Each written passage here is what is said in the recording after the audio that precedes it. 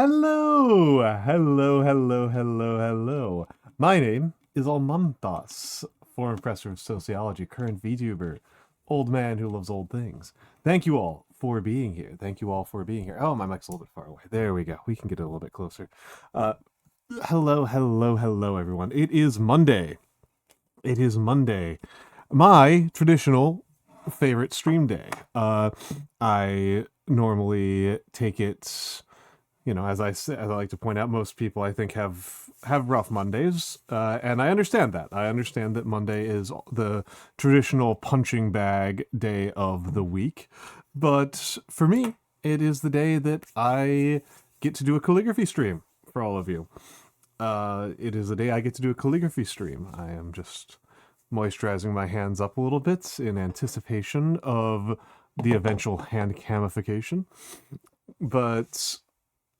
So for me, this is a good day, right? For me, this is a good day. My other days of the week tend to be somewhat more challenging. But today is the good one. I will say I was coming into this with not, I think, the best energy, which is to say that I was very tired. My sleep really has been fighting me the last couple of days. Having roommates means compromises, right? Having roommates means making compromises. And the compromise that is challenging me at the moment is that it is November and our thermostat is set such that I am dumping cold water on my head on a regular basis in order to keep myself from sweating to death. Because I'm not good at dealing with the heat. I'm a fat old white guy, so unsurprisingly, as a fat old white guy, I like it cold. I don't think that should really surprise people very much. I feel like that's pretty predictable. Huh. I need to stop looking at my screen preview because now I'm getting into my head about my own mouth tracking, as I am wont to do, as is normal for me. But yes. Today, yes, Blue, yes, we can trade roommates one of these days. We can trade housing situations one of these days. You can have this apartment that is that makes me sweat, and I can live wherever it is that you can't feel like you need to wear coats 24/7, 365 days of the year. But yes. Yes, I did come into this stream. I entered this stream. The instantaneous feeling on starting up right up until I switched over to the chatting screen was, oh my goodness, I am so tired. How will I do this? But as soon as I started talking, as soon as I was on the camera, I felt better. I felt better. It's really, truly, I'm an extrovert, right? Really am an extrovert, right? It's funny. We have all of these introvert memes and this whole discourse and mythologizing around introvert lifestyles, and I understand where people are coming from. And as extroverts do tend to get valorized, right, in the pop culture. And so I understand the desire to push back, but I think that I am the rarer kind among the VTuber. Within and amongst the VTuber, I am definitely the more unusual one. Hold on, my music. There we go. There's the music. I don't know why the music was disabled. I don't think it's going to happen tomorrow, but I should do an audit of everything happening in my OBS, or perhaps even another rebuild of my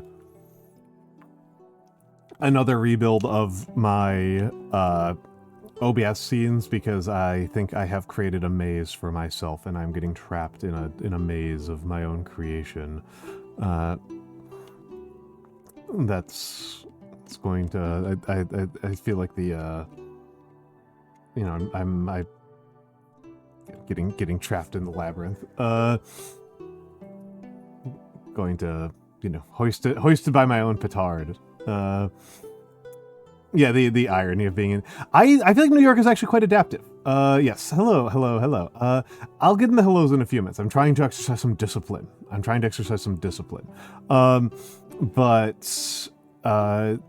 Yeah, Blue, of course, the irony for myself, right, is that I may be quite extroverted, but I am honestly kind of a shut-in. I love talking to people and I love meeting people, but I really prefer to do so online. I really prefer to do so online. I prefer to do so online and via correspondence over doing things in person if I can manage it. I feel like I'm just much more comfortable. Right, I'm just much more comfortable when I have a high degree of control over my environment. I feel very, when I have a high degree of control, I feel like I'm a much more charming person. I feel like I am a much more, I feel like I come across much better, right, in online context than I do in the flesh, so to speak. I think I am a worse in-person type of contact, so to speak. And yes, it's just it is definitely that way. It is definitely, I don't know if it's definitely that way. That's how I feel. But yeah, I do think that New York is actually quite good for the introverts. I think that New York, I think a lot of it comes down to the cultural norm, right? It is a densely populated area. I think I see some fresh faces, so they might not be familiar with this. Yes, I am a Brooklyn boy. I'm a Brooklyner.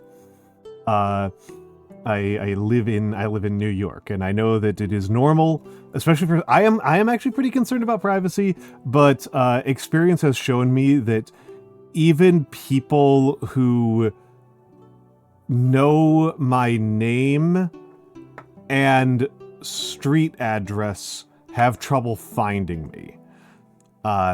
People who have seen me, I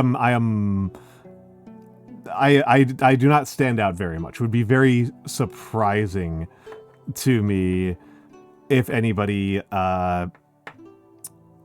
were able to find me with the knowledge they have of me online. That would be very remarkable, right? That would be very, very remarkable.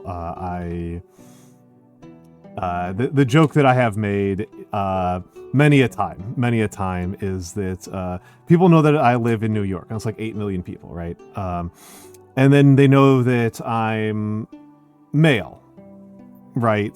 They know that I'm a guy. So that cuts us down by half, by about half, right? By about half. Apologies to the NBs, but for most statistical purposes, we can generally round you down. So about half. So about 4 million people, right? We've got about 4 or 5 million people left. And then you know that I'm a white guy, and that leaves you with 4 million people. And you know that I have facial hair, and that leaves you with about 4 million people. And you know that I'm vegan, and that leaves you with about 4 million people. And you know that I'm very left-wing, and so it leaves you with about 4 million people. So, you know that I tend to watch movies with subtitles, that about 4 million people. yeah, maybe knocking off a third. I've been vegan for like 15 plus years. Yeah, yeah, exactly, Bover. But yeah, I live. Somebody said that they live in a desert earlier. I live in a swamp, right? I live in a swamp, and it's easy to forget that when you're living like densely in New York. I'm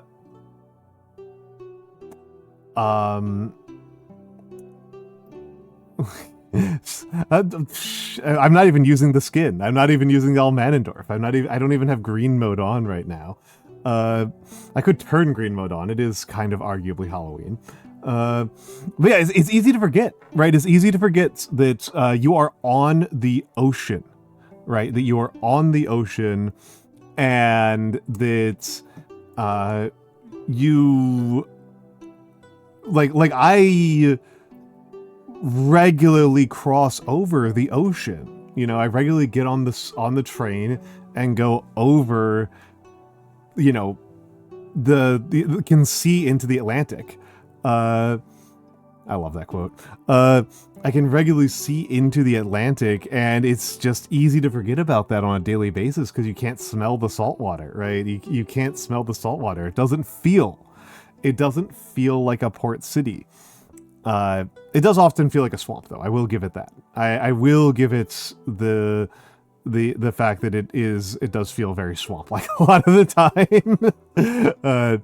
But that's me being not originally from around here, so the humidity really stands out to me. I am not great at the humidity. But somebody asked why I'm vegan. Very simple. I just feel bad for the animals. That's it. That's it. That's it. That's all there is to it. If I lived in a different economic and political and blah blah blah situation, I might have different thoughts and feelings about it, but I live in the type of culture and environment where my food comes from the grocery store. So, you know, it's you only get used to humidity to a certain percentage. Well, in Blue, you're Taiwanese, which is like one of, I think, the only person I've ever met who described Japan as dry was from Taiwan, which is one of the most like terrifying things I've ever run into I've ever heard a person say. Legitimately everybody else I've ever talked to is like, oh my god, Japan's so humid. And this one person's like, I didn't think Japan was that humid. It's like, oh, like, right, yeah, you're right, yeah.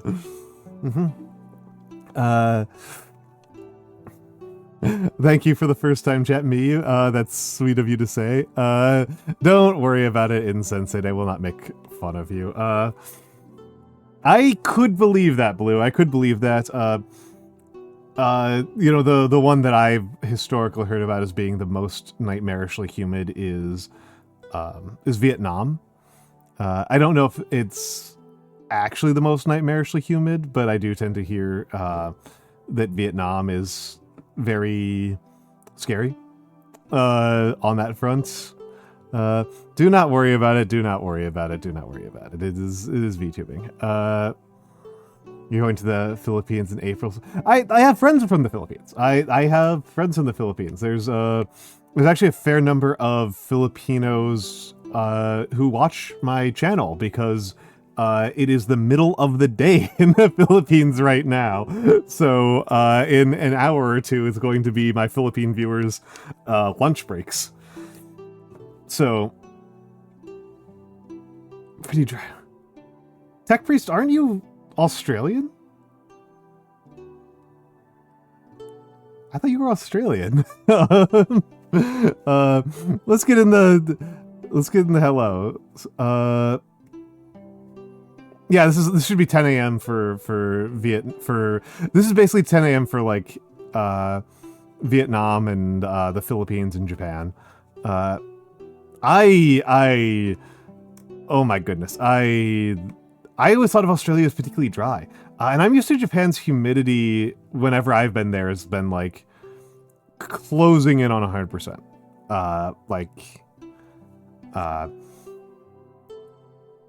Depends on where in Australia. Okay, fair enough. I have heard that Perth is particularly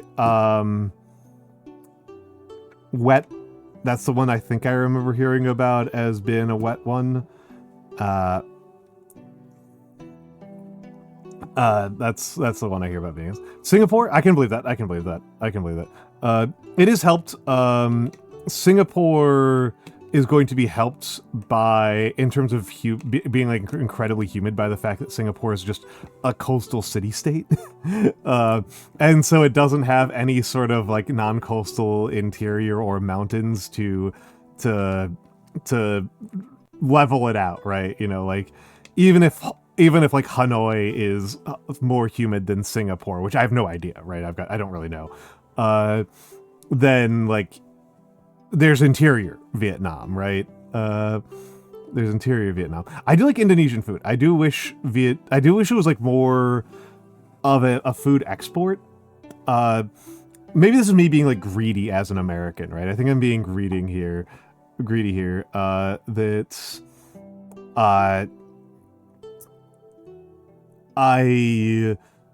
We get to enjoy Thailand's culinary diplomacy, Thailand's open gastro diplomacy initiative. We are a beneficiary of that. I'm sure that, from my understanding, the Kingdom of Thailand is benefiting from that. But it is a trade that we are both benefiting from. But I get to appreciate nice, tasty Thai food, and I do kind of wish that Indonesia would follow up. You lived in Jakarta, Hong Kong, Singapore. Hong Kong was the most brutal, followed closely by Jakarta. My understanding with Jakarta in particular is that Jakarta also has a lot of smog.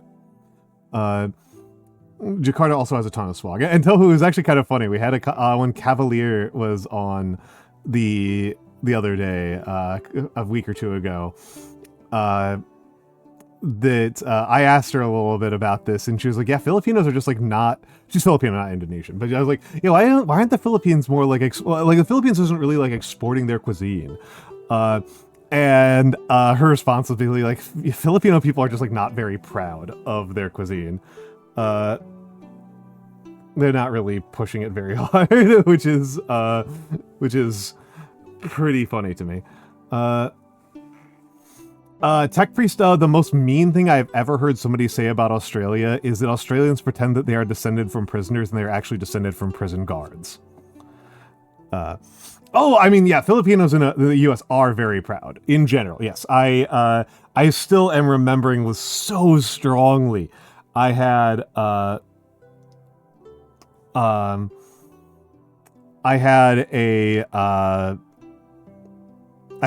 Chapeau on, and she was being kind of, she was being cagey about her background, and I didn't really press her about it, because, you know, people get to make these choices, right? You know, but people try to want to have, I like to have control over how I'm perceived. That's why I'm a VTuber, right? So I didn't really question her about it too hard. And then we got raided by Babinka Bear. And Babinka, I was like, oh, it's Babinka Bear. And I was like, blah, blah, blah, blah, blah. Oh, and Babinka's Filipino. And so she's got like all these like cool Philippine food related redeems. And then Reina just starts shouting in Tagalog immediately. It was one of the most, I was so caught off guard. I was so caught off guard when that happened. I was so caught off guard by it. But yes, let me get into hellos. Hello to Seriebot. Hello to me. Hello to X_A_N_A_A_D_U_. Hello to Almantas. Hello, and thank you to the first time chat to Puriari. And I think you might be Oh, I don't. And thank you for the follow. Thank you for the follow, Puriari. And thank you for the follow, Dango Nautic. And also, hello, Dango Nautic. Hello, Gringotts Underwriter. Hello, Beautiful Angel. Hello, Lore Keeper of the Forlorn. Hello, Glue L. Hello, Insensato 05. Hello, Tohu Bohu. I need to install that thing that Bodega told me about. Hello, Vovern, of course. Hello, Vovern. Hello, that's my bot again. Hello, Tech Priesta. Hello, Mew29A. Hello, who am I missing? Who am I missing? Hello, Broth Soup Gravy. Hello. I already said hello to Tech Priesta. Hello, Shark Ray. Hello, Shark Ray. Good to see you as ever, Shark Ray. Am I catching up? I think I'm caught up. I am caught up. Yep, that looks like everybody. That looks like everybody. And of course, hello to all of the lurkers and the VOD watchers. It is a pleasure that all of you are here. Hello, 104th Clone Squad. Hello, hello, hello. That's very kind of you to say. That's very kind of you to say. That's very, very kind of you to say. And also thank you for the follow, Miu298. Thank you for that at all. Yeah, we got Tech Priest and Shark Ray talking about the doing some Paradox Gaming talking. Well, I think it's fine. I don't know, Insensato. I don't want to talk I don't want to like Australia is an arid country. Australia is an arid country, and this is one of those things that I find kind of interesting. Australia has some of the worst agricultural soil on the planet. This is geologically interesting, right? This is geologically interesting, but is not, if you want to be a farmer, Australia is really fighting uphill. Australia is really, really fighting uphill, because it's the soil is very old. Australia has been very. Also, Xanadu, please have a good night. It's always lovely to have you here. I do sometimes feel a bit bad that we are so late at. Oh, I can bring in the moth. I apologize. I apologize. Let me bring in the moth. Let me bring him out. I took him off because I was taking some pictures, off. For a meme, for that summoning meme that Malfinda set up. Well, here's what has happened. My understanding, Shark Ray, and I think Tech Priesto would obviously know better than me, is that the way that Australia has shaken out is that the interior of the country is being much more used for is much more useful for leaving the indigenous people alone, is what it has wound up being. Is that because this is partially a bit of a happy accident. It's partially a bit of a happy accident. That they are not random values in Sensato. They are not random values. They are historical dates. If you click on them, I usually have an explanation. I think for almost all of them, I have an explanation. Except for 999, except for tall and small, they are all historical dates. Tall and small are exceptions. They're oh, and hydrate as well. Hydrate as well. I'm just gonna turn off hydrate though, because I am extremely not in the mood and it's just taking up space. Oh, it is taken away. It's gone away. But yeah, they are by and large historical dates.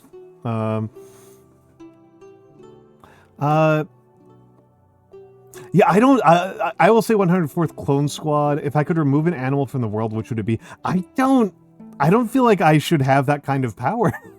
I don't want to have that kind of power to remove an animal from the biosphere. I think, in particular, at our current moment where extinction is so on the docket. Also, Baby Golden Toes, thank you for the follow.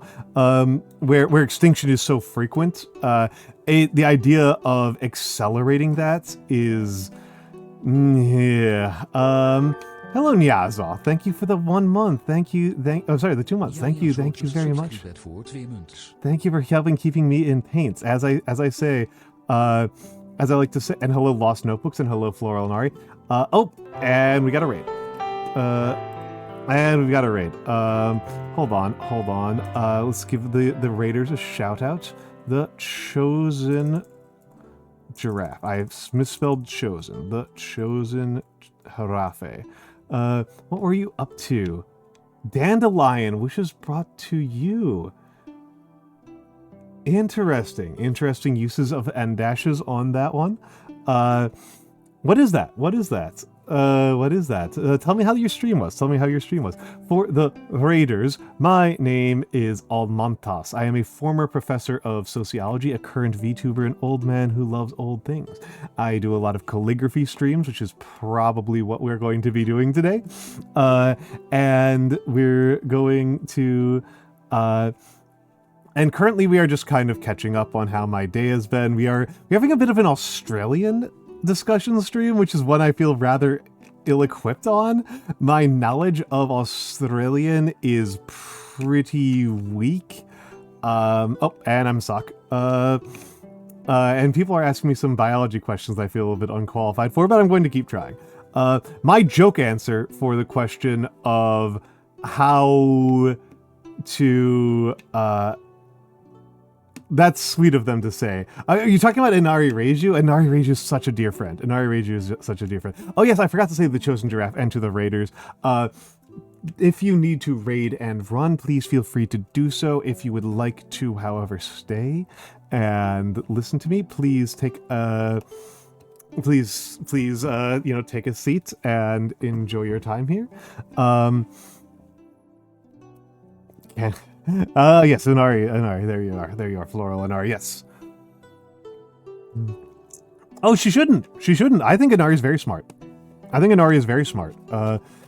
think I understand, Inari sometimes downplays herself, and I think, part of me wants to attribute that to, the Japanese culture of humility, but that always feels a little bit obnoxious for me to do. I think that sometimes she's a bit overwhelmed, but I think she's very bright. And very knowledgeable. I am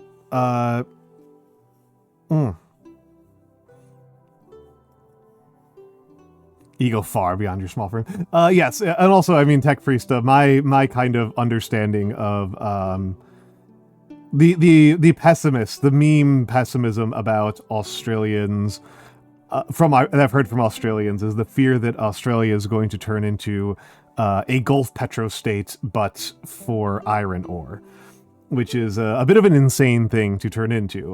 One of those things that that video games will lie to you about is video games will often pretend that iron is a very rare resource on the planet's surface. It is not. Iron ore is incredibly common. The limitation on iron mines historically, like pre-industrial, the limitation on iron mining for pre-industrial societies was not the ore, but that the ore was so commonplace that the actual limiting and economic differentiating factor between different regions, with a very few exceptions, there were a couple of exceptions to this, was fuel. You would mine in places that had dense woodlands because the majority of the price involved in iron mining was in transporting the wood in order to create charcoal, in order to bloom the iron, right? Because it wasn't worth shipping the iron ore other places. You would ship out smelted iron in bar. You'd ship out bar iron because, like, why not? Like, iron ore is so common. And Australia has become very much a iron ore mass exporter, and I think that is in no small part due to the fact that the interior land in Australia is so difficult to use for anything else, that it is such incredibly weak farmland, and is so low densely populated. Yeah. You also have extremely pure iron ore. That might help. Yeah, yeah. I mean, the most pure iron ore is in Greenland, but that's actually just like, that's like one of those hard trivia questions. That's one of those really hard trivia questions. Is like, where do you get iron from? In Sensato, I have been playing so much Deep Rock lately. I'm actually going to do a Deep Rock collab on the 9th, on Sunday. Me and Ratmost are going to be doing a Deep Rock collab on Sunday. And I'm looking forward to it all. I actually really like Deep Rock. I really like Deep Rock. In your opinion, how global integration... Oh, Ratmost is lovely. Well, I've got several rat friends. I have 3 rat friends, at least. I might be missing somebody.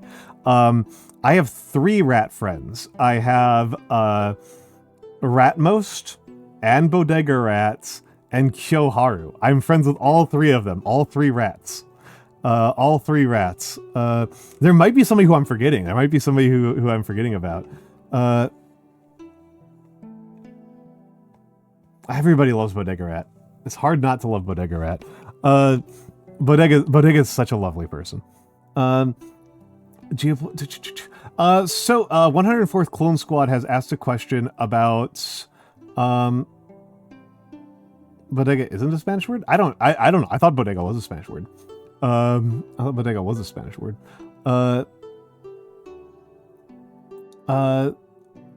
I do know 1 or 2 other rad VTubers, but I wouldn't say I'm friends with them. Not like in like a mean way. I just like don't know them. Whereas like Kyo and Ratmost and Bodega are people who like I will like just talk to. Just like who I will just like hang out with. So 104th Clone Squad asked a very specific question about my thoughts about AI-driven agriculture, etc. by 2055. Hello, Fire Rescue Guy. Yeah, I did. I think that the hyper-specifics of it are difficult to answer, and I am not remotely an agriculture expert. My knowledge of economics is fairly robust, but and sociology, I would say. Hello Tybalt. One of my favorite phrasings is that economics is a culture filtered through its production. And so, I've got some ability to talk about that. The question with economics, with the economics of how AI is going to affect things. Yeah, hello Toxic Red Flag, of course, and hello Comboy L. So the main drive and the main argument that AI advocates are making for AI is AI as a means of politically recentering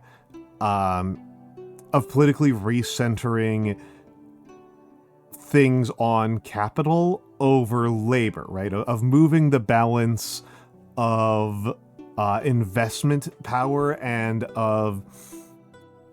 therefore of political power towards capital, right? This is a thing that happens periodically over the course of industrialization and the Industrial Revolution, is the reorienting towards capital-intensive investment. And as an industry is more capital-intensive, it is less susceptible and less vulnerable to labor negotiation. I have so far been extremely unimpressed with the actual payoffs of AI as a technology.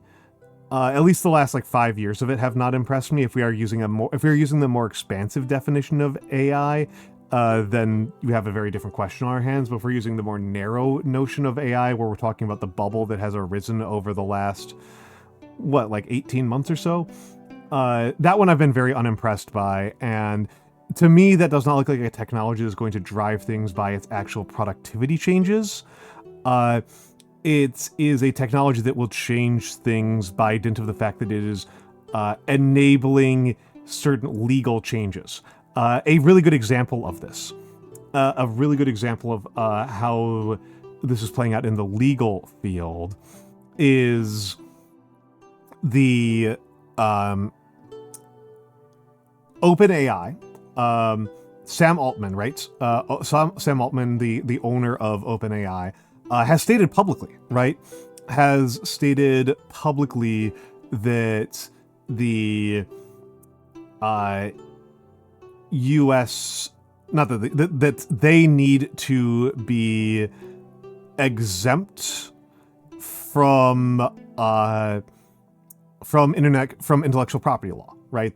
That they need to be able to take other people's work and repackage it and sell it without legal consequences, right? Like that they just need to be legally exempt from laws that I am not legally exempt from. That laws that if I break them, I will be punished for, or you, they will simply just be immune to. And that appears to be the course of events, right? They appear to be getting what they want.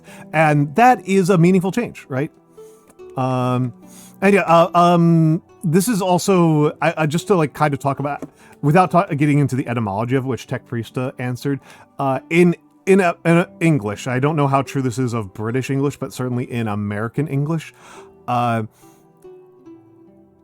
don't entirely know how we wound up on this. I kind of understand how we wound up on this. We don't call a person a medic unless they are in the military.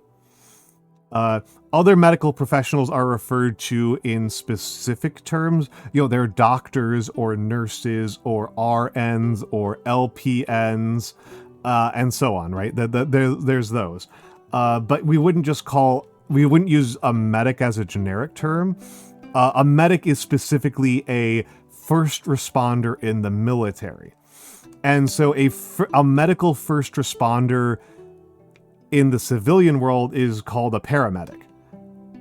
I don't entirely know why that... I mean, Tech Priesta provides a good etymological explanation, but I don't know. Yeah, that's what I think so. That's what I think so as well, is that for some reason we imported the term paramedic from U.S. airborne infantry context, where the paramedics were were part of the U.S. airborne doctrine. And then that transferred to the civilian sphere, but other uses of the phrase medic did not. How do you think the Western world's social development would have gone with the Franco-Prussian War? Never happened, or if the German peace treaties were lenient on the French. So I'll answer that backwards, right? It is unlikely that the German peace terms would have been much more lenient on the French. The terms of, is that the Treaty of Sedan? I'm making myself look like a total nerd here. But the terms of that treaty are not considered exceptional. They are considered pretty unremarkable. So I don't see that being very likely. More possible would be if the Franco-Prussian War had not gone as radically well for the Germans. The Franco-Prussian War went insanely well for the Germans. Real upset war on their behalf. Looking back on it, we often treat it as kind of a foregone conclusion, but it was not thought of as such at the time. It was a real upset. And that could have changed the terms of the peace treaty or totally changed the course of the war. If it had never happened, the what do we call that? The rails of German nationalism had already been set into play. That missile was already launched. That missile was already kind of on. I would say that ship had already left. The ship had already sailed for like German nationalism being an institution. If we hadn't seen the Franco-Prussian War, it's challenging to think about where that would go, in the long run. In the short to medium run, it's hard to imagine another country in being able to like harness the energy of pan-Germanism in nearly as constructive of a fashion, especially if we're saying the Franco-Prussian War and not the not the Austro-Prussian War, because if the Austro-Prussian War doesn't happen, then there's a real interesting possibility of the South German Confederation winning out, and then we wind up with an Austro-Hungarian led pan-German movement, and that gets really messy. That gets like really messy. That is not a stable social institution at all. That changes the course of how fascism plays out later on in the century. That changes everything we think about what Germanism is. Franco-Prussian is harder for me to evaluate. I think if the Austro-Prussian War doesn't happen, that's like we are firmly into like derailing the Holocaust territory, which is probably the most important consequence there. It's derailing the Franco-Prussian War getting derailed also probably derails the Holocaust completely. Yeah, that's a thought-provoking question.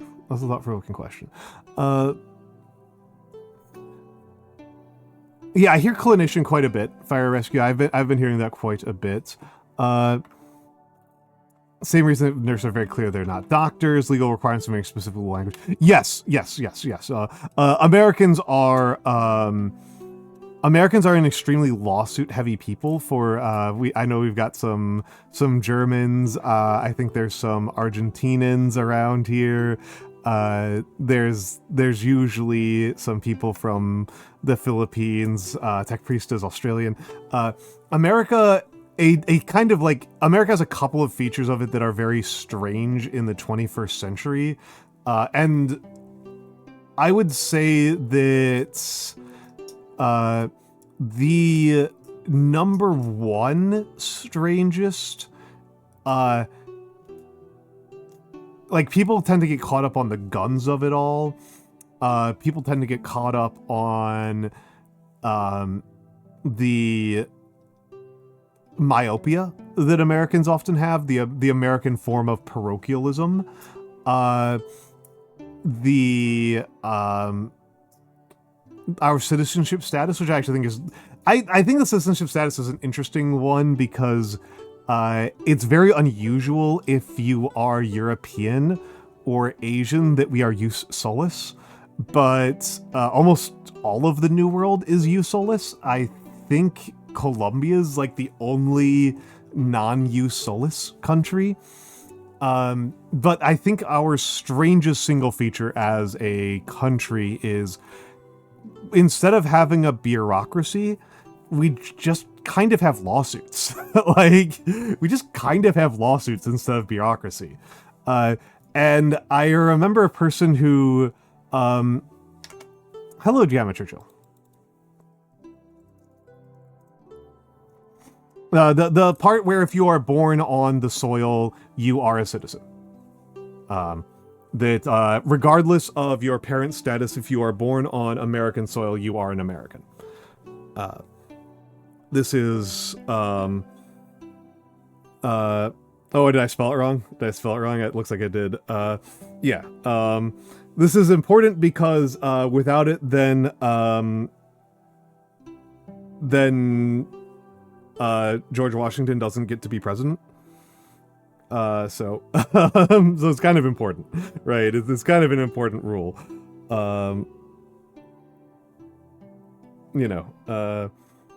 It is the grounds by which, almost every American is an American citizen. It's our primary. We have other grounds for citizenship. Obviously, we have like naturalization. Yeah, that's fair. I only really remember the term right now because of a meme, because of somebody posting a meme about it. Otherwise, I just remember it like yeah. That's all good, Tech Priesta. I mean, yeah, you've got important mining to do. You've got important dwarf cosplaying to do. But yeah, that's something that people tend to highlight as being somewhat unusual, but it's not actually that useful. Well, and also in Sensei, it's not even regular Latin. Legal Latin is actually completely insane. Legal Latin is like all over the place. There are currently, among Americans, there are like 3, 4. Yeah, you're a miner. You're doing the mines. You're in the mines. Literally just that. Literally just that, Tech Priesta. I know that's not who you play in any of your war games. And it's yeah, the lawyers like Latin. Well, it's also yeah, baby golden toes. The only reason why I feel very stupid that I didn't think about that before I revealed the moth. If I'd been smart, I would have already had plushies ready for them. And as it stands, I've been caught completely flat-footed by people saying they want plushies, and I don't know diddly about merchandising, and I should consult somebody who knows about it. No, you're not the first person. And again, if I was a smart VTuber, I would have already had the plushies ready a month ago, right? I would have had the plushies in the warehouse before I started the subathon. Radia? I don't know Radia. I don't know Radia. I was going to reach out to... I don't know who's got plushies going right now. I feel like I'd want to go up from Fumo's. Yeah, I think Gringotts, it makes them sound special and learned. Latin does have a history as being a prestige language in Western countries. It does also help Latin's case that the original architects of our legal system were Romaboos in general, and we're also making a specific invocation of invoking the legacy of the Roman Republic as a claim to the viability of the American project, right?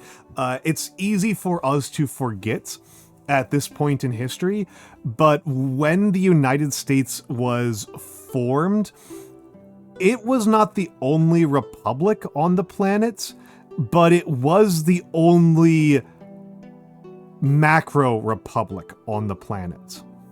And it was considered common wisdom among the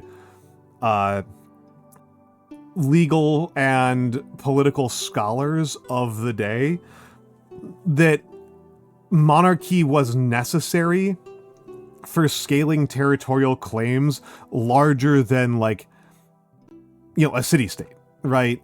That was a claim that they were trying to fight against. This claim that if you want to have a country that has any significant rural population, you need to have a monarch as a unifying figure.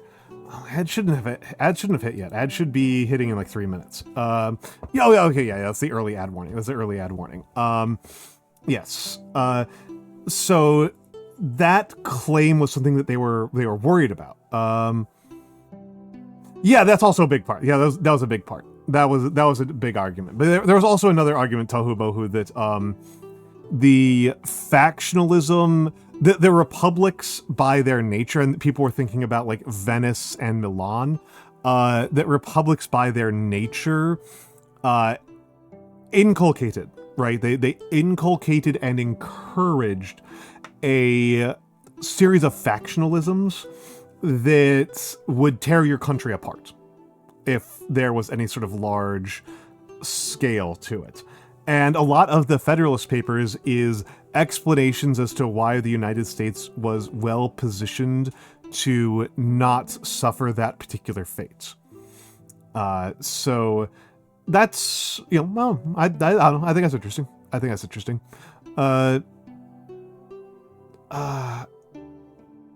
You know, yeah, the Serene Republic of Venice. Yeah, and the particular warning from George Washington. I mean, it was a big concern, right? It was a big concern. It was a big concern. It was a big concern. It's been a big concern of all sorts of governments, right? It's been a big concern of all sorts of governments. That's, I mean, yeah, Tech Priesta, but also, you know, I don't know. The U.S. Civil War is like relatively tame. It wasn't even the most violent civil war that happened in its own like contemporaneously, right? Like, the U.S. I think has actually been pretty stable. I say as I look at the possibility of my country completely obliterating itself right in front of my goddamn eyes. You know,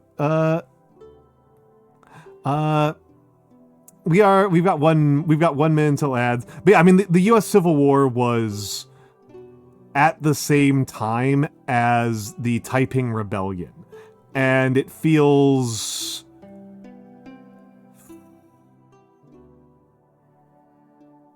yeah, yeah, and you know, as ever, you know, the U.S. Yeah, we are a lot smaller than China. This is true. I mean, the Civil War was much more decisive than the Taiping Rebellion. The Taiping Rebellion was much crazier. Yeah, yep. I'm going to run the ads. I will be right back, and then I am happy to discuss more politics, but and more political history. But I will be bringing back I will be bringing in the calligraphy in a few minutes. So I will be back.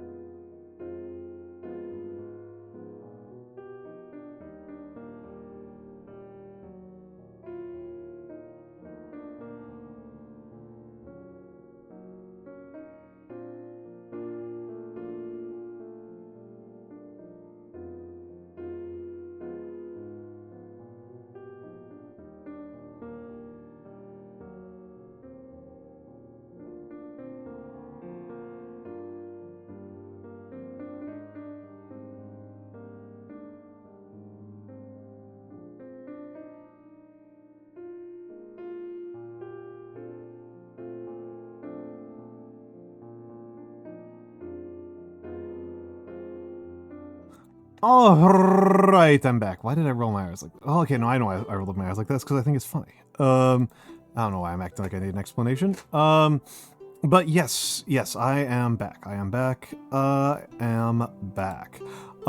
How are folks? How are folks? Why was it called the Boston Massacre?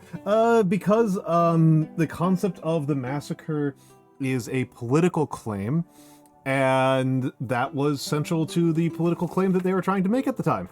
Was that it was that what the British had done was unjust and excessive.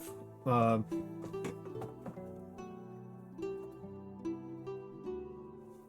end. That's really kind of it. There's nothing deeper to it.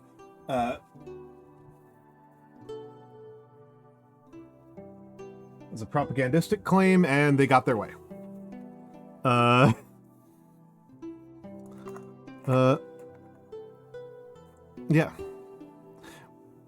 I don't know, Fire Rescue Guy. I think that there is a book that's... Oh, God, I forget the name of it. I know which website I got the recommendation on. Why did I literally was just thinking about how I need to be using up some of my scratch paper that I already have, and then I tore out a new piece of paper. It's very likely. Well, I think we would have wound up with a lot more dead Russians, right? A lot more people would have died. A lot more people would have died. I do think that it is kind of interesting, this question of what kind of states was the German war machine at various points during the war. And there is a book that I have gotten recommended to me, and I know where the recommendation is, and I can't remember the title of it, where the core argument is that the German war machine was in such deep trouble that they were, even if they had never initiated Operation Barbarossa, they were doomed. That the German war machine would not have survived against just the British. That is an interesting claim to me, and I do want to read about the nature of that claim. Like, that's... let's go over here. So this is going to be a scratch sheet. Without the USSR or the USA in the war, the Germans were already screwed, is the argument. And I am curious about it. Well, it's actually the main claim, as I understand it, Tohu. Again, I've only read like a 3-sentence summary of this book. Also, my focus is terrible. Actually, no, I think I might be okay with this focus. The center of the claim, as I understand it, was that the German war machine was only able to sustain itself through looting. That the entire process of keeping Germany on a war footing was on recent looting. That there was just nothing that they could not survive without, unless they were in an active state of looting and pillaging. Very like early modern, very like old school warfare situation, right? That like you have this hungry, ravenous beast. Your army is this ravenous beast that like a shark must move. Again, I don't know how to evaluate that. It is an interesting claim on the face of it, and I would say I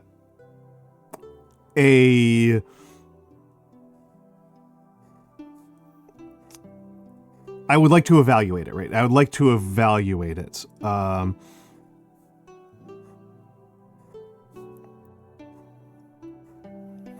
Because... Yeah. I mean the meme version of it, the real hardcore memester version of that tohu is not just that Italy was useless, but that Italy was an active impediment to German goals, right? That's like the real meme one, is that not only did the Italy actively hurt the Axis war effort. There we go. That's much better looking. Which I think is a fun one as an argument. I don't know how true I take that to be.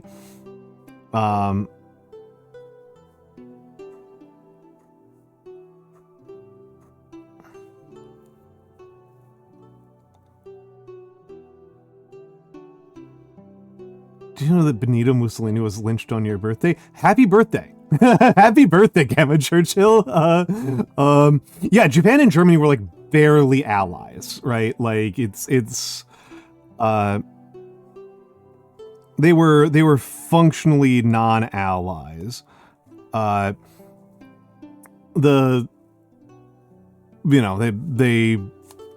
They were functionally not allies. In most ways that matter, they were not allies. They were ideologically allies, but in terms of mutual contribution, very, very low effect.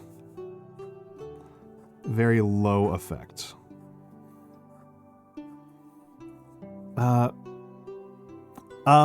Italy was contributing soldiers in Africa, and they botched an invasion of the Balkans, is what their contributions to World War II are usually taken as.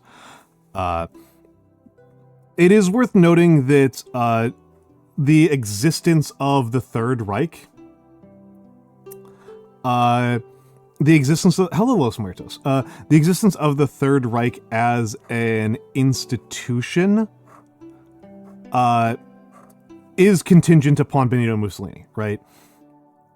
That if Mussolini doesn't exist, if Mussolini doesn't take over fascist Italy, Nazi Germany never gets born. It is strangled in the crib entirely.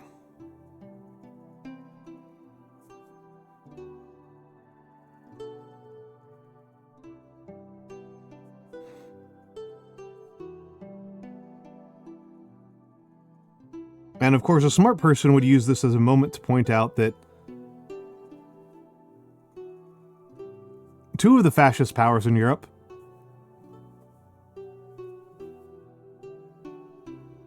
just didn't join the war at all.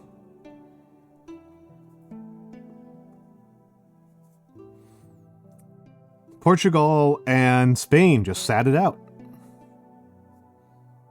You know, they just...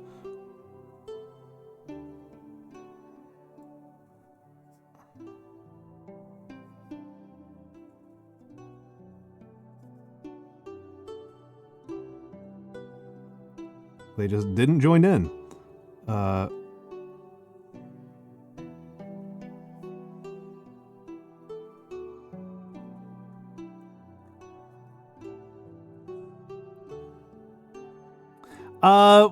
Spain... Well, Spain thought about joining. Spain was... That was actually a real diplomatic effort to keeping Spain neutral in World War II was an actual diplomatic mission, right? That was an actual thing that was worked on, and it was a decision that they made, right? Like at the beginning of the war, Franco was actually really enthusiastic about joining in, right? Like you're looking at Nazi Germany and what they've done in Czechoslovakia and Poland, and he's pretty enthusiastic about it. And Salazar talks him down from that. And you know, by 1943, it looks like they really made the right choice, which they probably did.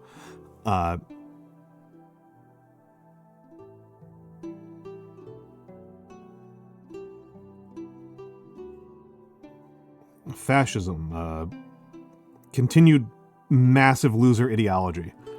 Oh yeah, no. Well, I mean, that's like, you know, that was probably a factor, right? That played into that. That was probably a factor.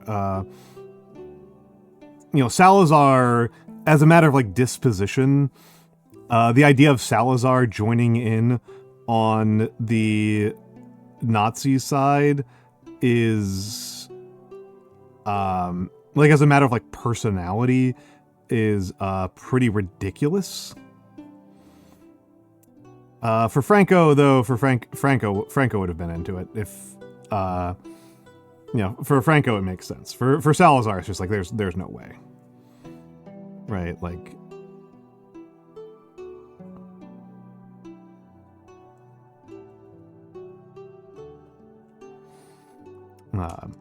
there's just no way.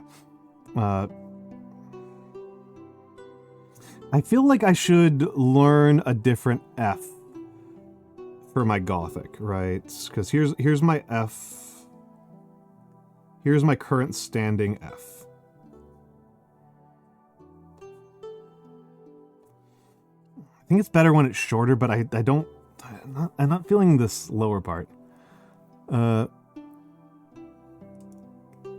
Yeah, fascism, I always really like to emphasize this.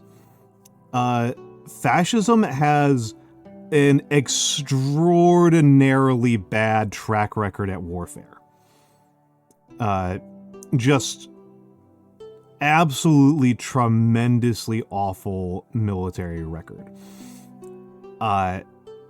In terms of like, the average way that the number of times that fascist, it is so rare. It is so rare in world history. I just really want to emphasize this. It has happened before, but it is very rare for a country to start a war of their own choosing and then lose that war so badly that they cease to exist. That's really impressively bad. And that is like the average fate of a fascist country. That's like a normal outcome for a fascist country, and it's very rare outside of fascism. It's not unheard of, but it's very rare. It's very, very rare. Normally, well, I mean, this is the thing, like civilization, right? Civilization makes that seem more normal, because in civilization, a normal war is a death war, right? Like, normally when you declare a war in civilization, it's just a death war. That's what you get, right? Like, you play civilization and you are either at peace with somebody or you are in a war of total final extermination with them. And wars like that are quite rare in history, but we think about them a lot because they're made by Americans, and Americans really like World War II. Right? Like, yeah, I was definitely thinking about countries that like that don't get strangled in the crib. If you include ones that get strangled in the crib, yeah, the record's worse.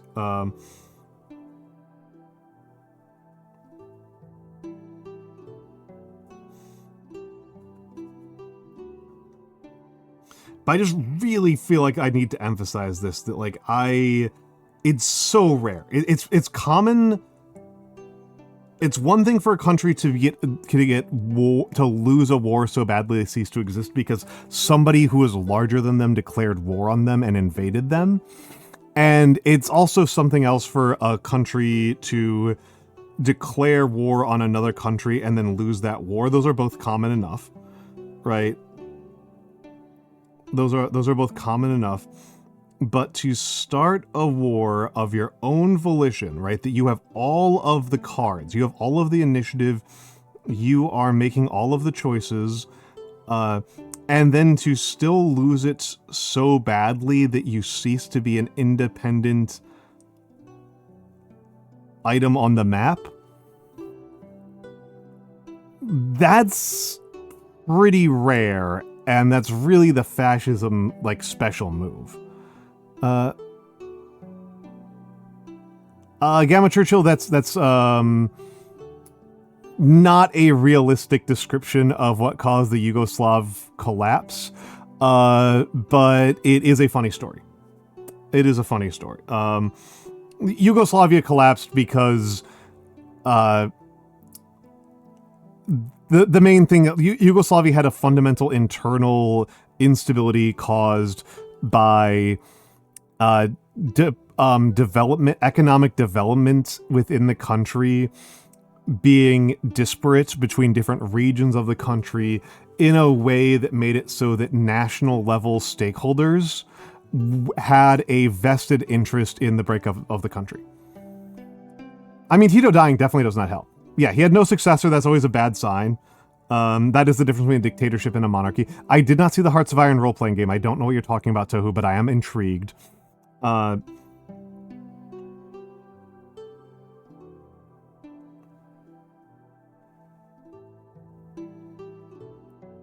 You have just reminded me to double-check and make sure that Blood in the Bosphorus hasn't updated. Blood in the Bosphorus, by the way, just rocks. True Imperial Japan experience. I will not read this right now because, well, this is actually not that long. It's only 5 pages long.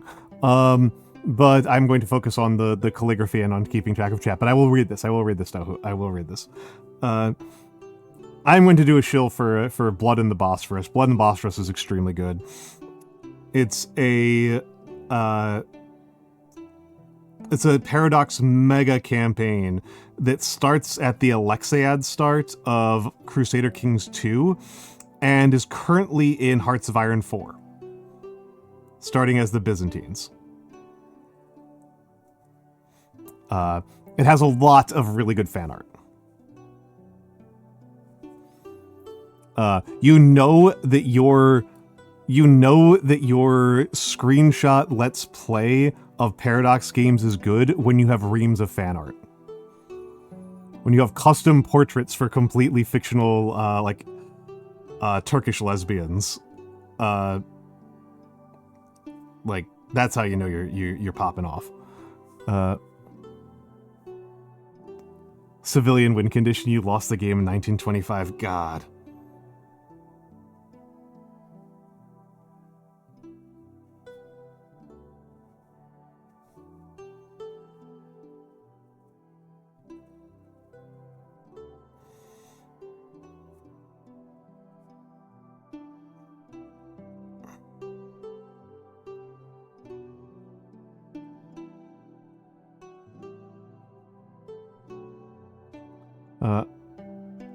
Ideally, the Emperor has never played Hearts of Iron before. Rocks. I'm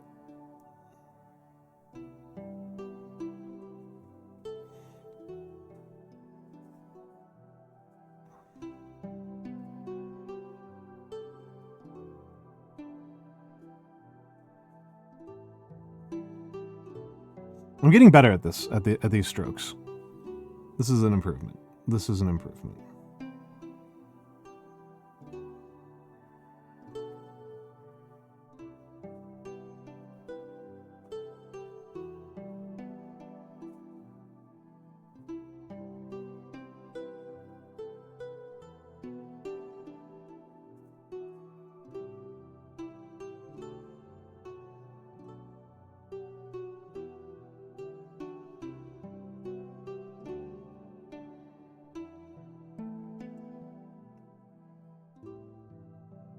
My lowercase d's, I think, are quite possibly never going to be good. I say as I make one of the best ones I've made. I do. I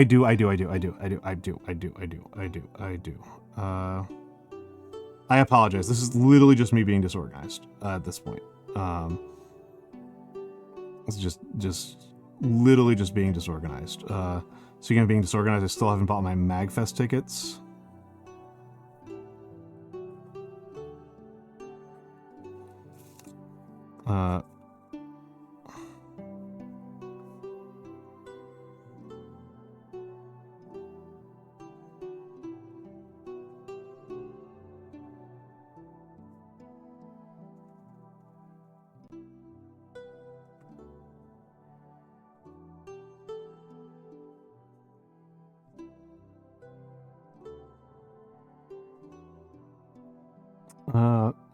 But yeah, I mean, I guess kind of like back up on this entire conversation, say my most like broad level thoughts about it.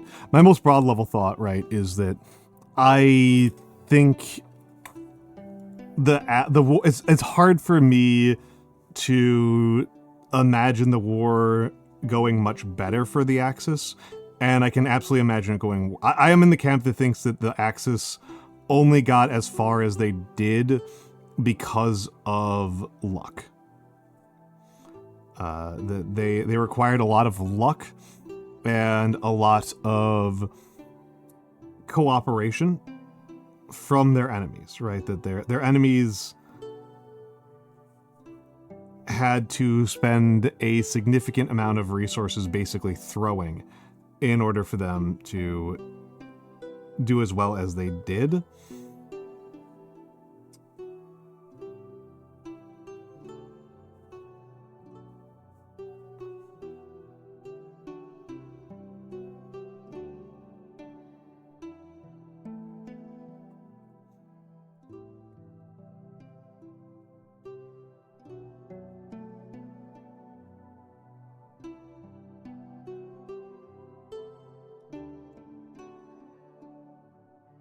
I like this Y in isolation, but I kind of don't actually like it very much when it's contextualized.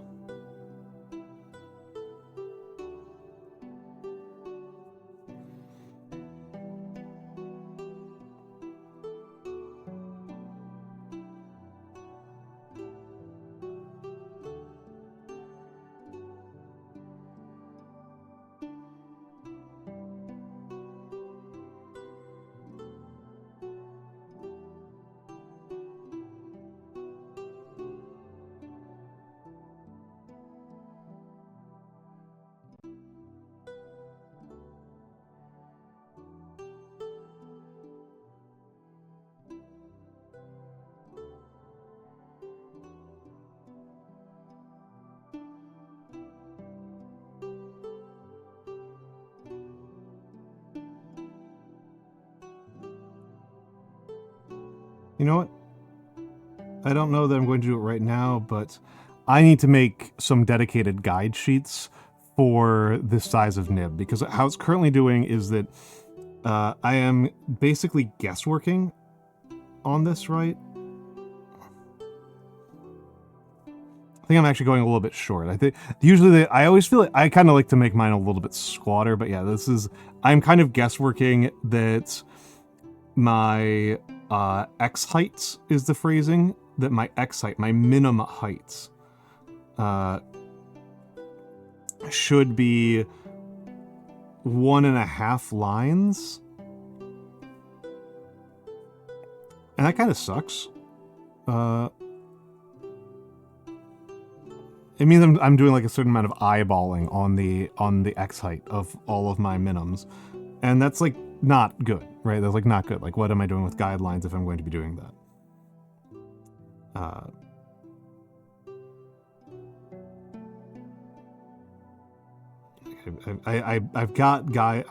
using guidelines, but then I'm kind of like not using guidelines, right? It's very silly behavior on my part.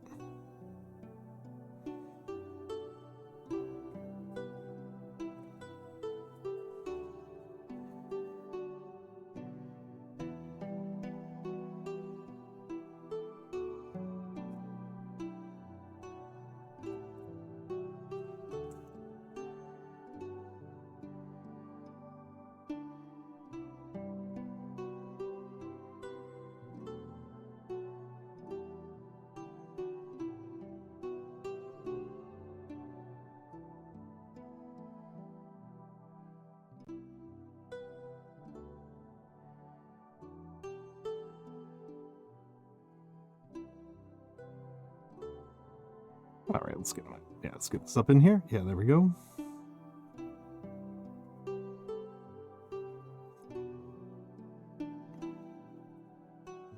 The video that I was watching before stream, strictly speaking, before my pre-stream nap. I mean, I have access to a printer. I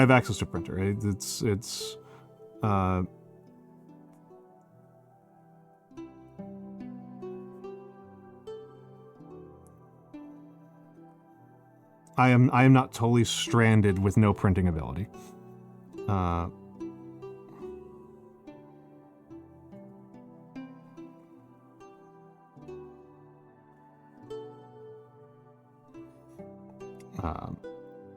It turns out that it's just actually really hard to like do, for example, your taxes with zero printer access. Like,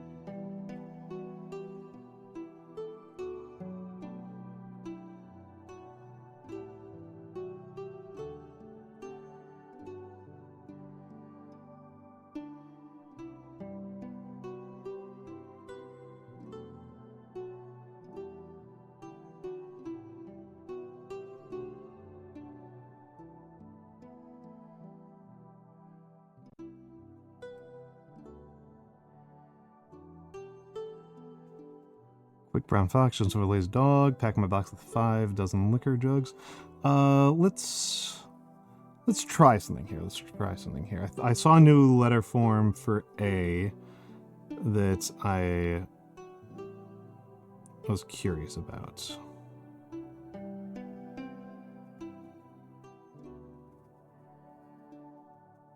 Too narrow. Too shallow.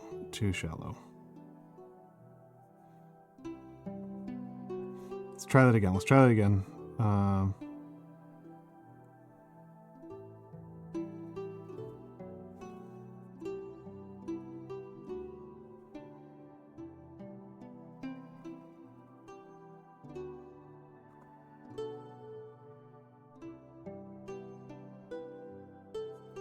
Yeah, pretty bad still. Pretty bad still.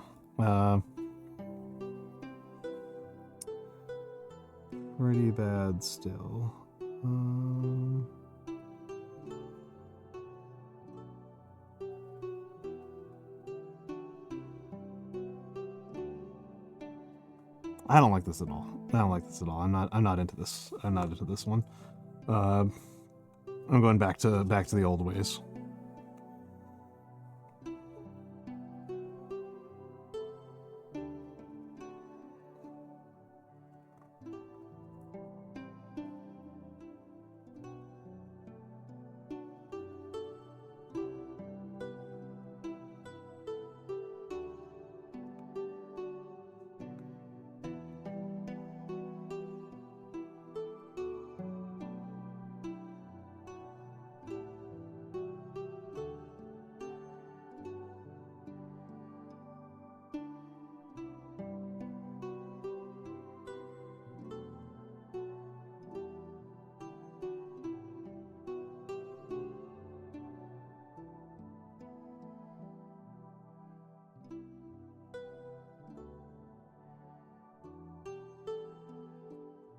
Okay, let's move the camera a little bit. There we go. Move everything up a little bit more so that, because I was wandering off of the screen. Oh, hey, Babinka Bear's live.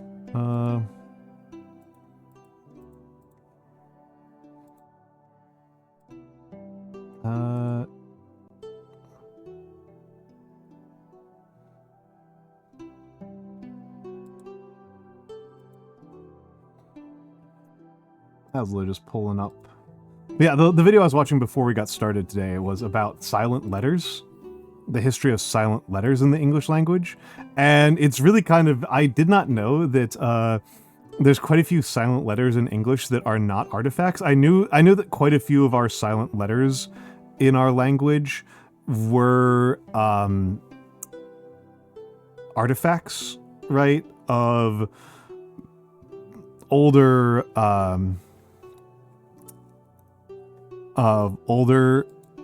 forms.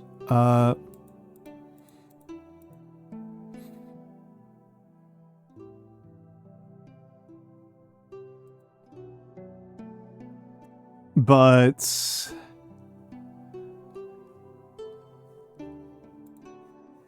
you know, that's, well, for example, you know, the silent K in night, right? The silent K in night.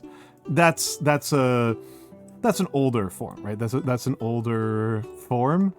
But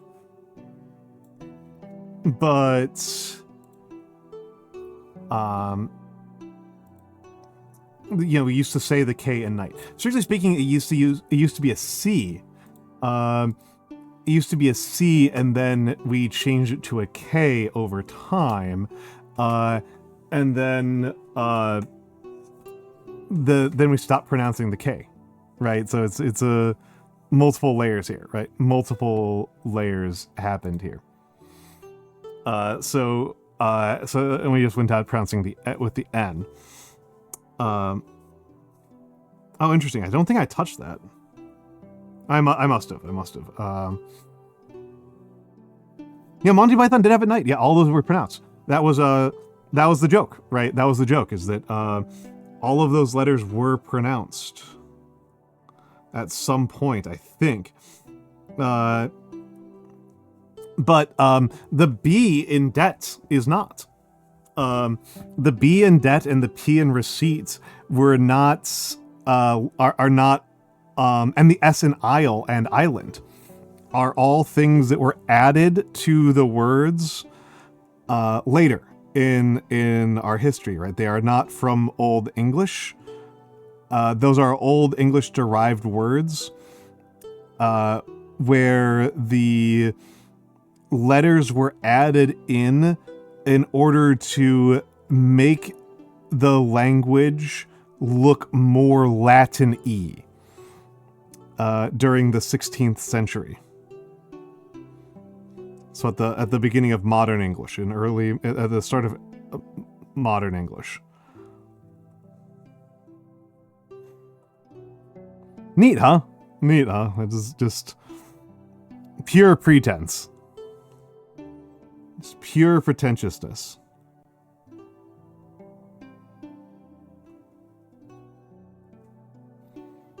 Yup. I think it's kind of neat.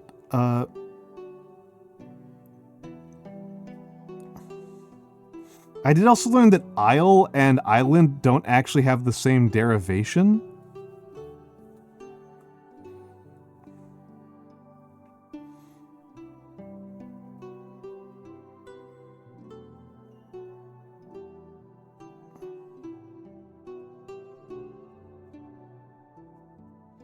Which is really strange to me. That's really strange to me. I would never have guessed in a million years that those are not actually derived from the same root.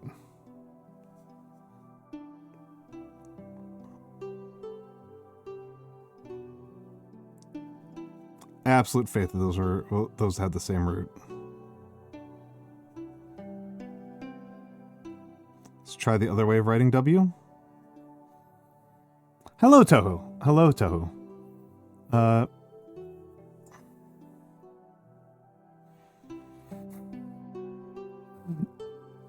Also, I know that a couple people here are also Mabel watchers. So I just want to relay a kind of funny moment from like how me and Mabel are as friends. Which is like she'll periodically send me like TikToks. So like she'll send me, she's like sent me a bunch of like videos that are like 1 or 2 minutes long. And a lot of them are just like aesthetic showcases or stuff like that. and I've almost never sent her anything. And then today I sent her a tier list of vegan proteins, of plant-based proteins. And so despite the fact that I've sent her like 1/10 as many videos as she has sent me, the one I sent, I've sent her more total minutes because the only video I've sent her is like 30 minutes long. So I don't know. I think it just goes something funny about the contrast between how the two of us are like as people. So I was just like, I'm never doing I'm not sending people 1-minute videos. Like, come on, no, you gotta get cozy. You guys gotta be ready here for like an hour, right? If you're getting an Almantas, a video that I like, it's like Esoterica is like short form content as far as I am concerned.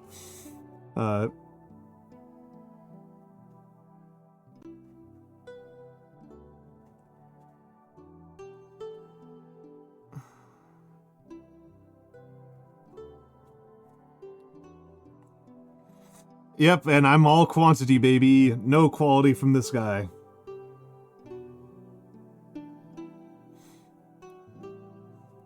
I will say that my favorite plant protein is either...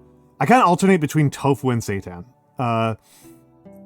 as like my favorites. From like a health perspective, I should be having seitan more.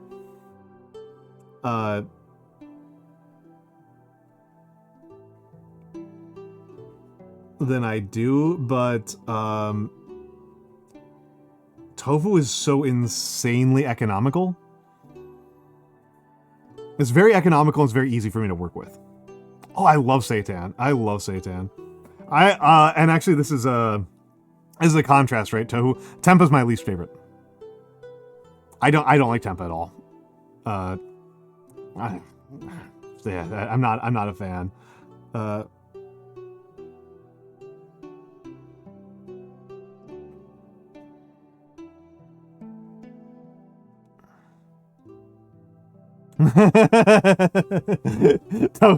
Tohu's getting outvoted here really badly.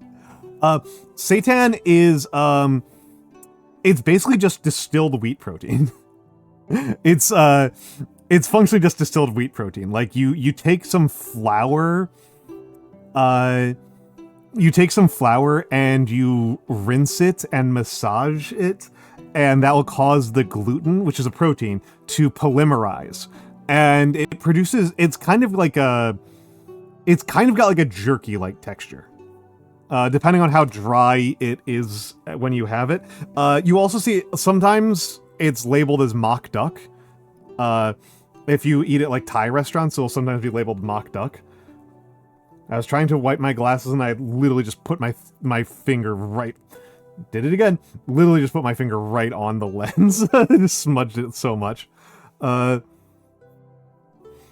I mean, there's some anti-nutrients in soy. Yeah, but like, it's not really a big deal for most of us. Oh, actually, this was something I did kind of want to talk about. There we go, stretch. That, like, so this is one I do like to talk about. There's a pseudoscientific belief that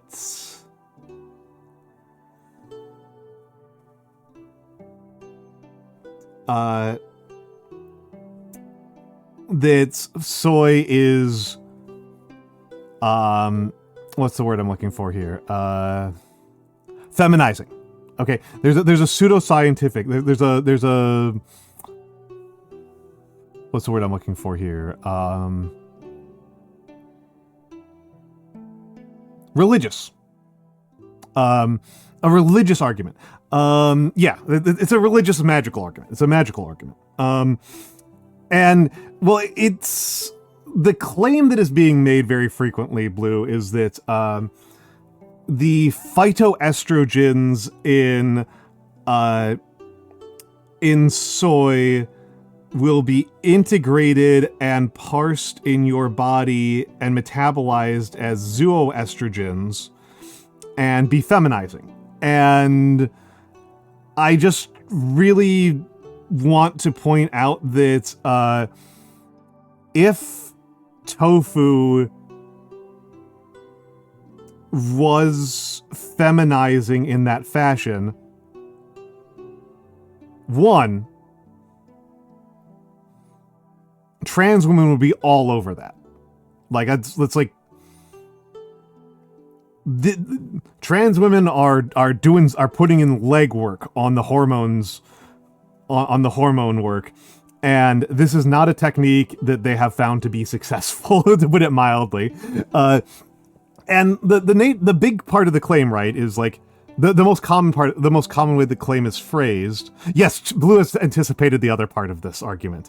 The other part of this argument is that, like, it will make your boobs bigger. Like, that's the evidence. Is like men who eat lots of soy have breasts because it's feminizing. And if it's just really straightforward to point out. It's like, do you really think of Japan and China as exceptionally large breast-sized countries? Like, are those the countries that you go to out of all the countries on the planet? Is like that your association? That's China and Japan are like the big boob countries? Because that's not an association I have. Also, hello Omdus, and hello Cheshire Bones. That's just not an association I have. Yes. One of these days I'll get the owl model. One of these days.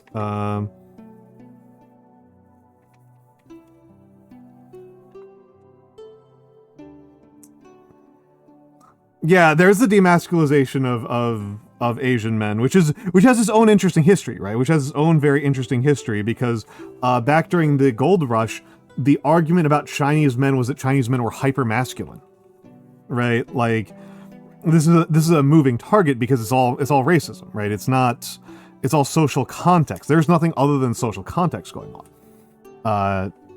There's no science underneath it. It's just all social context. But yes, all of this did kind of... The reason why I kind of wanted to talk about this was not specifically talk so much about soy, which is fun enough to talk about, but relatedly, I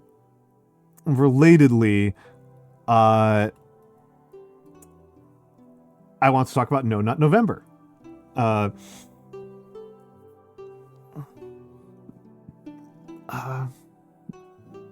Because it is that month, and so people tend to get caught up a little bit on the because it's about testosterone. Right? The claim behind No Nut November, right? The ultimate claim behind No Nut November is that because semen is masculine, then releasing semen is an emasculating behavior, right? That your masculine energy is leaving you when semen leaves your body. And therefore retaining semen is about, it will masculinize you, right? That's the nature of the claim, right? It's this magical thinking claim that like your masculine energy is something that seeps out of you, and that by not losing it, that by retaining your precious bodily fluids, you will become more manly.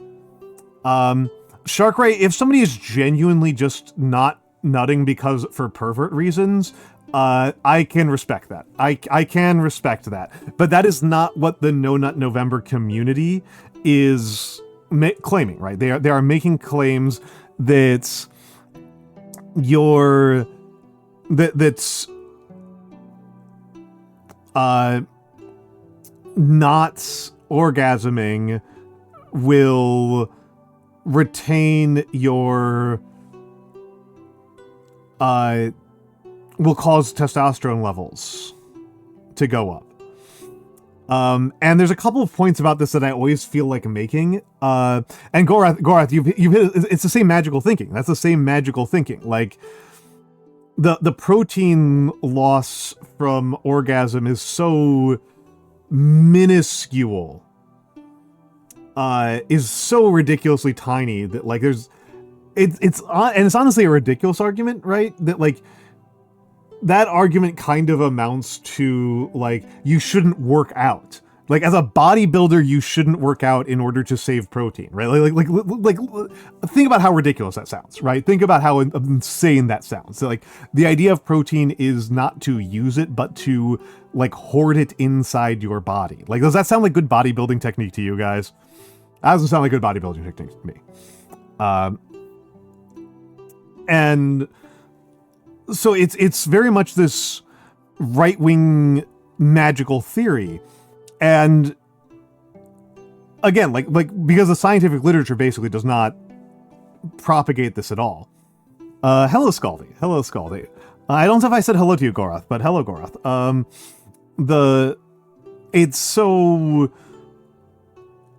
It's not rooted in an actual piece of science. It is rooted in magical thinking around masculine energy. And they'll say testosterone. They will say testosterone, but they don't mean testosterone. And you can tell that they don't mean testosterone, or at least their concept of testosterone is not the chemical inside your body.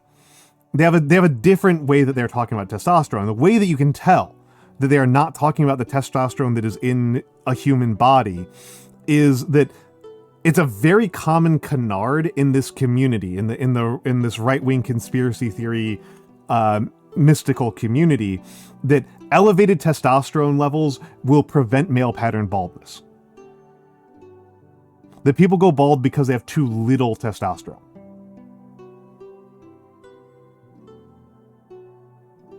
That's how you can tell that they're not talking about the same testosterone that the rest of us are. That's how you can tell. Like, that's how you can tell. It's like you're going bald because you don't have enough testosterone. Like, that's how you can tell. They're just like not talking about the same thing that we are at all.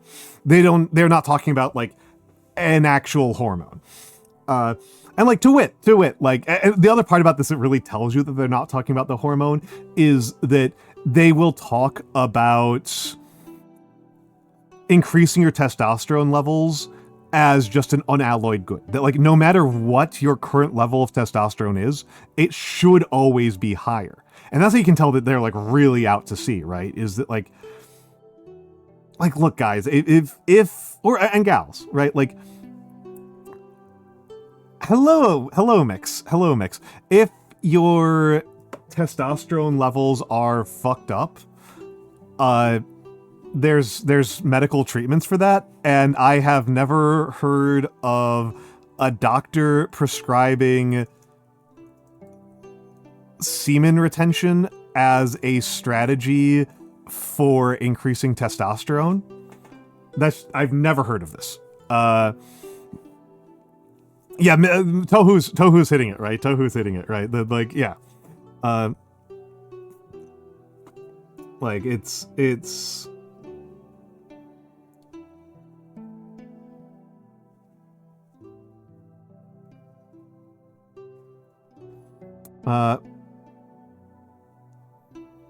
semen often have a lot of testosterone. Thank you, Mikks. But yeah, it's like I said, like it's in case anybody, because I know that some folks here might, just in case anybody missed the kind of joke here, testosterone causes male pattern baldness. That's like a feature of primates, right? This is a feature of primate. I don't even know if it's a feature of all primates or if it's just like the greater apes. I know there's a feature of chimpanzees that elevated testosterone levels cause male pattern baldness. It's something that's not unique to humans. And again, it's It's why most mammals don't. Most animals don't have male pattern baldness at all because it's not very adaptive. It appears to be a sexual selective thing, right? Is that male pattern baldness is kind of like a evidence of longevity and therefore physical fitness, and cleverness and adaptability and all these good traits that you want in a mate.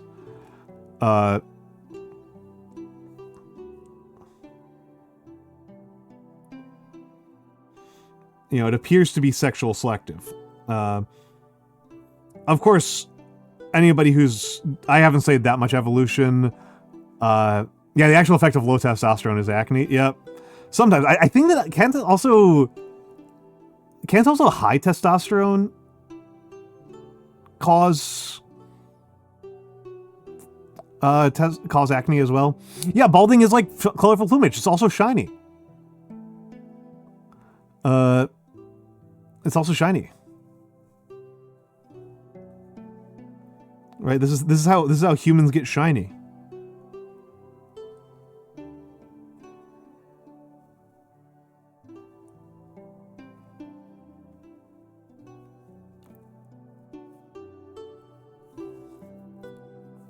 Unironically titled one. That's fair, yeah.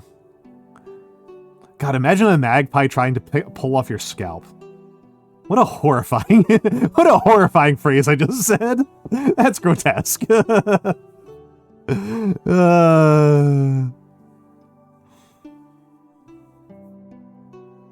Yeah,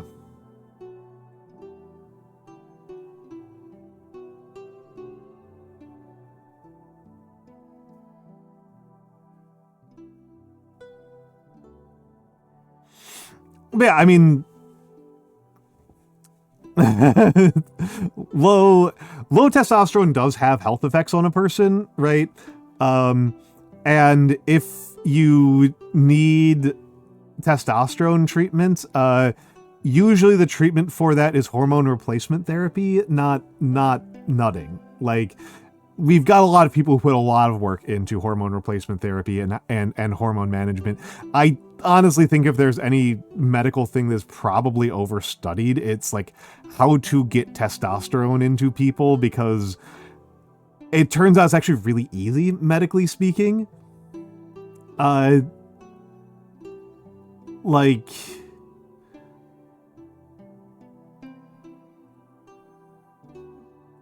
Like medically speaking, it's like subcutaneous injections of testosterone. Like it's actually really easy medically. It's whether or not it's like advised is like another question, but like you can do gels, yeah. Yeah. Well, there's also like the symptom that like hits me for low testosterone is like a thing to kind of be on lookout for is depression, right? Is depression and difficulty with emotions, right? Is like emotional management issues. And like, yeah, if you're transmasculine and your body is not producing the amount of testosterone that you kind of need for your gender expression, like, yeah, yeah, you should be getting testosterone injections. Or patches or gels. Like it's like that makes sense to me.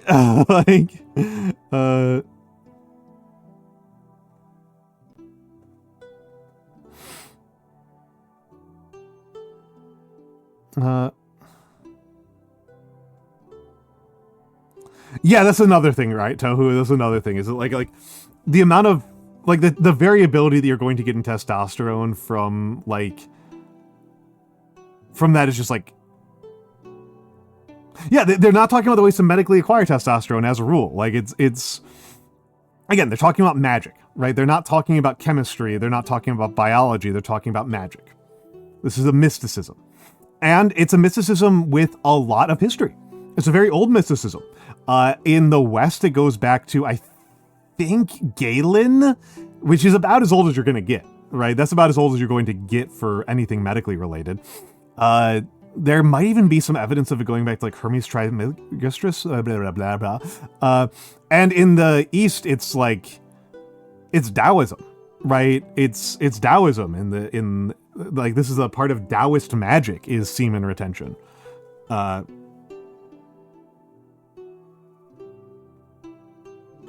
even a whole like Taoist mystical practice of having sex with a woman in order to acquire her feminine energy without coming yourself, without orgasming, in order to prevent the loss of your own masculine energy.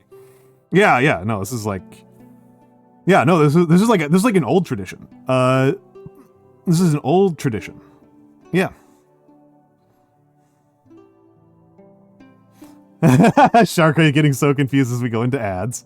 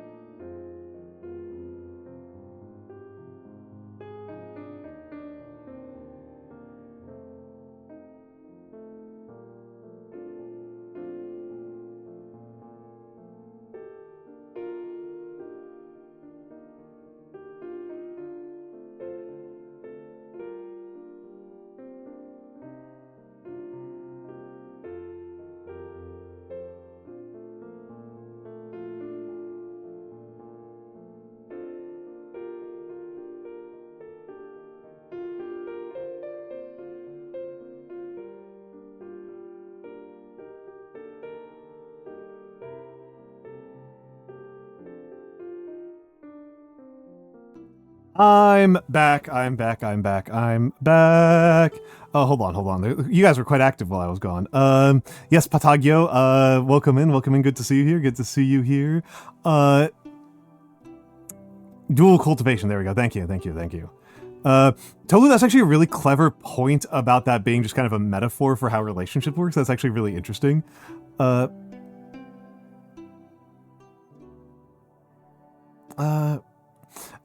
Pretzel actually does highlight an interesting kind of part.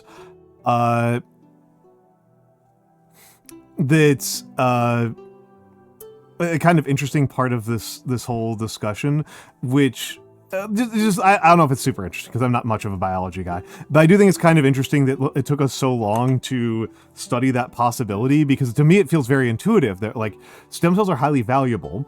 And where are stem cells? Stem cells are found in baby. Where are babies found? Babies are found in uteruses.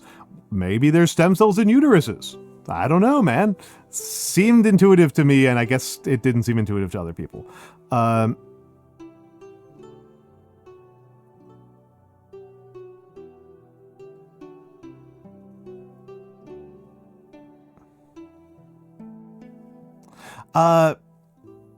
I mean, so Tohu, in the West, I disagree with Miks's take on how Taoism tends to operate. As a person who actually gets a lot out of Taoism, the way that most Westerners, such as myself, encounter Taoism is as a philosophy, as a philosophical perspective for being comfortable with uncertainty.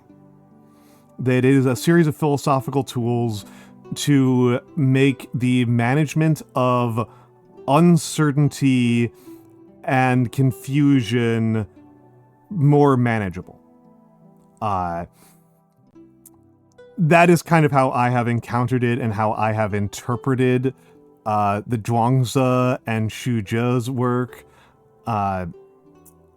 and Lessa Lao-tzu's work. That said, Taoism does have I think the word I want to use here, I don't like using it, but I think the only appropriate word here is rich tradition of, they would say medicine, right? Is a tradition of medicine and magic, right? That within China, within the Chinese history of religion, you have three major religions, right? You've got Taoism, Buddhism, and Confucianism, the three sages. And these three all have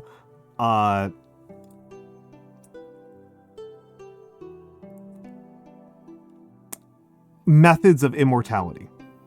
And the Confucian method of immortality is that you live on through your descendants in a quite literal way, right? That like you have an immortality, you have an afterlife that is tied to your relationship to your family shrine and to the cult of ancestor worship, and that as long as the ancestor worship continues on through your descendants, you are not dead, right? You continue to live on through this ancestral worship. And the Buddhist one is kind of famous, right? The Buddhist one is samsara, right? There's the entire cycle of samsara. And then there is the Taoist version of immortality, and the Taoist version of immortality is that if you do the right magical rituals and take the right specific complicated medical elixirs, you become physically immortal, right? You become physically immortal. And there's a whole lot of claims around the use of the Tao and understanding the Tao as like a thing that you can harness to master as you master the Dao, you develop mastery over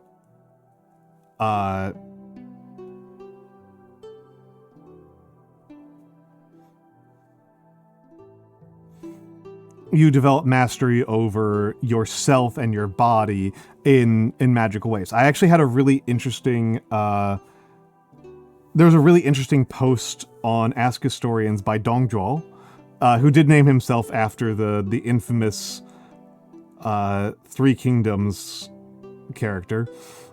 But he is a historian. He is a historian of the Han Dynasty. And he talked about a really interesting case from the late Han Dynasty, which I believe... Hello, Shake. Which I believe was Du Sheng. Was the name of the mystic. Du Sheng was a late Han Dynasty magical practitioner who transed his gender.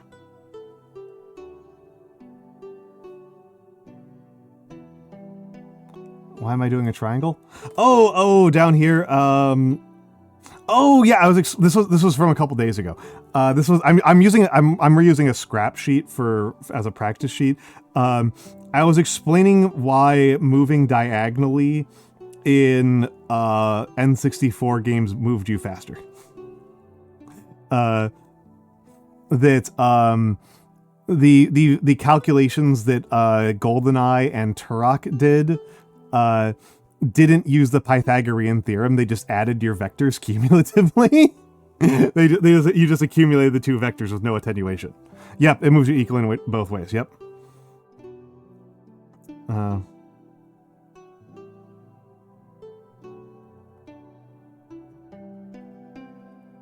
Which I think is funny.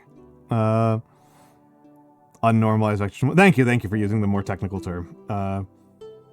I understood the underlying math. I didn't. I don't program.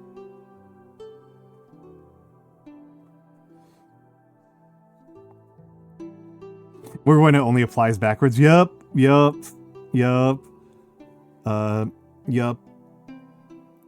Couple of games where moving backwards is faster than moving forwards.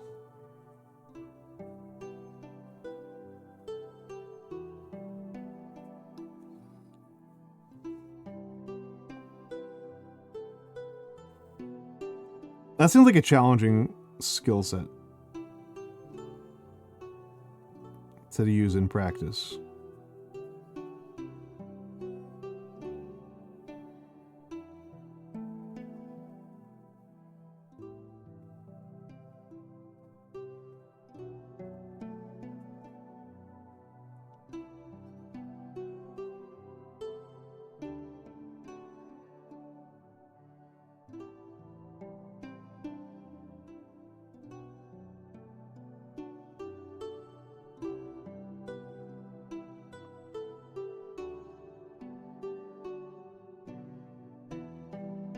Vera! Hold up. It's the gamer. Hold on. Formal shout out for Vera. Vera rocks.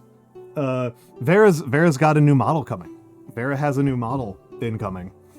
We are about to have a new Vera. We're about to have a new Vera. She's going to become stronger. We're going to have extra Vera. We're going to have extra powerful Vera.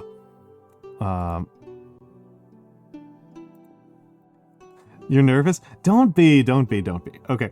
Vera, having done, I guess technically 2 debuts now, they're really not a big deal. If you want to come on and talk it through, we can talk it through, and then people can have a permanent record of your anxiety on my VODs and not on your own VODs. You can get the bees out here.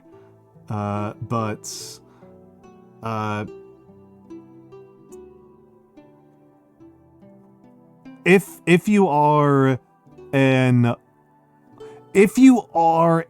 idol. Oh, do whatever you want, Vera. Do whatever you want, Vera. If you just want to have me as background noise, go ahead. I will. If you want to have me as background noise, I won't dwell on this too long. I'll just say the basic then, which is, if big special events are really important for the type of content that you want to do, if you're like an idol type streamer, right, and big events are really important to what you are doing, then, like, yeah, they're kind of a big deal. For the rest of us,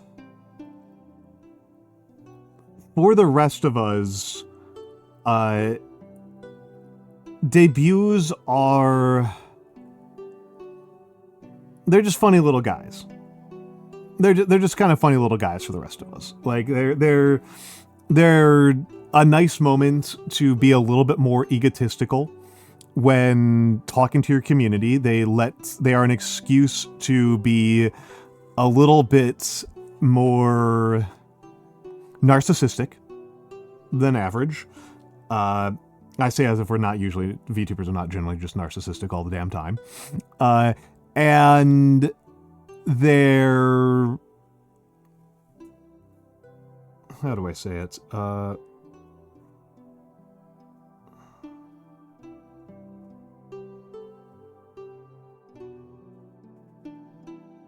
That's a really bad D right there. Gotta start lower. They're just kind of funny little guys, right? They're just kind of funny little guys.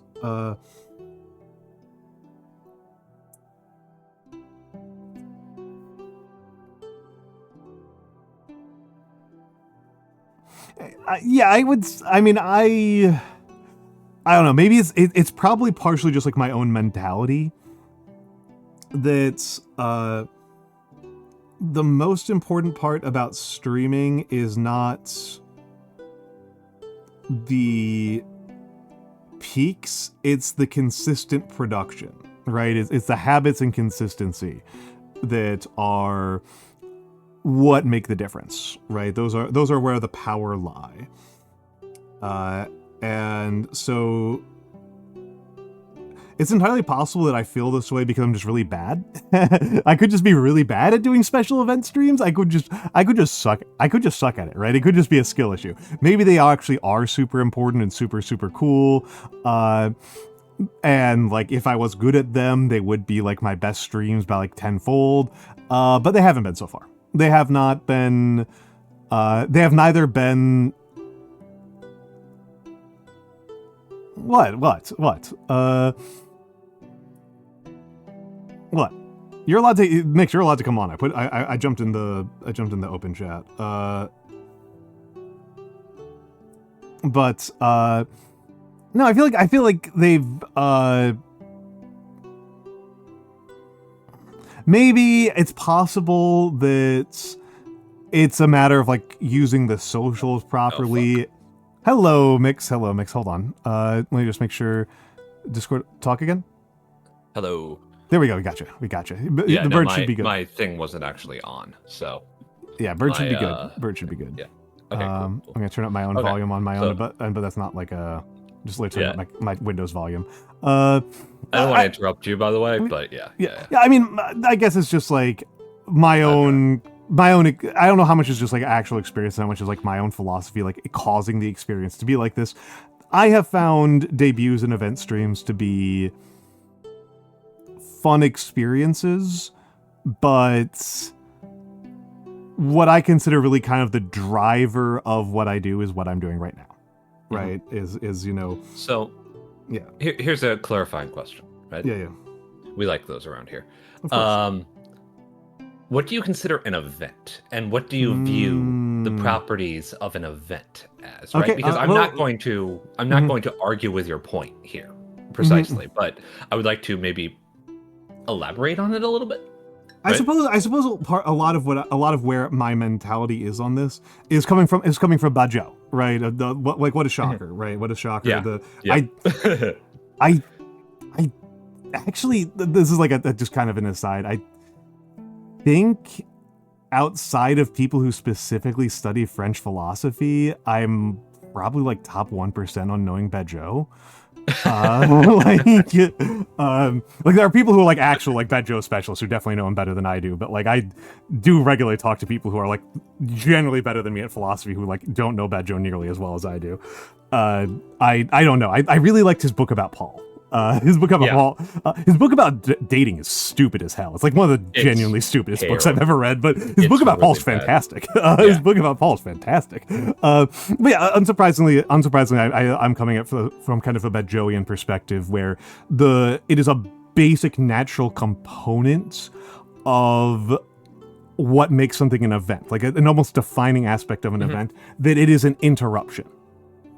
Okay. That is unusual. So you view it as something that is, by its nature, a disruption to the, maybe not the status quo, but a disruption to the normal state of affairs. Yeah, at the very least, it cannot be an event if it is not atypical. Okay. What about holidays? This is a great philosophical question. That's a great philosophical question. In the context of streaming, I would say, yeah, they are. They are. They are scheduled, but they are scheduled atypicality, right? Okay. So you would consider atypicality to be in the case of, let's call it a content format, right? Yeah. Any break from the day-to-day of that content format. So like in a professional environment, in like an artistic environment, in a let's say you're a musician, right, or you're a music producer, and every day you go into your music production office or whatever, right, and you produce music from your clients or from the people who are part of your label for like 8 hours a day, right? Right. Yep. And you do mixing, you do all that sort of stuff, and then sometimes you are a collaborator. Right? Sometimes you do more. You write music for somebody. You work directly with an artist to generate the content that you are producing, so to speak, right? I hate these terms, but they're the most effective from like the broad spectrum. That it is. Right? Yeah, the term content is oh man, we are abusing that word so much. it's really so bad badly because it means too much, right? It means too much. It means too much. I've had the frustrating moment occasionally where I talk about, I'm like, no, what I care about in the writing or in what I'm saying is the content of what I am saying, and so that means, in that context, that means the part that is meaningful, right? Yes. The actual meaning and ideas is what that's a synonym for substance in that case. Yeah, but it's however, in the content in online artistic criticism, content refers to artistic production that is non-specific and non-meaningful, which is really frustrating. Or sometimes content production that is notorious but not particularly substantive.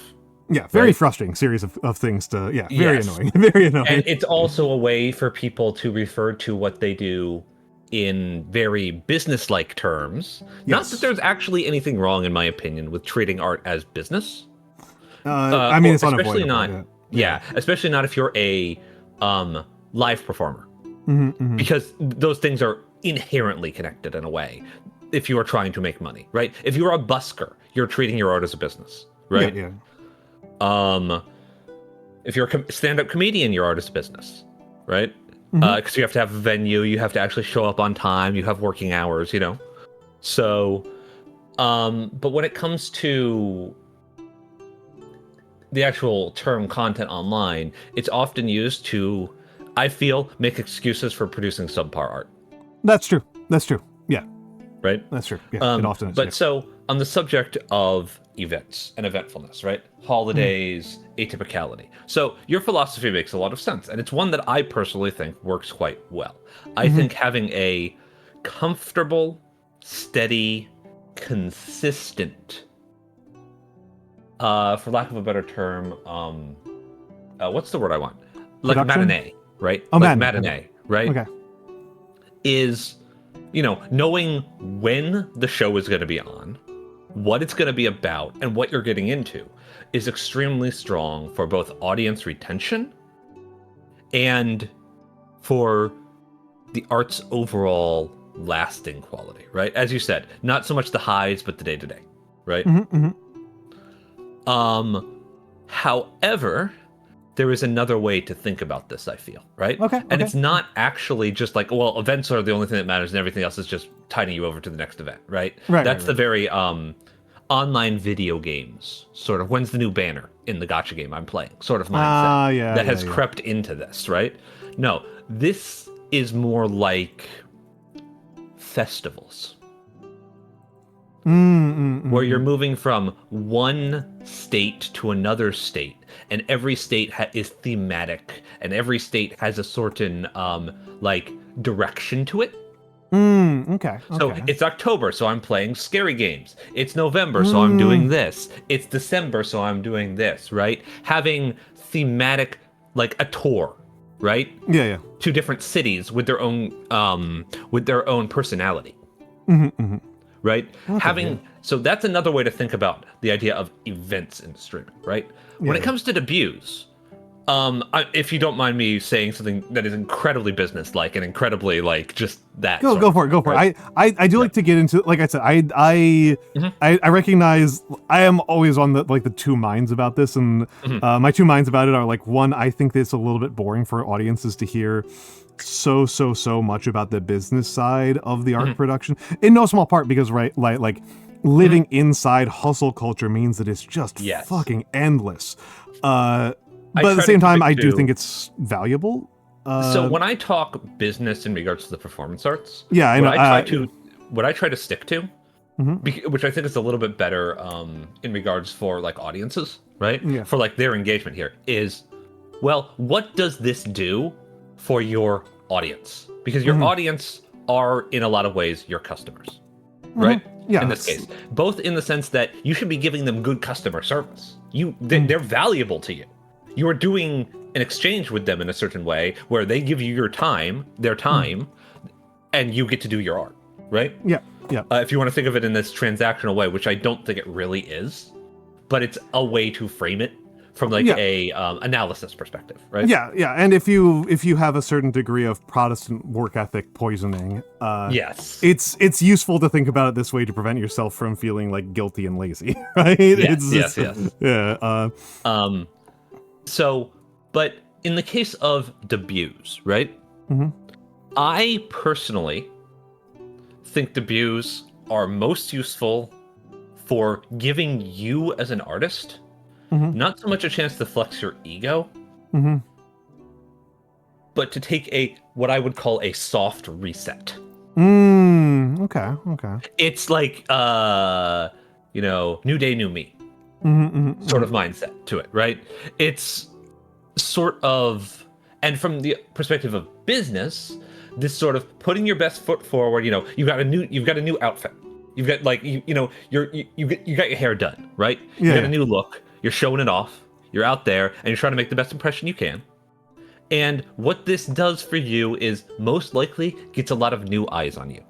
And those new eyes may become regular followers. It is not good, in my opinion, to neglect. Hello, Noir. Hello, Noir.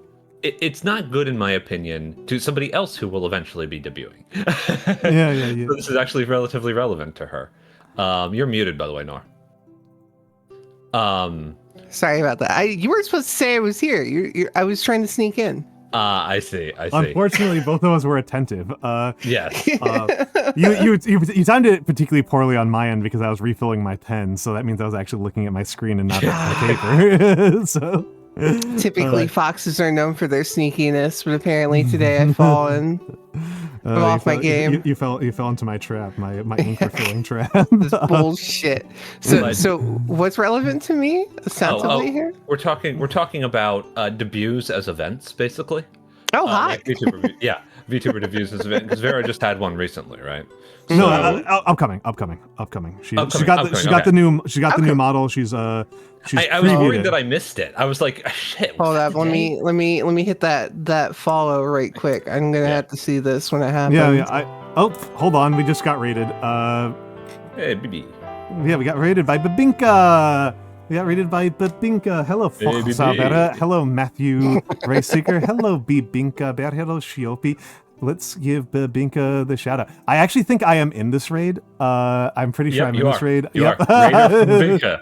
I love that. I love it when I get Raider in your own channel. Yep. I wasn't there. Love that shit. Yeah. I was lurking in Babinka's. I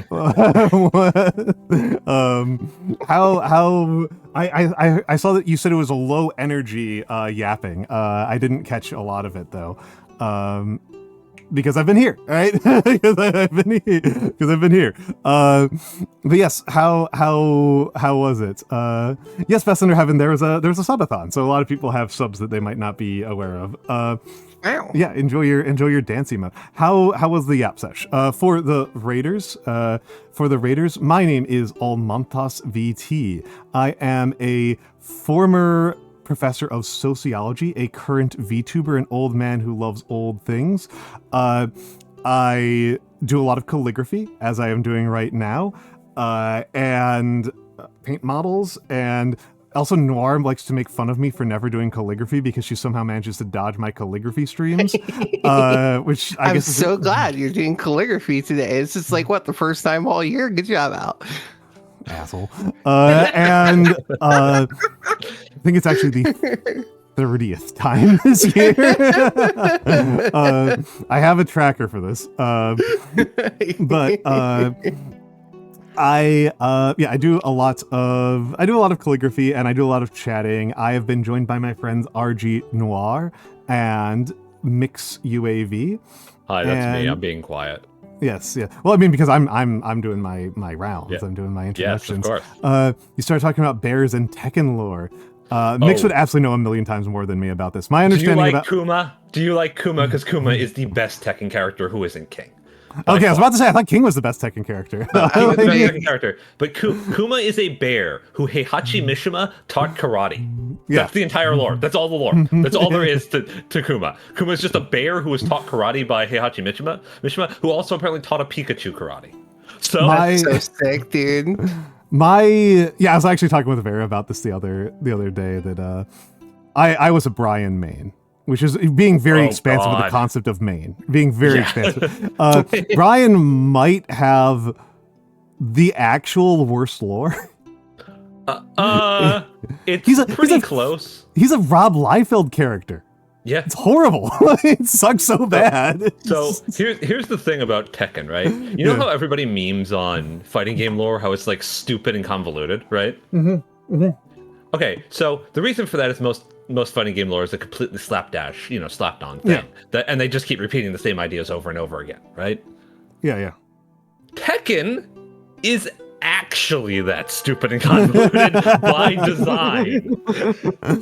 Anatos, thank you for the 3 months to Vera. The core conflict of Tekken is there's this guy who has a gene that turns him into a demon genetically. He turns into a demon because of genetic gene treatment shit, and this gives him the ability to fly and shoot lasers out of his head. And somehow this sick, dude. Somehow this makes him equal in single combat to a guy who likes to kick a lot. Yes. Checks out to me. A guy who's good at this puts you on equal footing with a guy who is exceptionally good at capoeira. There's the really famous Guilty Gear characters versus Tekken characters. Right? Yeah, by Beanie Tuesday. By Beanie Tuesday. It's one of my favorite comics. Yeah. You know, the craziest thing is that Unholy Diver is actually a move in Guilty Gear now. Yeah, they added it. Yeah, he lost his mind about that. It was super funny. But yeah, it's my understanding is that there is a family where people keep on throwing each other off of cliffs. Yes. And they are all just like characters from Devilman. Basically, Kazuya is a Devilman reference. Yeah, Kazuya is a Devilman, and then there's just a bunch of other people show up.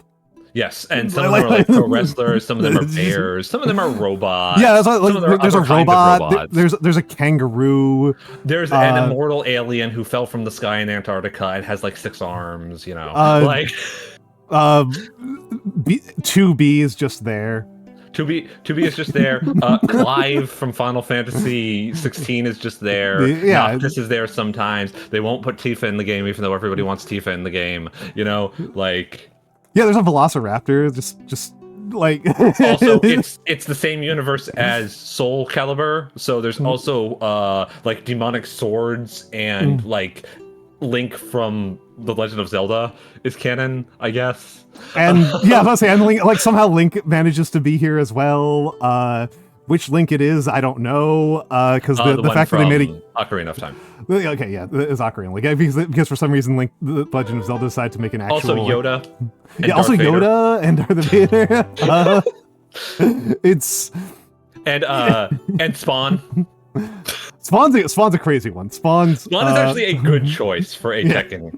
Oh yeah, no, well, I mean, the thing is, like, the thing about but... Tekken overall is that like Tekken's extremely easy and worth making fun of because Tekken's whole thing is that it's like 90s comics ass. It's actually what it reads like to me. What Tekken has always come off as to me, right? Tekken like post the year 2000, right? I remember when Tekken started. I think it was pre-2000, but Tekken feels like somebody's DeviantArt OC universe. Okay, That's what it feels like to me. And then sometimes they have completely ridiculous fucking ideas that are hilarious, and sometimes they have completely ridiculous fucking ideas that are actually just kind of cringe, and those are the ones they decide to take seriously, right? Yeah, like, it's very goofy. It's incredibly goofy. It's like impossible to take Tekken particularly seriously. And to be fair, I think that Tekken knows that, and the more ridiculous it is, the more fun it is. Genuinely. Every character in the fucking game has like 20,000 moves because they have like a modifier variant of everything they can do, and they're all just named things like strong kick, strong kick with energy, right? With energy. I gotta ask, because I feel like you guys should be able to figure this out, and it shouldn't be that hard. But can either of you guess what my favorite Tekken character is? Oh, Tekken shit! I thought you were gonna say Soul Calibur. I was gonna say Ivy. I had that one locked and loaded. Oh, it's Ivy. No, it's Ivy. Absolutely, you're not wrong. I was just like locked and loaded with that one. The most lesbian one. Yeah, I was like, this is... Old character or new character? Both. Is it Lily? No. Okay, that was my guess. So. I have 2 guesses. It one is be the easiest thing in the world. I was going to guess Nina. No. Okay, my second guess is going to be Heihachi. No. Okay, then I don't know. Kunimitsu. Come on. Okay. Neither of you thought it would be Kunimitsu. I just literally don't remember that character. It's like not ringing a... the girl with the fox mask. Genuinely not ringing a bell. I've only played like Tekken. I've only played Tekken 2 and Tekken Tag Tournament. You got me fucked up. Yeah, Kunimitsu is from the first Tekken, and she hasn't been in games. She's been in 2. She was in 2. Oh, I just don't fucking remember. I don't think she wears the fox. I don't think she's the Kunoichi. Yeah, sure. I'm not fighting you. I just don't remember. She started wearing the fox mask in the second game. I think it was a different person. Yeah, I think the first game it was a different person. Nobody in my local community mained her, so I don't remember her. I'm sorry. I only remember people that I actually faced on a regular basis. Plus Paul, because Paul is the most cringe. Paul is the most cringe, but also the funniest. Bob is like the best character, though. Bob is great. I love Bob. But Kunimitsu was in she was in 5. I mean, more recently, she was also, I think, in Tag Tournament too, and she's in 7. All right. Also, hello, Cider Martin. Gorath has asked a very important question. What's the lore with Volo? Which I'm assuming you mean Voldo? Voldo? He's a fucking freak. Voldo's actually kind of rocks.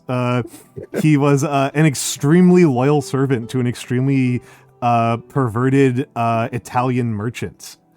And he is mummified in what's the word I'm looking for here?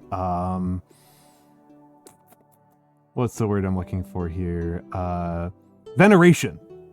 I suppose might be the right word, in veneration and loyalty, out of loyalty and veneration to this long dead Venetian or Milanese merchant. He is an Italian. He's an Italian bondage mummy. Yes, it's like specifically. He's what if you took a bunch of BDSM concepts and made that character a combatant using BDSM concepts. Yeah, right? that sounds about right. In the same way, like half of the fucking female characters in any given fighting game are like, what if you took the concept of femdom and made it a fighting game character? Oh, right? whoa, hold. Yeah, that's what Ivy is. Did you not? No.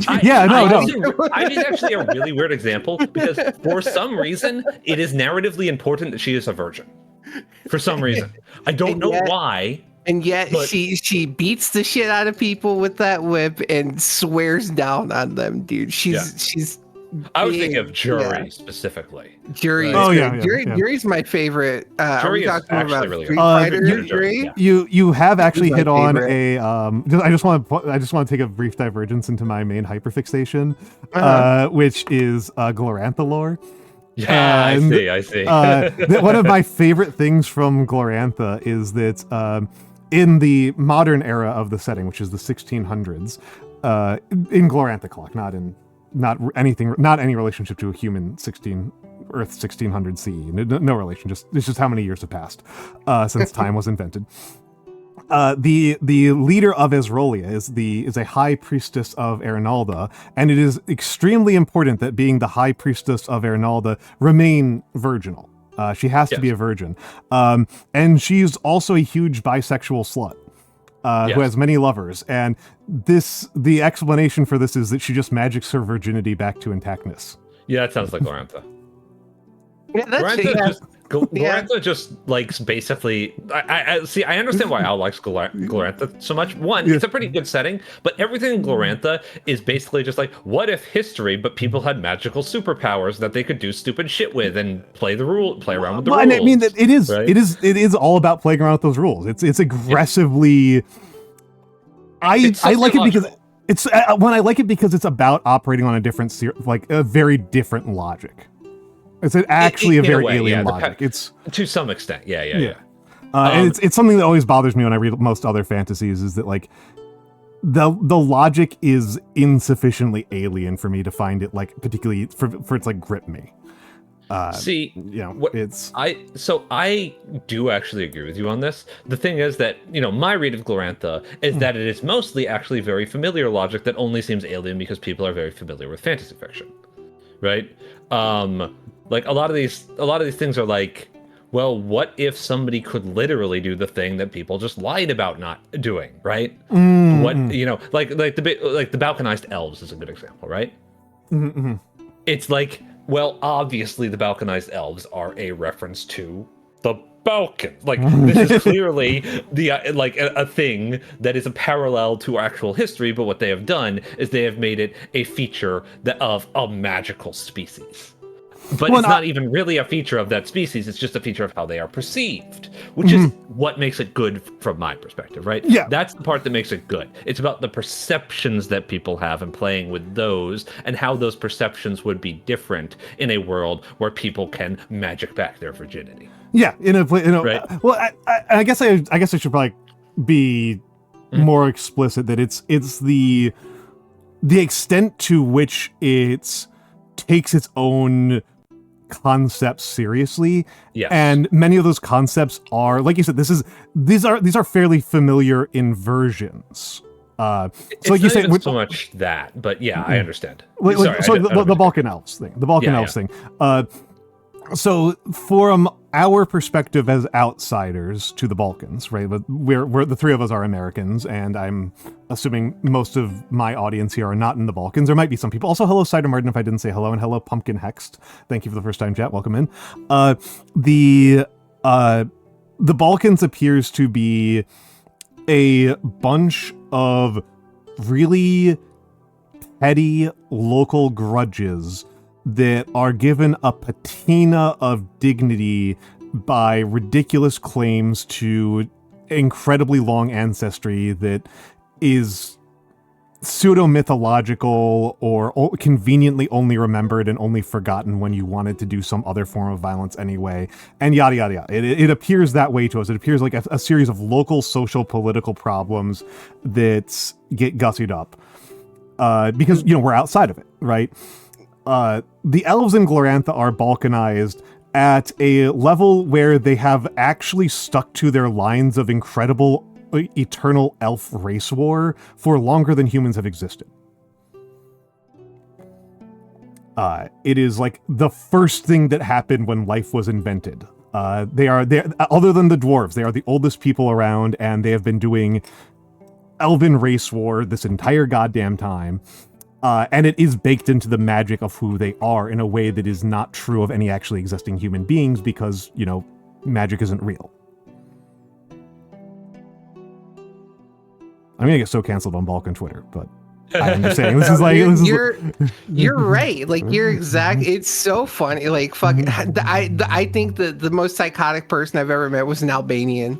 Like I've never seen people that are so like nationalistic, right? Like the amount of like specific pride that people have. Mm-hmm. For like where they live, but there's no shot. Like the Balkans put Americans to shame, dude. It's extraordinary. Psychotic, dude. It's crazy. And it's like I don't want. I know that I am like making light of it. And I just kind of want to be clear. Like people are dying from this. Like this gets people killed. This is not like this is not like the death and pain and suffering are real. The rationale is. Goofy. Not one that I am sympathetic to. I'll put the most politic way I can. Just say it's not one that I am sympathetic to. Yeah, it's not one that I can truck with. It is so psychotic that a group of people who like according to, at least from my understandings, either of you can correct me here, but like linguistically essentially speak like the same language. And have like such incredible amounts of shared history, and they just hate each other's guts. It's the most insane thing in the world to me. Almantas, you're strong. It depends on how we're measuring strength. If he's stronger than I am, I'm strong in certain ways. For now. I mean, one day, old age, illness, and death come for all of us. Sure. So I will become either infirm slowly or a corpse rapidly. Those are kind of the avenues that are open to you. Which way, Western man? And I can't fucking believe you just ripped that one out. Which way, Western man? I think that's actually a pretty good meme. Which I can't think of that anymore without thinking of the why don't you just have kids meme. I don't know, something deeply funny to me about doing which way, Western man. It's just dying quickly and dying slowly. That kills me. I love it. I can definitely carry a 25 kilogram bag. That is within my power. That is very much within my power. What's that like? I couldn't imagine. I missed when I was strong, man. That's why you game. Yeah. Insensate. I know that this is like making fun of the Americans, but like I have an entire chemistry degree. I'm not very intimidated by metric units. I think everybody in this call can read kilograms. I'm not very intimidated. I've spent way too much time. I've spent way too much time trying to learn proper systems so I could integrate into European society. Yeah, Blue redeemed exercise, by the way. Whoops, I was not looking at my redeems at all. Okay, workout time. Americans do use pounds, but it honestly. So here's the actual nightmare, right? Is that like, Americans we mostly use pounds, but we do sometimes use grams and kilograms for certain things. We are not nearly as obnoxious as the British or the Canadians about it. The Canadian flowchart is crazy. But yeah, like. Also, I mean, like I said, I got an entire chemistry degree. In a laboratory, you don't use pounds. Yeah, you do not use. There are in two a lot of instances in which you will see Americans exclusively use the metric system, and that's if they were in a STEM field or if they're a baker. Oh my god! Yeah. Honestly, that's actually where that's when the actual that's actually the consequence where it's much more real for me is that for measuring food, I do everything in metric because that's people, why I'm just gonna like lay out the extremely lukewarm hot take here. I get really cranky about Europeans giving a shit about our temperature system because our temperature system's fine. Like temperature is arbitrary. It doesn't matter. The only scientifically grounded temperature system is the Planck scale, and that's extremely impractical. In case people aren't familiar with what Planck temperature is, Planck 0 is absolute 0. Okay, so the coldest temperature that can possibly exist, and Planck 1 degree in Planck is the temperature of the universe 1 Planck second, which is like 10 to the negative 30th seconds after the Big Bang. So the hottest temperature that the universe has ever had is 1. Incredibly impractical system. There's a lot. There's some variance between that. No, Kelvin 1 degree Kelvin is same as 1 degree Celsius. I admit I kind of forgot how to use Fahrenheit. Like I've spent so much time using Fahrenheit Celsius is just way more incremental than Celsius. It just doesn't matter. It's just more incremental. It's like temperature is an extremely physically arbitrary thing. It does not matter. I prefer Celsius because for like the purposes of quickly communicating about how the temperature is, right? Mm-hmm. I think Celsius's broad strokes approach works better. I prefer Fahrenheit for cooking. Interesting. But I like Celsius for, is it warm out today? Is it cold out today? I'm kind of the opposite, but I don't think it matters. I don't think it really matters. Yeah. Our people don't give a shit for our system of volume, and our system of volume is actually a nightmare. Yeah. Oh yeah. Our volume's terrible. The American volume is actually awful. That's why you absolutely have to use metric when you're doing baking or measuring food, or you are fucked. Yeah, 30C and 86F are literally the exact same temperature. I don't know how you could possibly say one feels not the same as the other. They are. Is it just like linguistic? She just means linguistic. Okay. I'm going to okay. Do your push-ups or whatever. I'm gonna do squats, of course. Squats. One-legged squats. In order. Oats and squats. 2, 3. He's gonna die. 4. I'm fine. 5. 6. I'm gonna be quiet. So 7. 8. 9.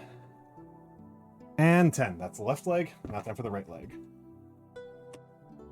Whoop! Almost fell over. 1. My balance is way better on my left leg than my right leg. 2.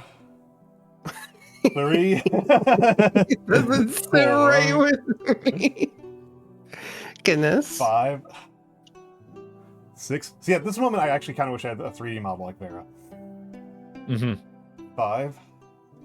They could see you doing the 6. Squats. Yep. Yeah. 7. That'd be kind of sick. 8. 9. 10.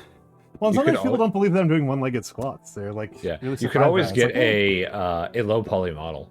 I could. I do kind of want one. Low poly models are really inexpensive. Like, yeah. I can't believe this man just called you Alfred. That's crazy.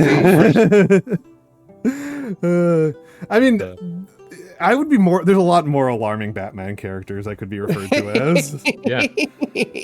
I suppose that's true. Like if somebody said like I was like the Riddler, I'd just be like, what the hell is happening? What did I do? In what world? You know what? You don't have a pathological need to make everything a puzzle that can be solved by people smarter than you. No, this is actually genius. You could just rip people. Which way, Western man?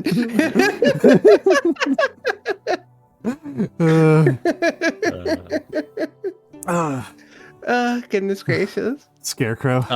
I mean, like if we want to map like physical type and physical appearance, you are most closely mapped to Hugo Strange. Okay. Yeah. Okay. Hugo Strange is also a social scientist, right? He is probably the most prominent example of evil psychiatrist from comics. Okay. Okay. I like Hugo Strange a lot, and I hope he's in a Batman movie someday, because his entire character is he is a psychiatrist who becomes completely obsessed with Batman and tries to turn everybody into Batman. That's funny. That's funny. It's extremely funny. Universal paperclips with Batman. Yeah, basically. That's like basically exactly what's going on with Hugo Strange, right? There was a period of time where he was trying to pretend to be Batman, but he's like not physically fit. So you've just got this guy who's obviously not Batman running around in a Batman costume, just like losing, like just always losing his breath, and like it's really obvious that he's Hugo Strange because Hugo Strange has this gigantic, incredibly weird beard. Nice. Love the way. Did you see I think it was like the one episode he appeared in the animated series. Yeah, he just looks like his head is caved in. It's so funny. Yes. Hugo Strange is a very strange Batman character. One of my favorites. I like a lot of the really weird Batman characters personally, right? The villains who more like map onto like, you know, Dick Tracy villains, right? So like Professor Pig, who's a reference to Pygmalion. Oh, that's weird. That's weird. Grant Morrison, baby, right? Okay. Yeah. There's a whole bunch of like these really off-kilter Batman villains, right? Like and for a while they were reinventing all the Batman villains as like more serial killer coded. Like they took Calendar Man, a ridiculous villain who committed crimes based on the day of the year, right? Okay. And turned him into what's his name? The Silence of the Lambs serial killer. His name is skipping my mind. Hannibal Lecter? Hannibal Lecter, yeah. Which is like, it actually works pretty well for Calendar Man, right? In the same way, you know, the Joker is obviously the man who laughs, right? From The Man Who Laughs, right? I like Calendar Woman a lot. Calendar Woman is really Calendar Woman, Calendar Girl, where the joke is she's a like theme criminal who wears fashionable outfits based on the time of year and commits crimes. I love that. I like all of the Batman. I like the Batman villains who are like either just very strange or like way less harmful. Right? I like the villains who are just like, oh, they're obviously like they have a compulsion and an obsession, but all they do is like rob banks. Dude, I like that a lot. You know what I really love? Have you seen any of Absolute Batman? I've read the entire Absolute series. Yes, it's very. It's so, dude. Al would love it. I would actually genuinely suggest that you read when DC finishes it up, right? Because it's a limited thing, right? Yeah. You check out the Absolute Universe. It's self-contained for the most part, and the basic premise is: what if we took like every character from DC, gave all of their advantages to their villains, and then made them like working class, like icons? Right? Okay. Batman fucks so hard in this Batman universe, is like the size of a fucking barn and lives in the gym, right? He's like a construction worker, I think, if I recall correctly. Yeah. It's really interesting. Oh God, dude! No, I know you're not much of a Cape comic guy, but this I'm not. My main encounter with Batman within the comics, as opposed to like, you know, through the movies where he's just like a pop culture phenomenon, is from the extremely insane crossover with Judge Dredd. Oh yes. Okay. Nah, trust me, like especially the recent stuff with Absolute Batman, you'll love it.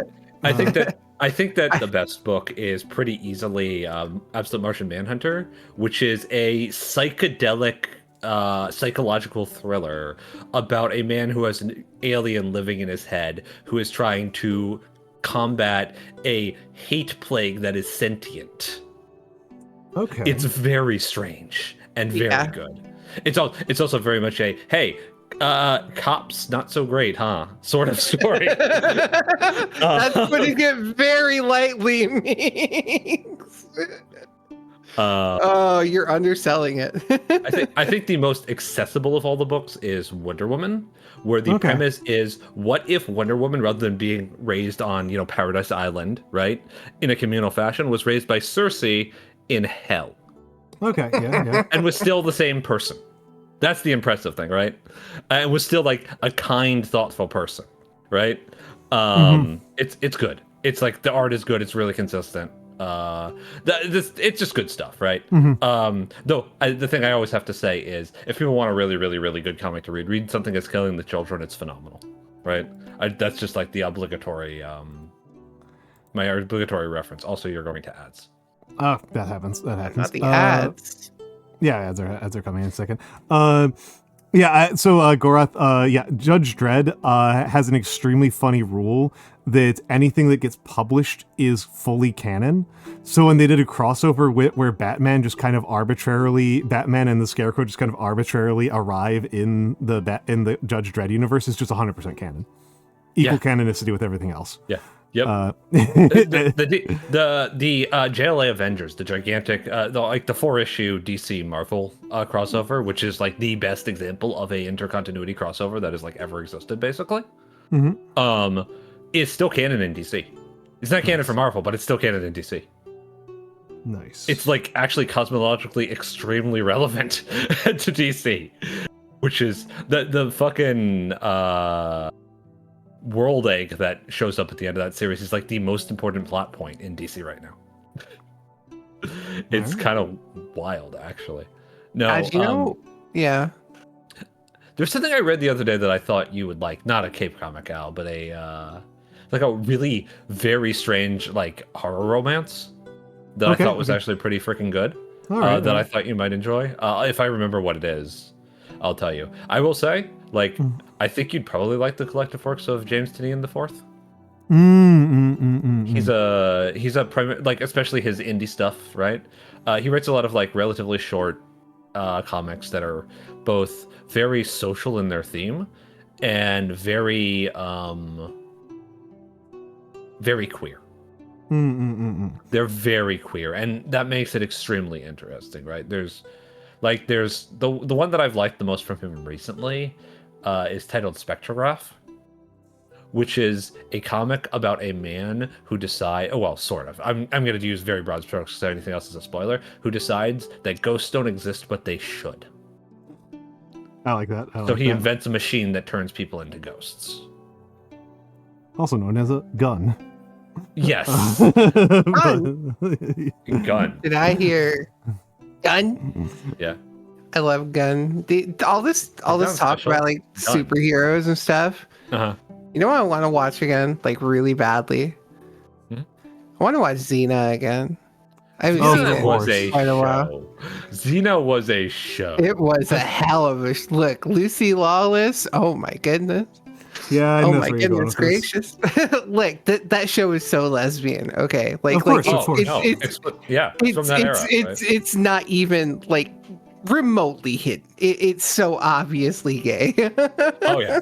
No. I do think about the fact that like realistically that probably by the rules of the time should have been censored.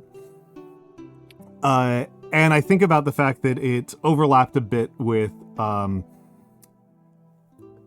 Deep Space Nine. Yeah. My beloved Deep Space Nine. And the fact that like the people running Deep Space Nine were so homophobic that they like wound up having fights with the writers and casts all the time about trills. Because the fact that trills are just like trans their gender all the fucking time, and this means like trill dating history becomes retroactively gay. They're transing their genders. No, all the time. Because the trill like has. Do you know how the trills work? This is just fun. I don't. You're not but Star I Trek like person. this. Yeah. No. So the trills are a symbiotic being. Trills are two people in one body. There is a trill like brain slug, like a yeerk. And that is like the real part of the trill. And then there's like just a human like a human-like creature, and they actually have it's a kind of tragic society. There are way more of like the human hosts than of the like brain parasites, and it is trills who are not joined are kind of like second-class citizens. That's and fucked up. like are definitely viewed as viewed as lesser and treat themselves as lesser. It is kind of like a fucked up tragic society. And so, but the brain parasites like live like a really long time. The host bodies have like a normal human lifespan, and when they die, the brain worm gets passed on to the next person. And so the chief science officer is a young woman with a brain parasite, is a young joined trill, and her previous body was friends with like members of the crew, like with the captain. Like she was friends with the captain when she was inhabiting an old dude. Mm-hmm.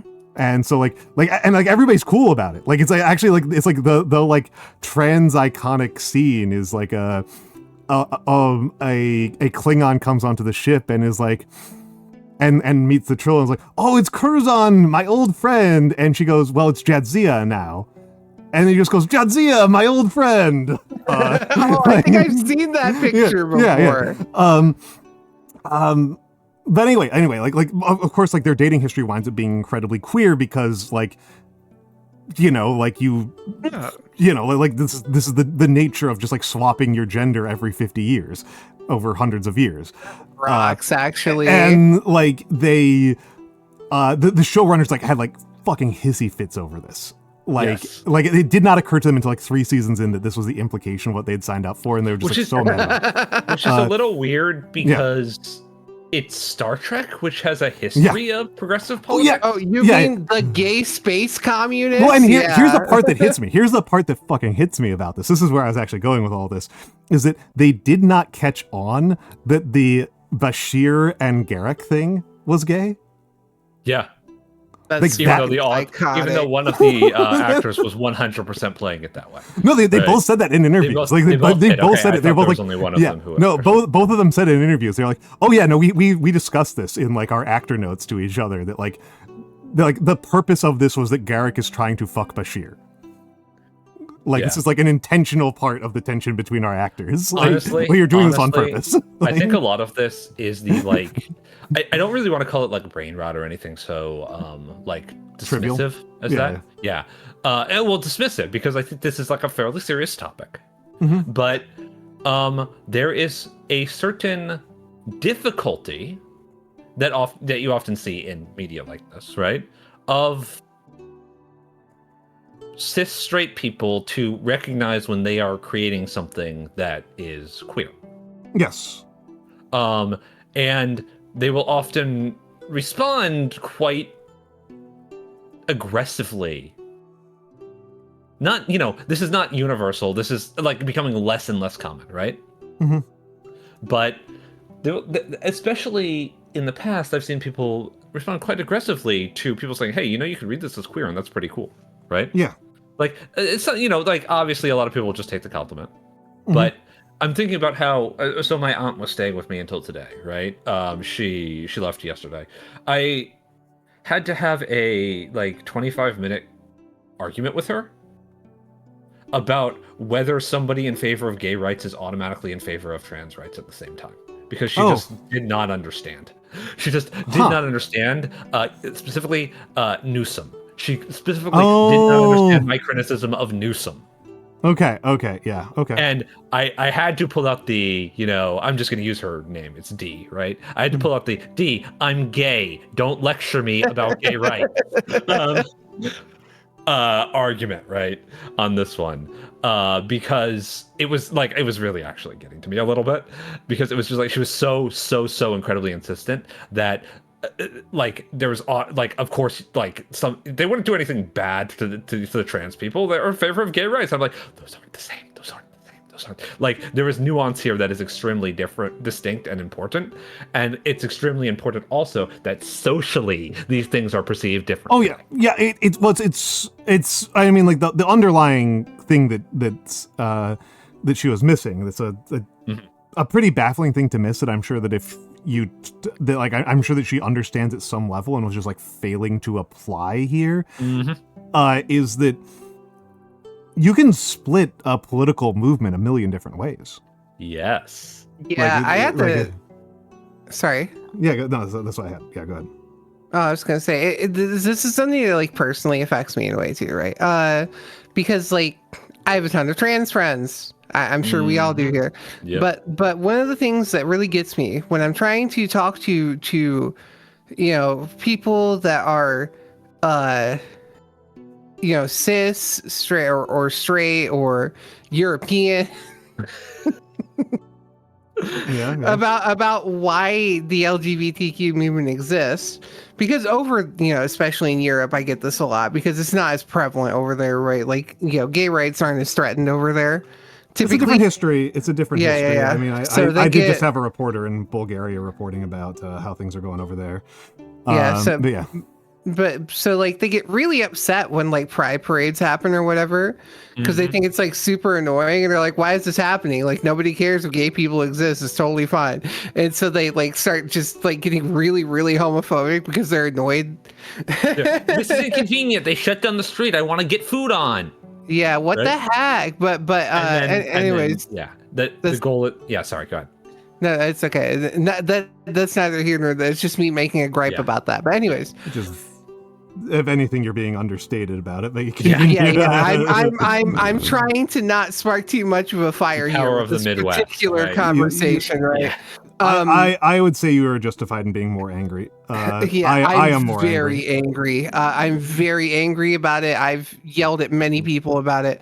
Anyways, point I was stating. So there is a lot of people that ask, well, how come you have the progress pride flag, or how come you lump in transgender people in LGBTQ when they aren't gay and it's a different thing? And I'm like, do you not understand the concept of intersectionality? Like it's about that. It's about the fact that like we have a shared struggle. Like even though we aren't the same, right? Like in terms of one thing is a sexuality thing, one thing is a gender identity thing. Obviously not the same thing, not intrinsically linked, but there is crossover. And we're also all terribly oppressed for a similar reason. So it becomes intersectional, and it becomes better for us to work together towards, attaining, rights and ways of being properly treated.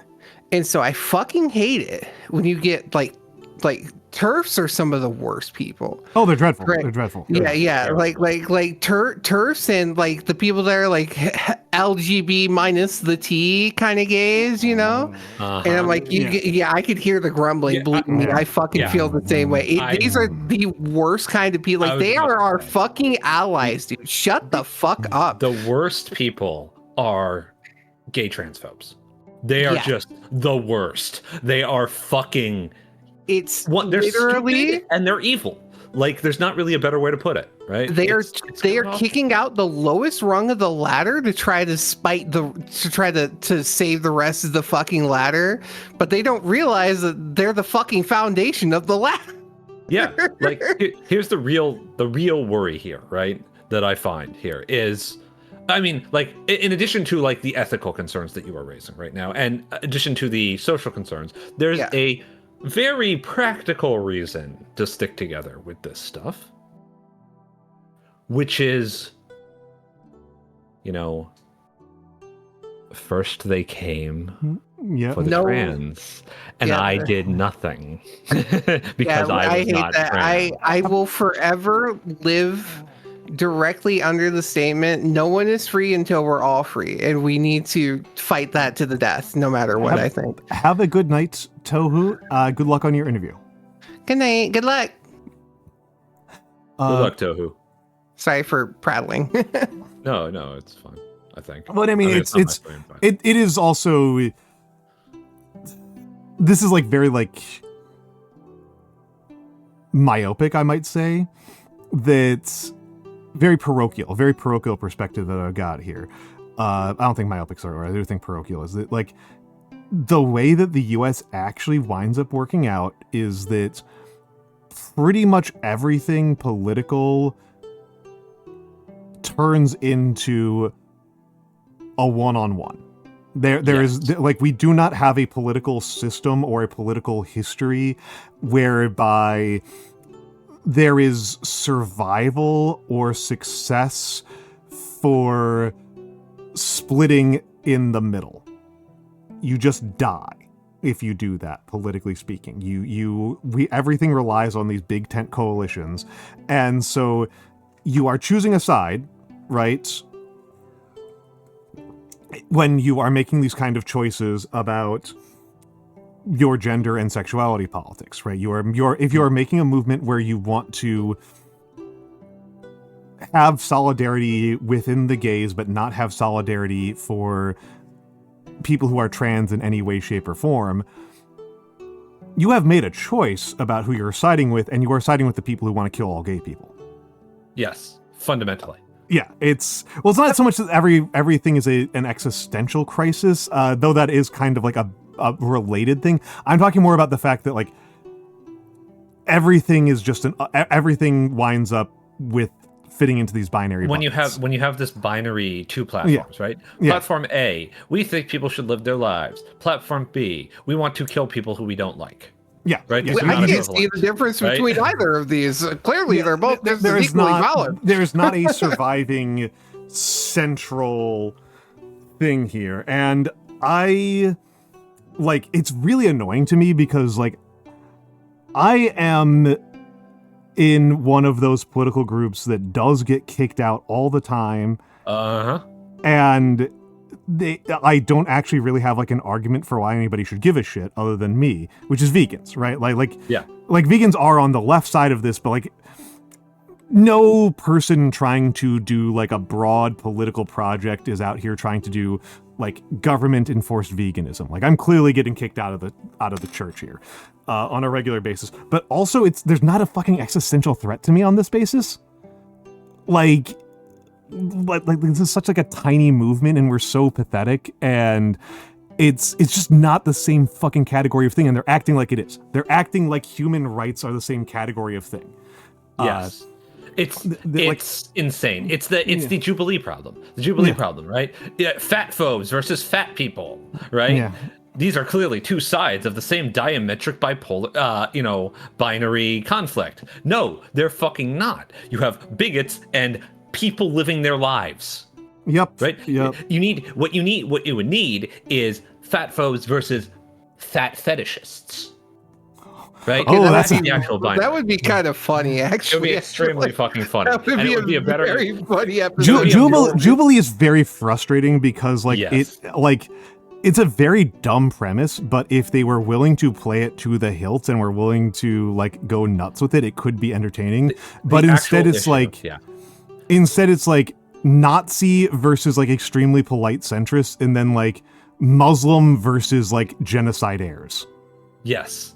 It's like, and here's the thing that frustrates me about Jubilee. I also want to respond to something Shark Ray said before, if you don't mind. Oh, go ahead. In just a moment. But the thing about Jubilee, right, is that Jubilee is run by a man who I genuinely believe is well-meaning, but also very stupid.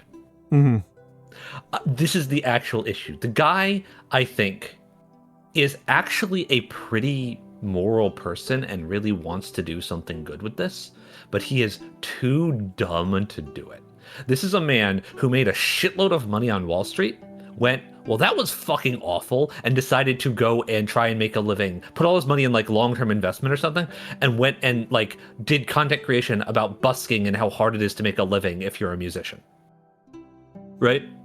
Which is fair. Yeah. Which is like, he was trying to do awareness. That's still what he's trying to do. The problem is he doesn't understand. He's not educated in the right way for this. He's a fucking economist. And not like a social economist. He's like a Wall Street trader, right? That's his like actual technical, educative background. He doesn't have the skills for running an awareness, of the social conflicts of our time sort of platform. And on top of that, there's a very obvious incentive to lean into things that are higher conflict and create more, clippable moments than to do something that's actually like more sedate and actually involves people sharing their opinions and coming to consensus and understanding. I think that there is a potential journalistic project about the broader trend here. There's something broader here, which is that this type of guy, right? This type of guy, this kind of like dopey guy who is spending his money trying to create like an open platform for discussion. These kinds of guys are perhaps the most important prey for the right-wing media ecosystem. Yes, indeed. Because this is the Joe Rogan story, right? It's like Joe Rogan has one actual political stance, which is weed. Yeah. You forgot about DMT. You forgot about DMT. Yeah. He is just a guy who wants drugs to be legal. He's just a drugs guy. That's all that that's his only actual principle is drugs.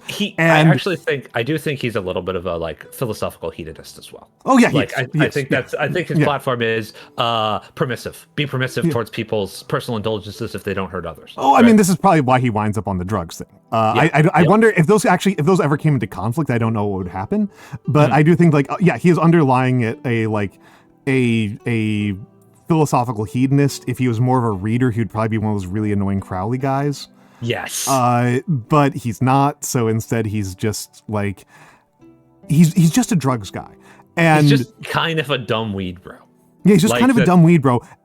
But because of the differences in how the right-wing and centrist ecosystems work, and forget about the left-wing ecosystem because they don't have the fucking money to get anything done on this way anyway. As an Aleister Crowley. And Crowley bro is a type of guy. But the thing is like this is like the ideal. I don't know if he was the ideal prey type already or if he has become the prototype for being this type of prey to the right-wing media ecosystem where like there's all these things where like you'll see Democrats being like, we need like the liberal Joe Rogan. It's like, that was Joe Rogan. You guys just gave up. Like Joe Rogan will agree with whatever you say. Yes. Literally, all he cares about is getting high and having diarrhea, like on the weekends, right? Like this is his whole fucking platform. Like he doesn't. He Bernie Sanders showed up and he was just like, yeah, that all sounds really cool, man. Because again, like there's nothing. My favorite. He's so easily manipulated. He's so easily manipulated. He is. My favorite Wizards with Guns skit is titled Jordan Peterson talks about wizards and aliens for 15 minutes, and it's just a Joe Rogan skit, right? About like Blow Gogurt, I believe is what they call the Joe Rogan pastiche, and it's just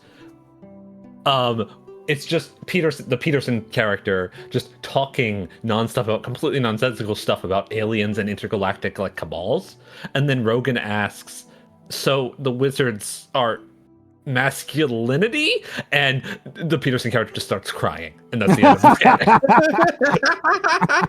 the I will say the one time I watched the Joe Rogan Experience, that I actually ever watched anything of it, he was pushing back on his guest. Yes. Because it was I think I've talked about it, so apologies to Noir and Mikks here because you've heard this one. It was Gavin McInnes. Oh yeah. It was Gavin McInnes who was one of the founders of Vice, and he's a shithead. Yep. Proud boy number one, baby. he was on the Joe Rogan Experience, and he was coming out swinging in defense of drunk driving. Yeah. And Joe Rogan was like, I guess it's not too bad if you've had like a beer. Like I guess that's like not so bad. And then Gavin McInnes was like, no. I mean like 6-7 beers. And Joe Rogan's like actually pushing back for once, like in his life, and he's just like, dude, that's like really dangerous, man. Like you can't do that. Stupid? Like I wouldn't want to do that. I'd die. Like he's straight. Like he actually has like the capacity to be fucking reasonable. But he's extremely easily manipulated. He's extremely easily manipulated, and like I think a lot of that is really that he has spent his entire career being willing to field any question, and he's not the best at criticism. No, he's not. He's not. He's a podcast host, and he's good at being a radio host, which is like if all he was having on his show was one UFC guys and like musicians, like it wouldn't be that big of a deal. But like he really takes on anybody, and the right-wing media ecosystem figured out that it's very easy to get booked on him. And Gamma Churchill, when people say they want like the liberal Joe Rogan, what they mean is not any of the content of Joe Rogan. They just mean they want somebody to do free publicity for them. Yes. And they want somebody who is incredibly highly placed and who actually moves the needle to do. Yeah. Well, and also, also they don't want any of the people who actually do that. They don't want any people who actually do that because they do it for the right wing too. So funny. Well, I mean, they've had people who are willing to do that on their side, and then they're just Joe Rogan's willing to fucking do it. Joe Rogan, and who's a number the perhaps the most hated people by the modern Democratic Party. Yeah, Hassan Piker. Yeah, Hassan Piker. I was going to actually bring up perhaps the thing that was even more Joe Rogan than Joe Rogan was that Joe Rogan was functionally the centrist version of, which was Chapo. Yeah, Chapo. They hated Chapo so fucking much. And Chapo was like Chapo and Cumtown, like that's the Democrats' Joe Rogan, and they hate them so goddamn much. Yeah. Gamma, I think you have the wrong people. Leftists will absolutely punch down. They'll punch down harder on liberals than they want right-wingers half the time. It's the liberals you're complaining about. Yeah, the actual problem here also is that punching down. Sorry, this is a very important topic for me, so I won't go off too much about it. I'm letting Lightbox Coon calm down a little bit because I'm getting singed. So the thing about punching down, right, is that I actually think it's a really bad look, and how it looks is actually important. Like it's satisfying in the moment, but I'm not going to be the person who says things like, well, if you're mean to the Nazis, you'll just make them more Nazi-like, right? American politics is all about optics and aesthetics. Yes. Well, I mean, I feel like that's almost tautological, right? Like things that are optics are about optics, right? Yes. But, so here's the issue, right? The actual issue with leftists is that one, everybody in this call is a leftist, I will say. Would identify as a leftist, not a liberal, not a centrist, right? And the actual issue that we often run into in our spaces is internal purity spirals. Oh yeah, no, the purity spirals is a big issue. And we are so fucking eager to just like shit and dump and dunk on people who have takes we don't like, even if those takes aren't that unreasonable. They just are vaguely adjacent to something somebody we don't like might say. Damn it, you are talking about liberals. I promise you. I promise you were talking about liberals. There was actually an interview with Stav on Slate, a centrist newspaper. Because Stav, for people who don't know, Stav was one of the hosts of Cumtown, which was a highly Stavros, God, a highly provocative, podcast back in the day. Great. And Stav has very interestingly wound up being an actor in a movie that is probably going to win award sweep this year. Which Begonia. Begonia. Okay. Yeah, he's in Begonia by Yorgos Lanthimos. He's probably. Right. I don't know that Stav is going to get anything in particular, but the movie's probably going to get like 3 to 6 Academy Awards. So it's on track. I also expect One Battle After Another to do very well. Oh yeah, One Battle After Another and might likely actually Sinners as well. Sinners is quite a good movie. Sinners is really good, but the Academy is weird about black hates people. horror. So they're weird about black people and hate horror. Yeah, so I don't think it's going to do super hot. I think it might win Best Original Music. It might. That's actually a good chance for that one. But anyway, like Stav was on there and he was talking about it. He was like, yeah, so like the stuff that we were doing was like provocative in, the Obama era. But if you want to do that kind of thing today, it's the number one priority for you right now would be to make Charlie Kirk memes. Yeah. It's true. Like funny. I'm on the record saying that I have really like complicated feelings about that shooting because I am, unlike the majority of people that I know and the majority of people who exist, an actual pacifist, right? And I don't say this to try to place myself on some sort of moral high ground. It's because I genuinely find any form of violence completely repugnant and unacceptable, and I feel like the actual conversations that should be had around violence is how do we make it not happen? Right? I remember this convo with me, you, and Nagi. That was great. Because Nagi's not an actual pacifist. Nagi's extremely not. Best under heaven. The Academy. I'm very annoyed at the fact that we have all kind of accepted that the Academy is the most important authority on which movie is the best, when the Academy is substantially less qualified and less reliable at producing decent results than several of their competitors that are considered like preambles to it. It's very unfortunate. Yeah. Oh, the Academy. The Academy is all actors. Like that's the thing. That's the thing. Is that like it's not critics and it's not like tastemakers. It's it's actors patting each other on the back, which means that like several of the categories wind up being complete disaster zones, notably animated. The animation category winds up being a complete disaster because the people who vote in the Academy will openly say like, I literally only saw one animated film this year because my kid wanted to see it and so I just voted for it. Beautiful. So, very, very annoying. It's not as annoying as what has happened with video games on this front. Oh yeah. I'm sorry. The Game Awards suck. At least most people just think that the Game Awards suck, right? I'm grateful that we're like trending towards that. This is like so pedantic of me, but I'm just so annoyed that people are just like capitulating to the Jeff Awards being the game of the year, and it's like no, that's one guy's game of the year. He just was success. I don't even know if he even really tried. I don't even know if it was like an intentional thing that like, I think he just named it the Game Awards and then everybody just accepted that at face value because everybody has such like nostalgia goggles about E3. Also because gaming journalism is a fucking joke, as is just the entirety of criticism around games. It's just not good. It's not good enough. It's not good. Isn't good enough. The developers aren't good enough. Nobody is good enough here, right? Yeah. It's really immature. I will. Gamma Churchill. It is.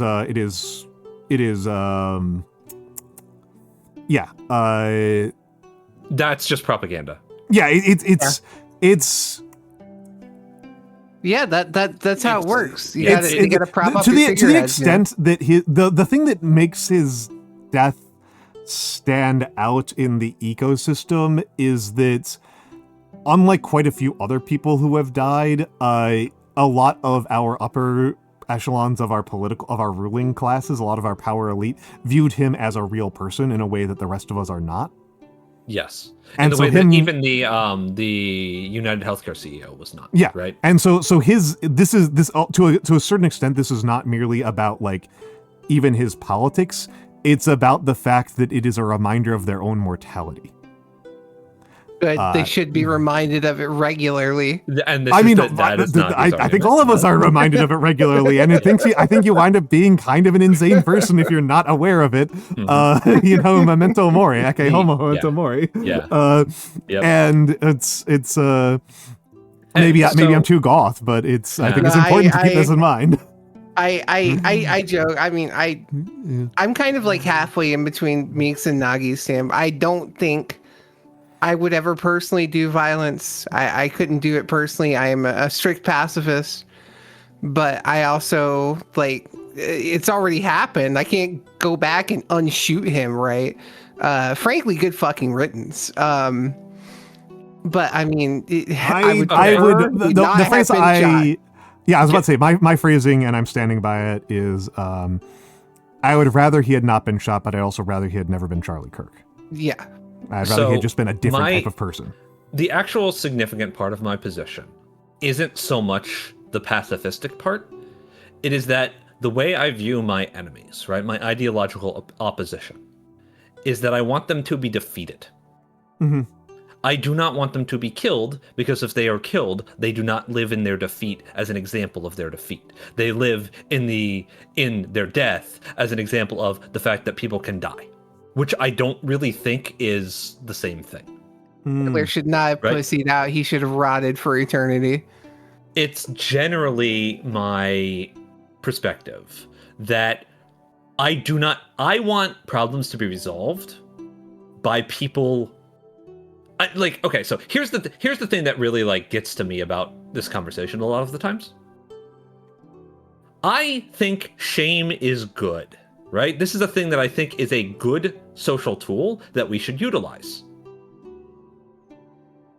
I will often have people arguing to me that that the United Healthcare shooting or the Charlie Kirk shooting was objectively good, who will respond to me when I say people should be shamed for having bad opinions, right? For having bad takes, as though I am suggesting that they, the person in question, personally be shot to death. Yeah, I think that's a bit of an overreaction.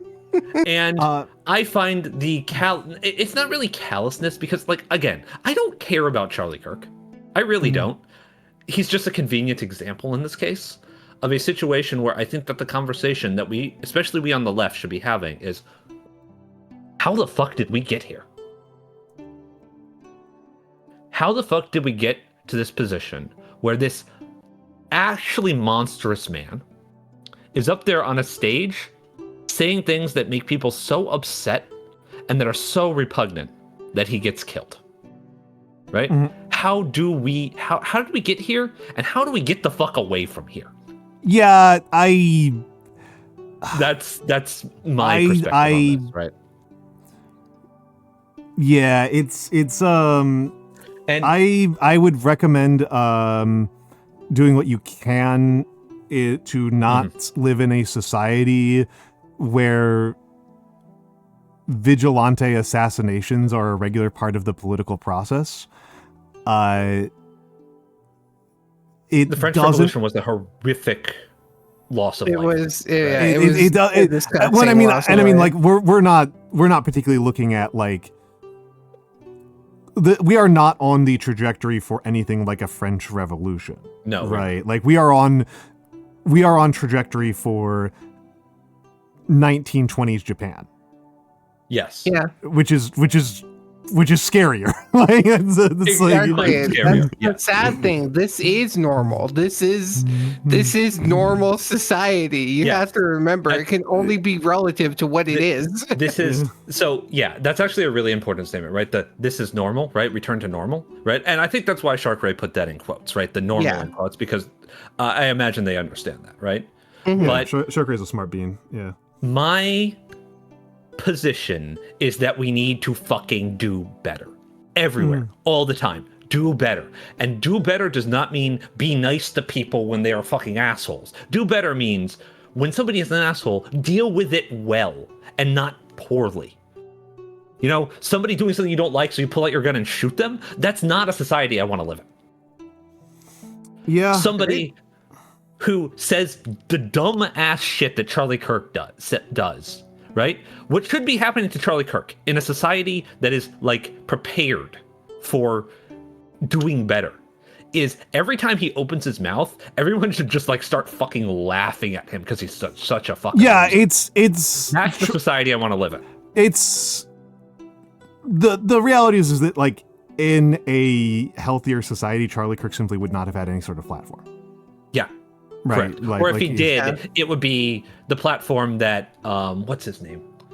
Not Jack Check. The guy who was defeated by the Christian pastor turned lawyer who was defeated by 4chan in like 2006.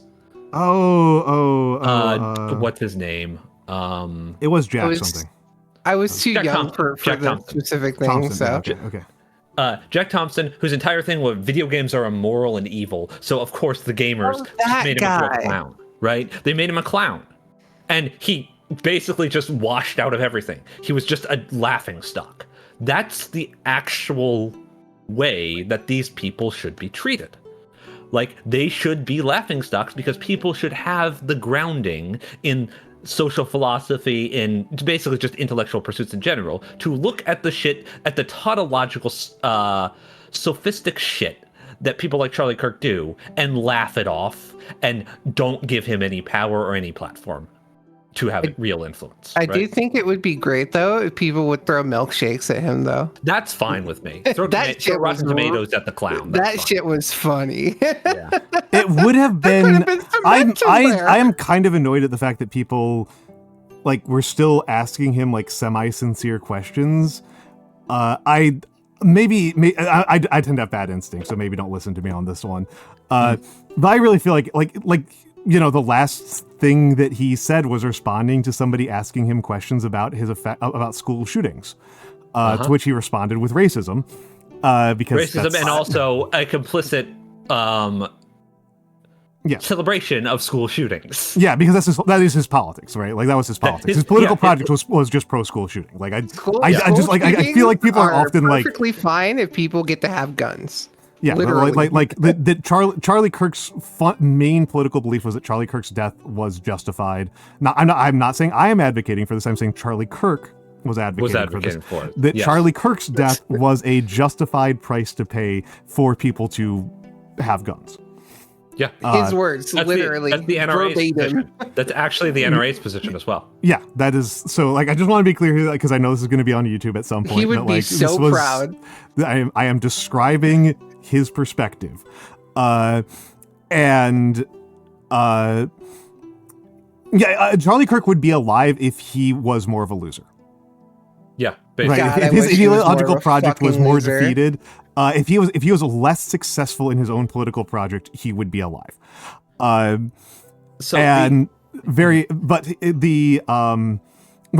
I'm going with this is that like I am kind of annoyed that people were asking him actual sincere questions and not just asking him offensive nonsense.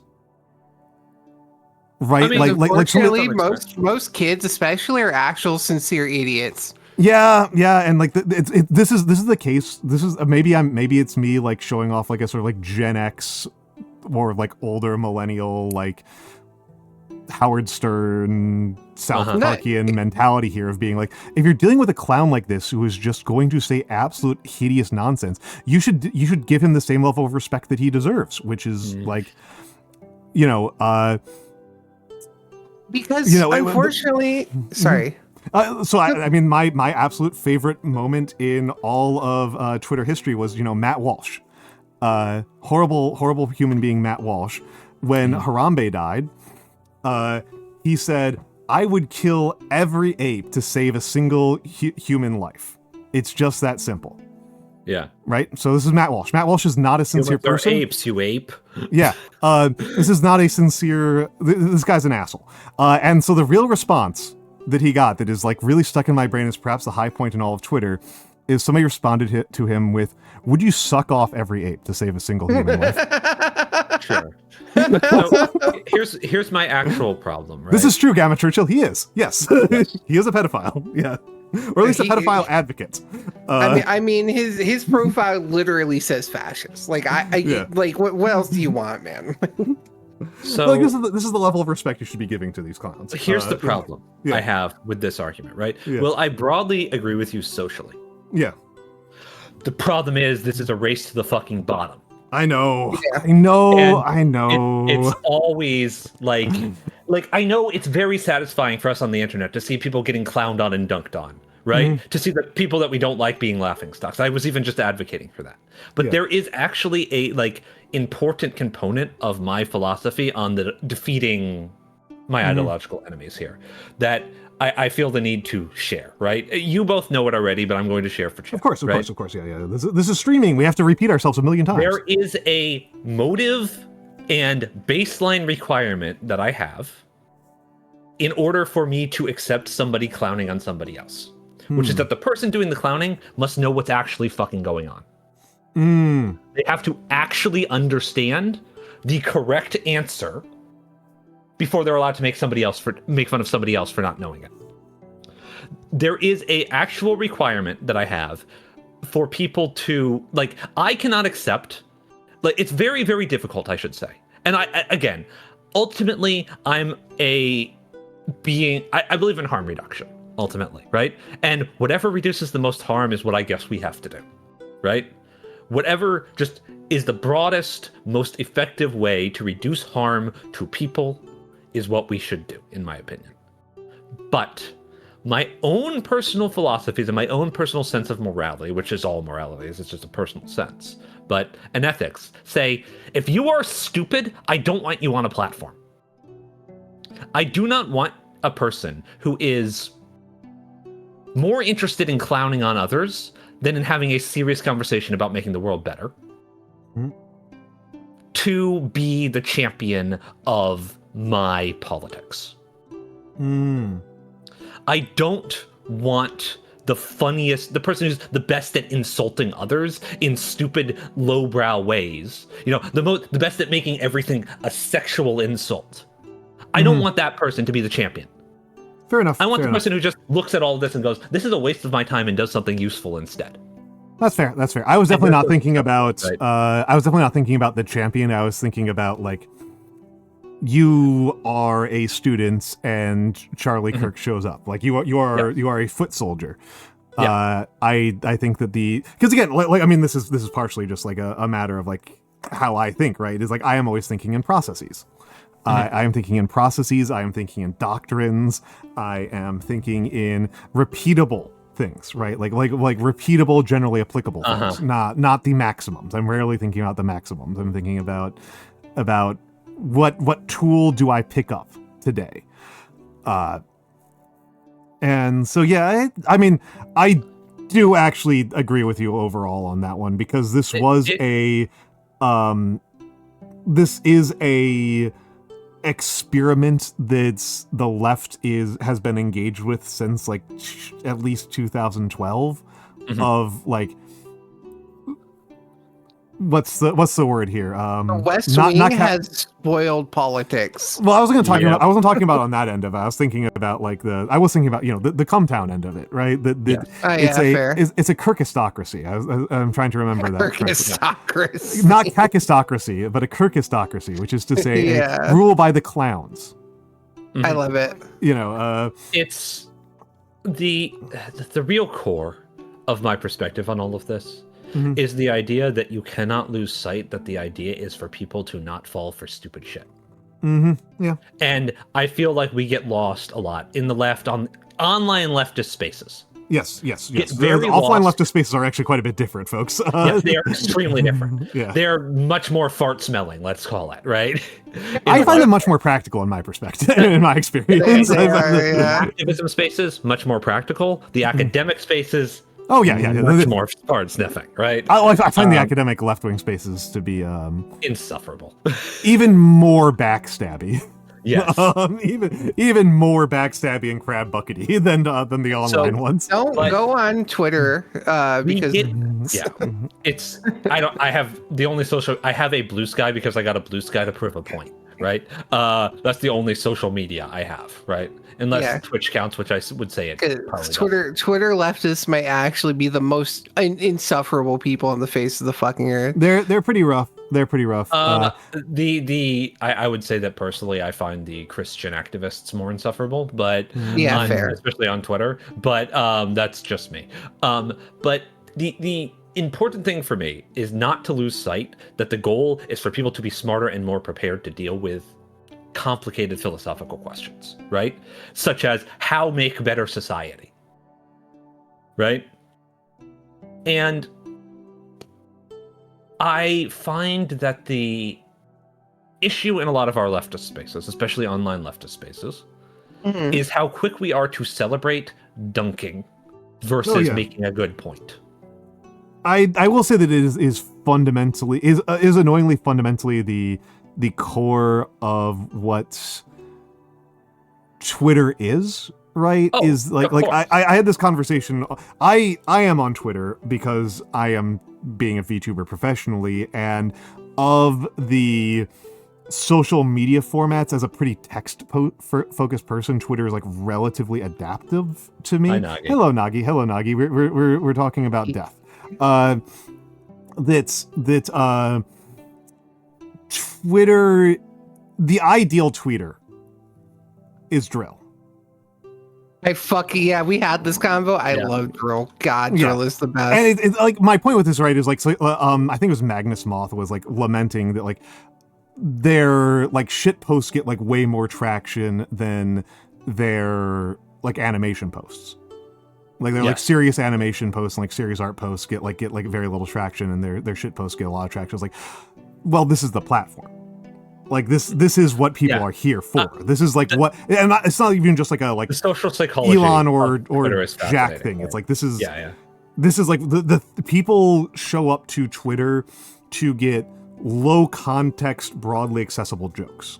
Yes, that's like the thing that they want there. This is like going to.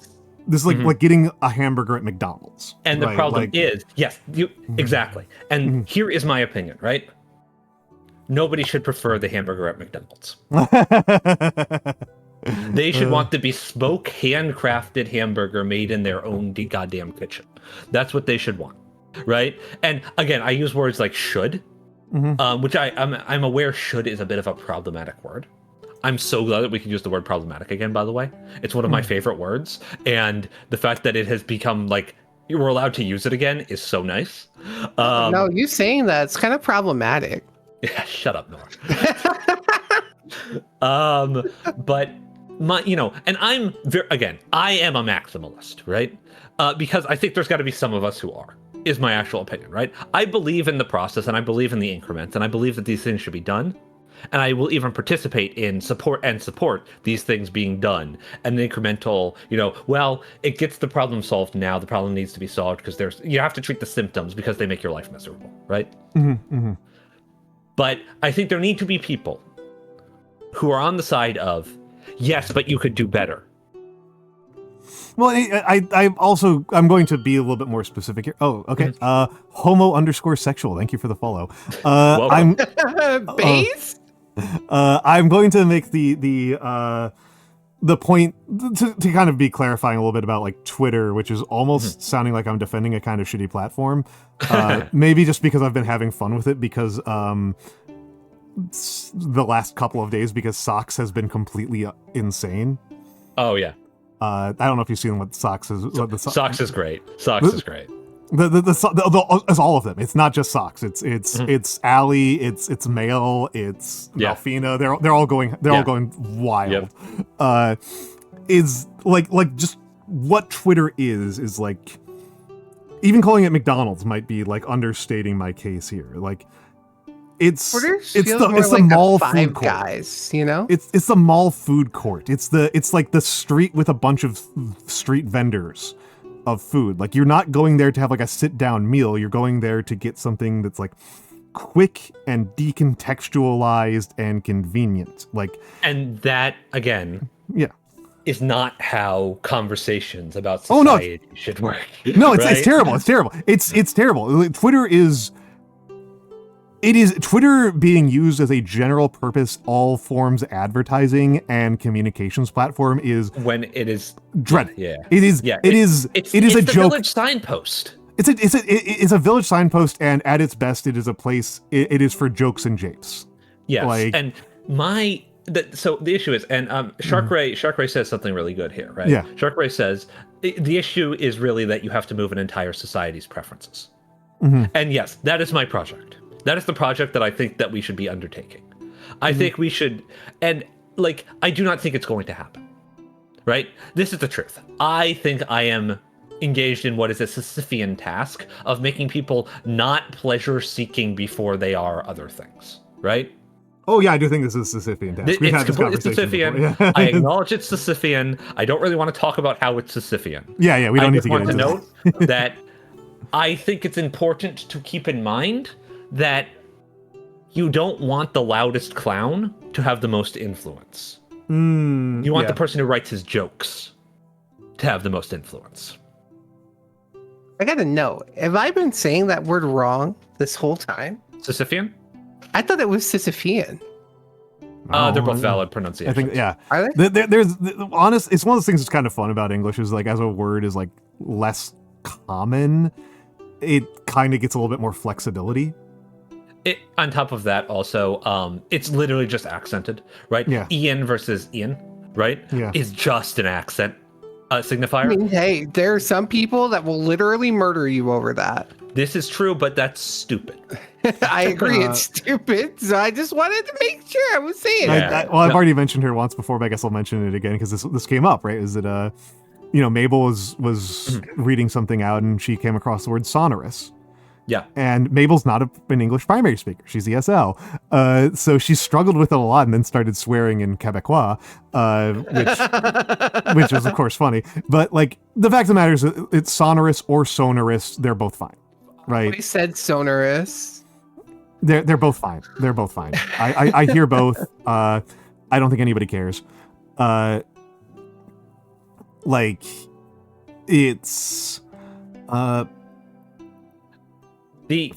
So the thing that Nagi often tells me, Quincy, is that thanks, I want. Nagi. Yeah. Thank you, Nagi. It's about sounding. Come on, Nagi. Thank you, Snake. Large ideological movements in general, Quincy, are generally about shifting the bar of what is societally acceptable and or preferred, in terms of like lifestyle, basically, right? Like the Romantics were about this, the industrialists were about this, capitalism is at some level about this, but a lot of these movements have like a strong economic element to them and a strong structural element to them, and I am talking about what Nagi often calls making humans a different kind of human. The new man project. Yes. And I don't, again, it's really important to understand that I don't think that my perspective on, I think my perspective is realistic, but I do not think my goal or the process through which I wish to achieve the goal, because the process is very important to me. People cannot do this because they want certain things. People must do this because they don't want certain things. Right? So that's the core of it. Right? Matthew brings up a useful question in this point. No. Not transhumanism. I understand why you would think that, because transhumanism would include this. But this is I would not characterize what Mikks is talking about as transhumanism, though transhumanism is a type of trying to create a new man. Usually when people talk about new man projects, like the Soviet new man project would be one of the most famous ones, it's not about physical changes, it's about spiritual changes. It's about an internal cognitive changes is the word I would use. You would prefer cognitive changes because you don't like to think about this Souls as involving real. Souls and ghosts. Yeah. And certainly the Marxists, certainly the Soviet Union would probably prefer that I not refer to what they are doing as a spiritualist project. But I am invoking the specter of spiritualism because this language, the etymology of what we're talking about is from the Bible. This is from the New Testament. This concept of the phrasing of the new man, and this is something that a lot of like Christian movements are involved in, right? Like Christian sports leagues will often use this kind of language. Yes. And so Mikks is not talking about changing people physically. He's talking about changing their minds, and changing their minds at scale. And at a level that is more profound than just getting them to have a different opinion. I am concerned with value. And values specifically. I think people value the wrong things, and I would like them to value different things. And the problem is the things that I think that they value that are wrong are things like having a family and eating food. Quincy, you're going to trigger him. Yes, actually, Quincy, right? I know everything about mecha anime, so... Wait, hold on. I heard mecha? Hold on. God damn it. I'm the mecha noob around here. Yeah. Quincy referred to the new type philosophies of... hell yeah, now we're cooking. Yeah. In some ways, yeah. No. I won't go off on this, but yes, the actual like spiritual and thematic through line of the Universal Century by Yoshiyuki Tomino is about how a new type of human emerges, but they're not. But because society bad and war bad, they just become the same as every other human, but even more so. Right? This is a through line. People don't understand this. Gundam Unicorn didn't fucking understand what a new type is. They think it's about psychic powers. It's not about psychic powers. It's about this not being dragged down by the same things that have dragged down your ancestors sort of mentality, right? Yeah. Do you? Okay. I'm going to assume, but I don't know how much I should assume.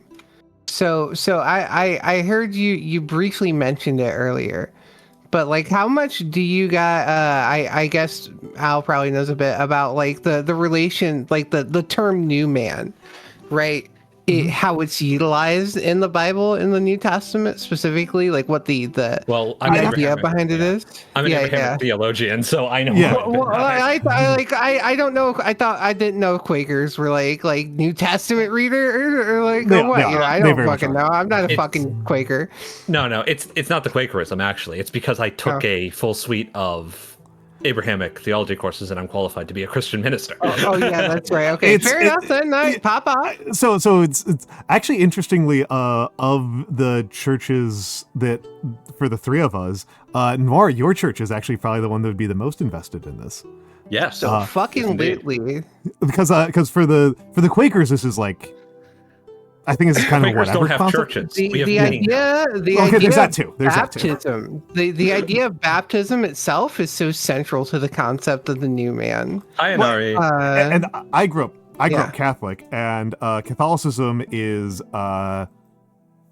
extremely about just kind of like is very much about taking people as they are. Yeah, no, there is it is very core and very central, in baptism, or Baptists that you are born incredibly sinful and evil, and everything that you have done or ever will do is going to send you directly to hell, and that the only way that you can avoid this is by taking in the blood of Christ every fucking Sunday after you pay your tithe. Baptists and Catholics are so fucking like it's so easy to take all the fucking traditions and sacraments of these like faiths and how they are actually talked about, and you look at it and you can make it like the most fucking hardcore horror fantasy church premise imaginable, like the blood of the Messiah, right? That you take in every. It's so fucking metal, actually. I mean, the thing is, like people do this a lot, right? Like, people do this a lot because it's like blasphemous. Yeah, blasphemous. Yeah, honestly, blasphemous. What little I've seen of Bloodborne felt incredibly Catholic to me. Oh yeah, no, it is. No, that is the point. But the idea is that you can actually be truly connected with Jesus if you don't undergo baptism, if you don't shed your old sinful self via baptism. And accept your ability as a new person. Right? Sorry, go ahead. You just reminded me of one of the funniest things on the fucking planet, which is our vice president is a Catholic convert, and he's making a lot of his motivation for doing insane stuff is based on on him being like an adult Catholic convert, and his kids aren't baptized. Yeah.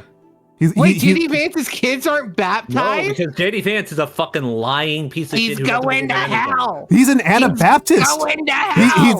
He's making the because his wife is a Hindu, so therefore he's like, yeah, our kids have to make the decision to get baptized as adults. And it's like, what are you talking about? What the fuck are you talking about? That's like one of the top like 5 canonical heresies. I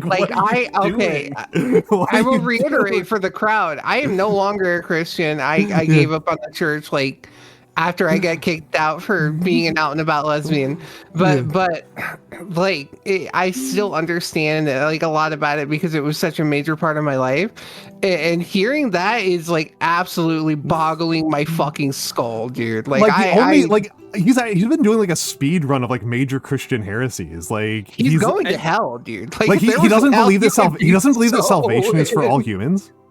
Yeah. He's doing well. That's why Jesus died. Here's the fucking crazy thing about JD Vance, right? JD Vance's philosophy, he is actually 100% in line with the new evangelicals. Oh yeah, no, he's 100%. He's just a new evangelical because the new evangelicals, as a entire religious like organization, have just been completely co-opted by late stage capitalist conservative interest. Yeah. Also, we gave her the shout out before, but people follow Inari. Inari is amazing. Inari's an amazing friend of mine. I love her to bits and pieces. amazing singer, amazing content creator. Really funny. Really fucking funny. Different Inari than the one that I know? Yeah, Yes. This is Inari Oh. Reiju, who you should watch because she is also Fox. Fox. I do love Fox. Yeah, I'm a she's Fox also- enjoyer. Let me follow. Yeah, she is also Fox. Yes, she's I believe also Fox. her. And I have a collab with her on Thursday. Nice. Oh. Her Friday, my Thursday. We're doing Peak. I will finally play Peak. I'll finally get friend slots. You're finally playing Peak. Yeah, I'll finally do I'll finally be getting that serving of friend slot. My like quarterly serving of friend slot. Dude, Peak is so good. You're gonna love it. Peak is actually pretty good. I'm actually expecting to have a very nice time. I've played a little bit of Repo and Lethal, and they were always like a little bit understimmy for me. You didn't like when we played Repo the other day? I had a nice enough time. I had a nice enough time. It's just a little bit, like I said, it's a little bit understimmy for me. And it's also, I'm not as into like the kind of like horror acquisition premise. Well, I thought it was fun. I had a fun time. I did. I did. I've just not quite hit my stride on the friend slot. I get also, you. I'm just giving you shit. El Oso Sovietico. I love your name, but thank you for lurking, and thank you for saying hi. I appreciate that. I also really do appreciate knowing that even if that's like literally the only message you ever send, it actually does make me feel nice that you sent any messages at all. I know there's quite a few people here who like to lurk, and I don't want to like call them out and be like, lurker check, you got to tell me that you're here kind of stuff, because I don't want to put people under the pressure. But it is nice to know that people aren't just here by accident.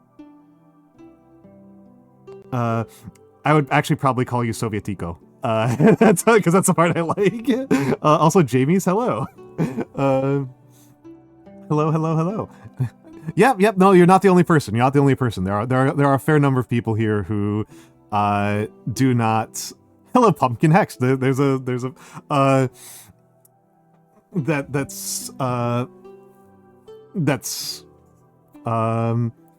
thank you very much. That's very.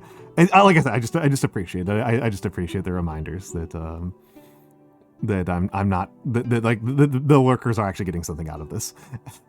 Typo, thank you for the welcome in. So yeah. Hinduism in particular, actually, Yama, Hinduism in particular loves this concept. So Hiranyaksha, right, is the anti-Vishnu, right? It is the core enemy of Vishnu. Like almost fucking everything in Hinduism has an equal opposite. Almost everything, because Hinduism is very obviously a follow-up to, I mean, it's like maybe the oldest, like still widely practiced religion in the world, I believe. The main competitor is usually Jain. Yeah, Jainism is the big other competitor. Jain is very old. Has very common ancestry, right, and common origins. It's just they are both like pre-literate. They're super old. Yes. Yes. Please have a good night. Please have a good night. In the case of so I'm kind of interested in this, right? Because I do know a bit about Hinduism, but very much from a like having Hindu friends thing. Mm-hmm. Not in terms of age, Quincy. Not in terms of age. No, Buddhism is much really new. Buddhism is from like the Axial Age, not from like the Stone Age. Yeah. Buddhism also is likely, as many religions are, a response to the society in which it was developed. Like from a sociological perspective, and Buddhism was developed in Hindu societies. So many of the tenets of Buddhism are rejections of the tenets of Hinduism. In the same way, you love asceticism. Yeah. Well, I mean, the big one obviously is the doctrine of Anatma. That's like such an obvious like rejection of like a core premise. And it's. Brahmanism is not the predecessor to Hinduism. Brahmanism is kind of a that's like a different question, right? That's a different question. It's the parallel that I like and that I found very useful when I was studying this is Zoroastrianism. Yeah. Zoroastrianism is in many ways it feels to me like the weird cross-section of very Christian ideological constructs and very Hindu ideological constructs. Yeah, because there's a Sharkray. It's not like you're like doing something bad. It's just like the Brahmanism is like a question about like class and heredity, and Hinduism is a spiritual philosophical practice that may or may not require Brahmanism. Depends on when you're taking your snapshots and what you're looking at and like who you ask. Hinduism, it's really worth pointing out that Hinduism is a bit of an exonym. It's a bit of an external look at a whole bunch of, like, honestly, if British colonialism didn't happen, we probably would never say the word Hinduism. We would probably say indigenous Indian religions. Sampradaya, right, is what... So Hinduism is Sampradaya. Sampradaya is the spiritual traditions and cultural traditions of the Indian people, basically. And the culture of India and its extants, right? Hinduism is more of a westernized, like, applied exodum, like you said, right? Yeah, well, it exists in a lot of ways to... Hinduism as like the category, as like the thing that we talk about, is in many ways an output of British colonialism and its need to create guides for colonial administrators and theories for the colonial administrators to understand the people that they were ruling over. Right, like this is a lot of early anthropology and a lot of early religious studies is, oh, we have violent economic dominion over a group of people. If we know more about them, we can use less violence and therefore extract higher margins. Yes. And Hinduism, in many ways, the concept that, as we understand it in the West, is an output of that, right? And here's a very specific way in which this output plays out from a historical standpoint that I think is very interesting, is we talk about a caste system. We talk about an Indian caste system, okay? I'm sure we've all heard the phrasing. That's not an Indian word. That's a Portuguese word. And it's a Portuguese analogy for their understanding of what they saw happening in India during the early stages of colonialism, because they were applying the existing Portuguese caste system as an analogy. The existing Portuguese caste system, which is the Latin caste system, I don't know how to say it in Portuguese, I know how to say it in Latin, which is oratores, bellatores, laboratores, those who speak, those who war, those who work. Right? The priesthood, the nobility, the aristocracy, that is to say, and the peasantry, right? This is the Christian caste system of the medieval ages. And they use this as an application to try to understand what was happening in India. But it gets really messy because in English, we use the caste system to talk about two different concepts in the Hindu and broader Indian cultural sphere, which are Jati and Varna. Yes. Which are different. There are two different caste systems inside India that do different things. And Varnas are the ones that you've almost certainly heard of. There's four of them, and they are Brahmins being one of them, that being the one that you probably know. And it should be really obvious if you think about it for more than a few moments that this is a theoretical construction, not an observation, because, well, the first thing that you learn about the caste system, the Indian caste system, the Varnas, is that the Brahmins are on top. What caste are kings? Kings are Kshatriya. They're not Brahmins, they're Kshatriya. Yes. So that means that Brahmins can't be the highest caste because none of them are kings. So, so that creates a huge issue for that perspective. Jatis, on the other hand, have a much more profound reality. Jatis are a much more profound reality of a type of caste because Jatis are endogamous.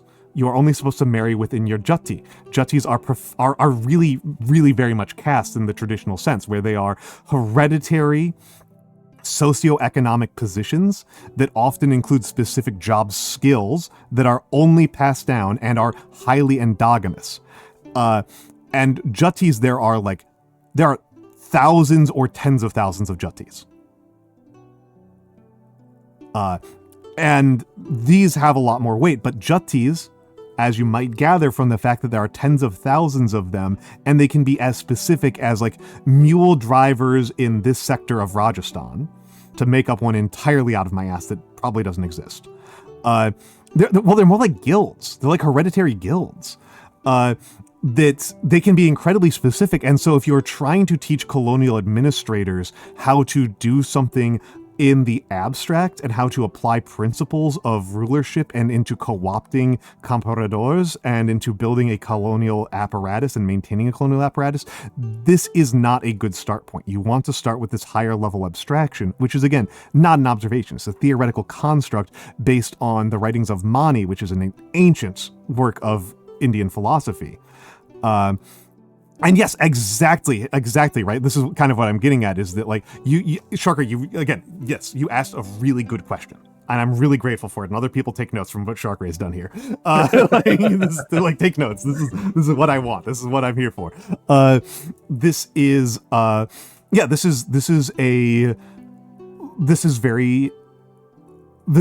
that gets blurred together a lot because of the need for administrators to have abstractions in order to teach and communicate with other administrators. And Quincy also hits a very important part here, right? Which is that a lot of the things that we understand as Hinduism are also outputs of the Indian struggle for independence. That's what I was going to get into, but Quincy beat me to it. So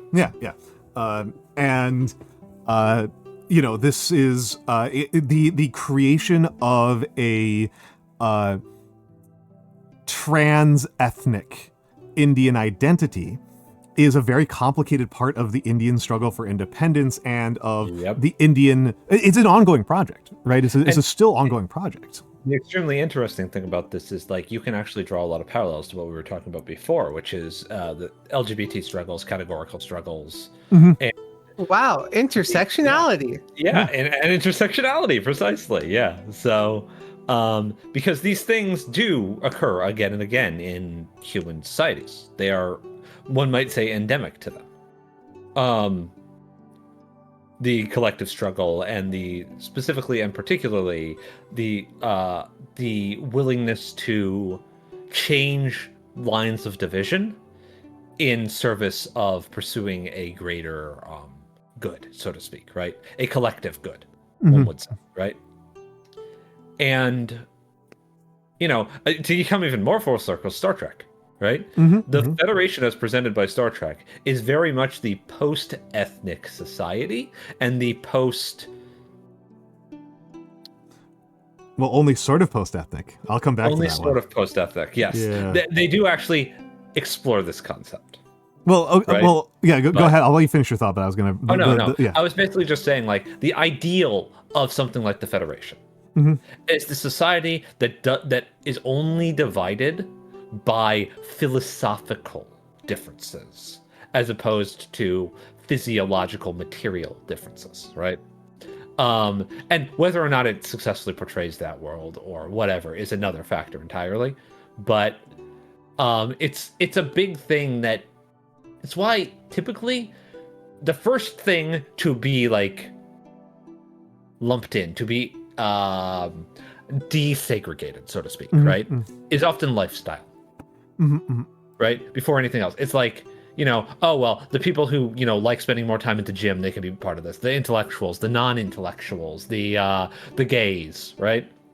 And well, being gay isn't just a lifestyle issue thing, right? It is primarily perceived as one, and it's primarily been gay lifestyles that have been the issue rather than the actual gayness of a person, right? By which I mean, well, you can be gay, but you can't have sex with men. Yeah. Right. Yeah. It's like you can be this thing, you just can't act on it in any way. Which is like, in a lot of ways, it's similar to saying, well, you can be black, but you can't be black. Yeah. Right? Yeah. It's which is ridiculous, but it's often the first thing to go. But and in America, we're still very precarious on a lot of these issues, right? We're always precarious on this because there's a lot of people who just don't want to accept things that are different than what they perceive as reality, right? Mm-hmm. There's a lot of seeking comfort in the familiar in a way that's yes. more than a little toxic. Yes. And well, I was going to make a apologies for being a little bit of contrarian here about Star Trek. This is something that I find this is absolutely actually my favorite thing from Gravy Boy, from David Graeber, which is that in Star Trek there's actually a high degree of political philosophical harmony within the Federation. Where disagreements happen inside the Federation tends to exist primarily along ethnic lines, but it is not within humans. Yeah. It's Andorians and Tellar and Bajorans are allowed to be dissenters, and Vulcans are allowed to be dissenters. You're allowed to advocate for a dissenting position, but you couch it in the terms of the interest of given ethnic groups, right? And which is very Soviet liberal? Union. Soviet Union, very liberal as well. Very liberal, yes, and it's welcome back, Tech Priesta. I hope the rocks were fruitful, and it's this is kind of an interesting thing, right? Because Star Trek opens up with this premise in its soul of a post-ethnic society, because it is very much a liberal romantic fantasy about overcoming the divisions that are riveting America in its context of the 1960s. Mm-hmm. Right? Like what if we truly transcend the parochial limitations we have imposed upon ourselves through racism, and what if the civil rights movement really truly wins? Okay? What if Martin Luther King's dream becomes real? But then it actually can't escape that. And part of this might just be... There's kind of two ways I think you can read this. Well, not two ways. There's more than two ways, but two ways that I'm going to propose that we could read this at the moment, because I can actually think of a couple more off the top of my head that are a little more complicated, are that this is a result of Star Trek wanting to display a utopianism about race, but also still talk about the issues of race that are confronting humanity in the here and now. Yes, just without losing its didactic value. Yeah. It wants to be both a politically engaged arc and also a utopian art, and so it compromises on the utopianism in that service, which is understandable, for a little bit disappointing. And the other one is to say it's a complete abdication of that utopianism, and instead an embrace of a profound cynicism that if we manage to overcome this type of ethnic conflict, if humanity does overcome the ethnic conflict between black people and white people, they will find new ethnic conflicts to engage in. It's the black pill that I personally hate rhetorically, right? Well, people will always find something to be upset about, so there's no with the implication of stop being upset that people are upset about this, right? It's very frustrating to me, because the point isn't like, I don't know, man. It's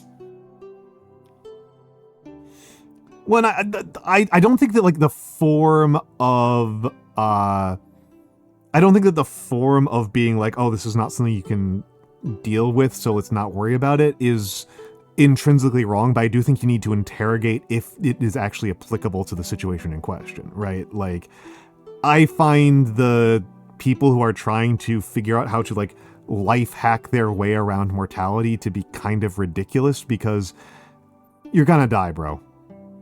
The one that gets to me is the people who try to life hack their way around uncertainty. Yeah. Which is what most of philosophy is, and it's what most of social structures are, in fact, right? But there tends to be this sort of position that is taken up of, yes, I am fully acknowledging that what I am doing is cope, but I'm going to do it anyways because I want to. And it drives me nuts. It's like, why are you just accepting this as like natural and good, right? That you need to do this. That's like what it comes down to for a lot of my personal philosophies. It's the willingness to stop being upset about things that are very upsetting. Because for me, I cannot grasp being so upset about something that you can't function. This is very, very hard for me to imagine, right? Because I have been through some shit in my life, and I have never been unable to get myself up in the morning. You know what I mean? Okay. And so, like, this is me speaking from a position of privilege in that regard, right? I've never had the sort of depression, so to speak, where anything that works to get me functional is worth trying, right? So I suppose I can afford to feel sorry. I can afford to feel as though, like, I'm trying out new as a person who regularly falls over, cannot relate. Yeah, I am in the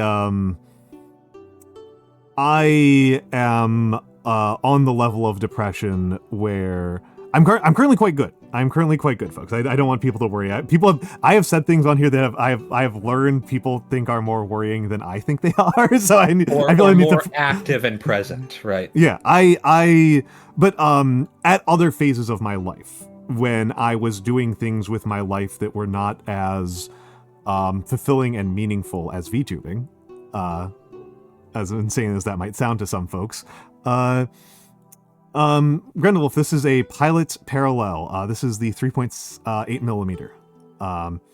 It's my workaday tool. It's my workaday tool. It's not the fanciest one I got, but it is the most convenient and reliable. And the but I live on the level of depression. I have lived on the level of depression where I have to justify waking up, getting out of bed, continuing to live. That like this is the continuing to be around is a active decision that has to be justified. It's not a thing that justifies itself.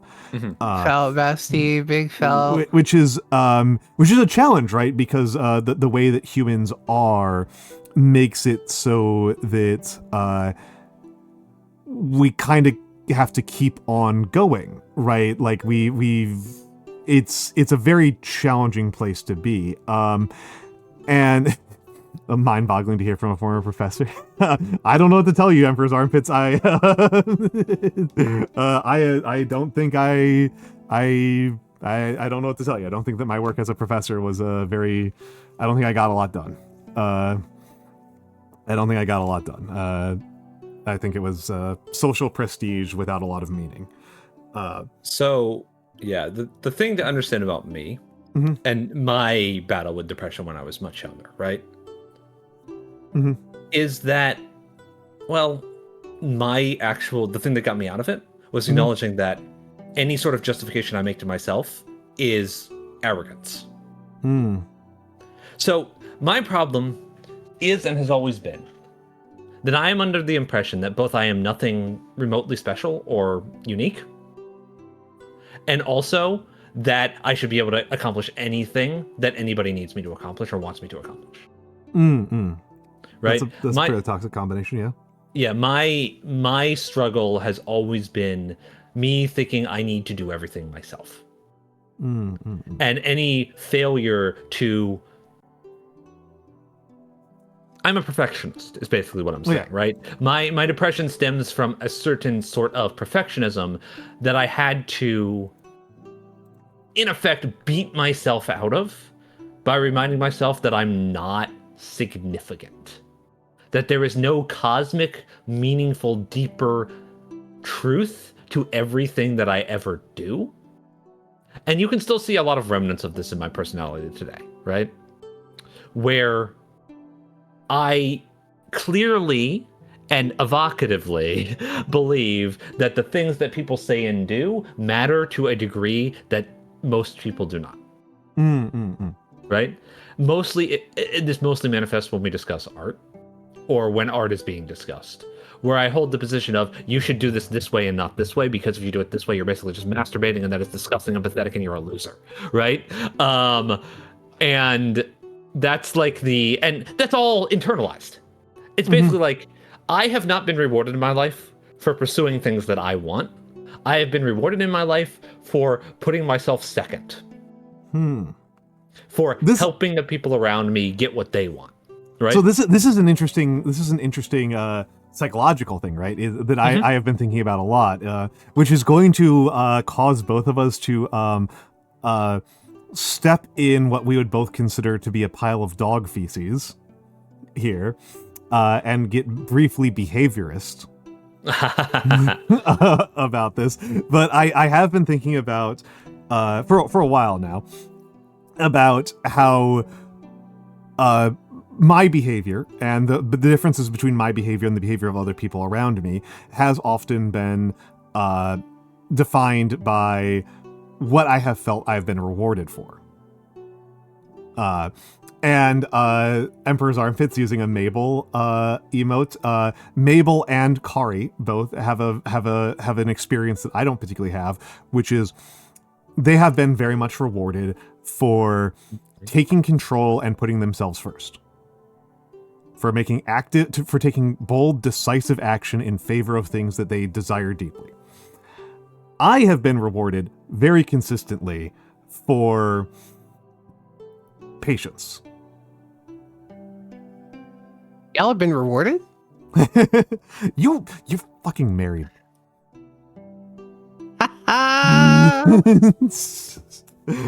Don't go going around going all woe is me. I've never had anything good in my life with your. You need to understand something, Al. With your hot Dutch wife.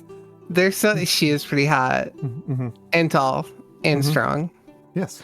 There's something you need to understand. Okay. There's something that you're not. There's critical information that you are lacking. Yeah. There's critical information that you're lacking. Well, I kind of, how do I say? Like, sometimes some things happen and you're not necessarily in control of it. And it like might be the one good thing in your life. Yeah. This is basically what it is. I actually didn't like have any, I was like completely okay with it and like expected like, yeah, no, I'm just going to die alone. That's cool. Whatever. I don't really care that much. Okay.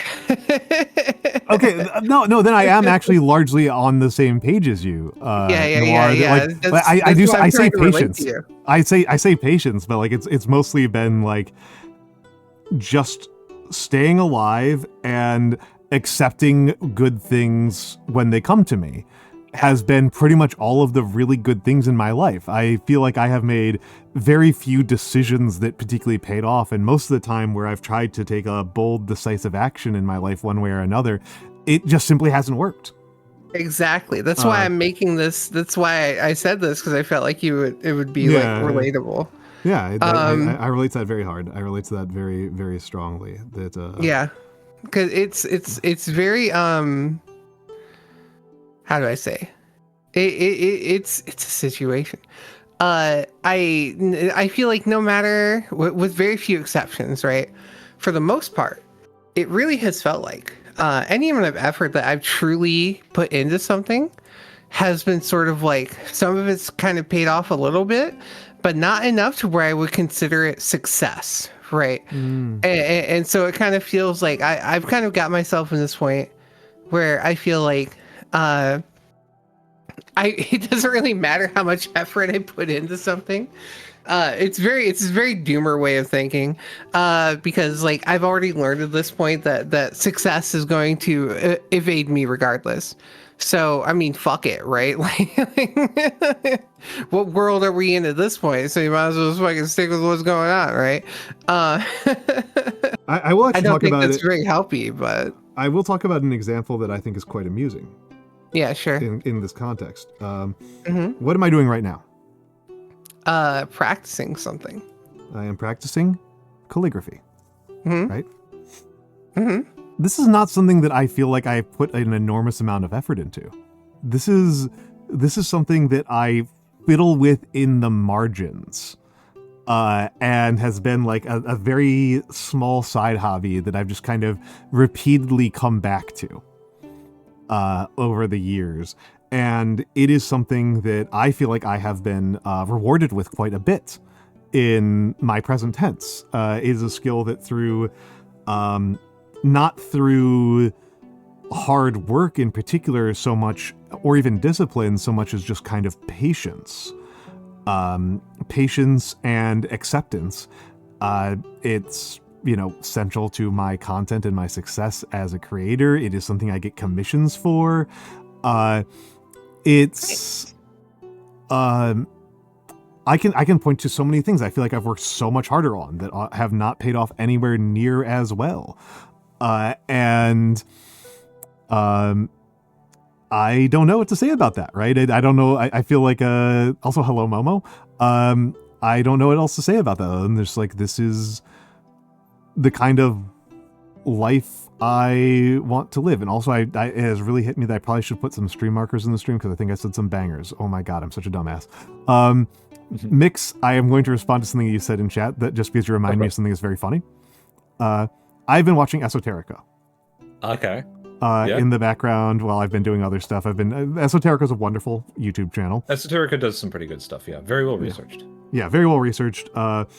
And there was an episode of it that really hit me in an incredibly funny way, where Sledge, who I normally think is very correct and smart about things, but also he talks about stuff I don't tend to study very much, so what do I know, referred to Schopenhauer as the most depressing philosophy ever. Yes. Which is very funny to me. Yes, because of what Schopenhauer is actually about. Well, I would consider Schopenhauer like a medium spicy level. No, of course. This he's is a also pessimist. a well-known philosopher versus not so well-known philosopher. Compared to like Mainlander, that's my usual metric for for pessimistic philosophy. Like Mainlander and Legati and stuff like that. I mean, not really pessimistic philosophy. Rand. Rand. Oh yeah. I feel pessimistic about Rand. I'll fucking say. Yeah. But I mean, I liked your analysis that you had of Rand last week. Which one was that? Your analysis of Rand from last week is that she's just really into non-con. Oh yeah. No, it's just her fetishes. Yeah, no, Rand is actually just her fetishes, right? I love that. And this is actually this is me doing that thing I said I hate when people do. Yeah, earlier, I know. right? I know. You walked into my trap. I've humiliated you. This is my equivalent of like throwing somebody off a cliff in Peak or something. No, this is actually really relevant to the current conversation, right? Because here's the problem, right? I feel like in my life, I am rewarded for. It's really not that I'm rewarded so much as that I am punished if I am not constantly waiting for somebody else to need me for something. Ah, I see. I feel like bad things happen if I have low availability to others for what they need me for. If I spend time pursuing my own things, it ends in nothing, and people get hurt in the meantime because I'm not paying attention to them, right? Oh God, stop psychoanalyzing me, Mikks. This is fucked up. But yeah, we're very similar in this regard. But the interesting thing is that to do with what you just said, and to do with the earlier part of our conversation as well, in regards to my general disdain and distaste for Bay City, right? I am constantly rewarded for doing the things I hate. I am constantly rewarded for indulging people's fascination with sex. I am constantly rewarded for indulging people's need to be validated. I'm constantly rewarded for humoring things that I really just like, childish impulses and these sorts of things, right? And I'm making myself sound like a real fucking asshole right now. I am quite aware.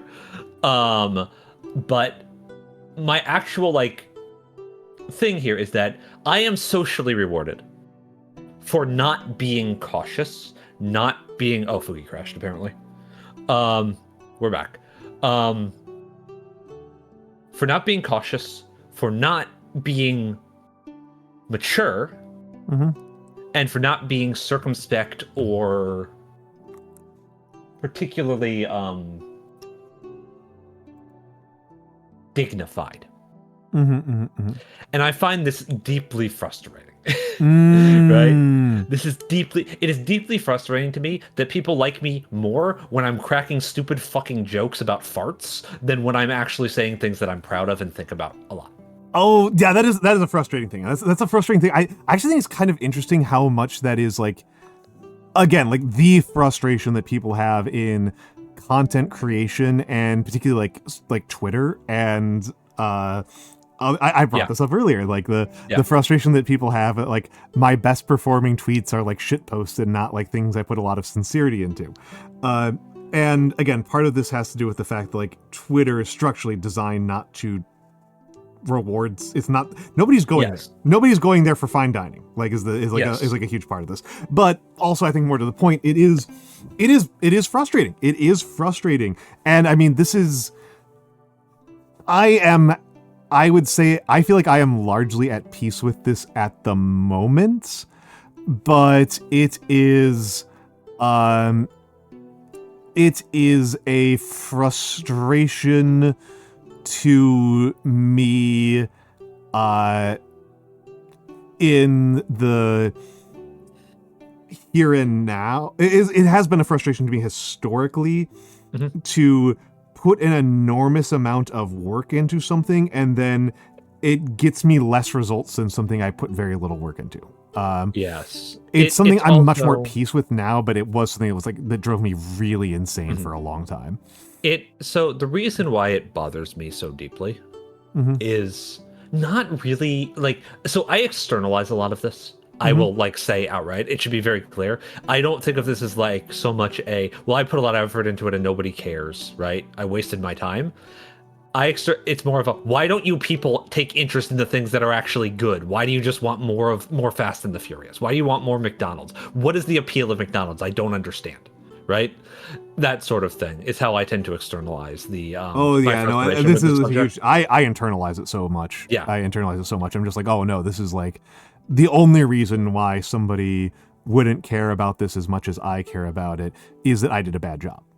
Yes. Whereas I will accept that maybe I did a bad job. Maybe I'm presenting it badly. But the problem is they don't have an abstract interest in the thing that I think they should have an abstract interest in. The problem is all of their interests are concrete.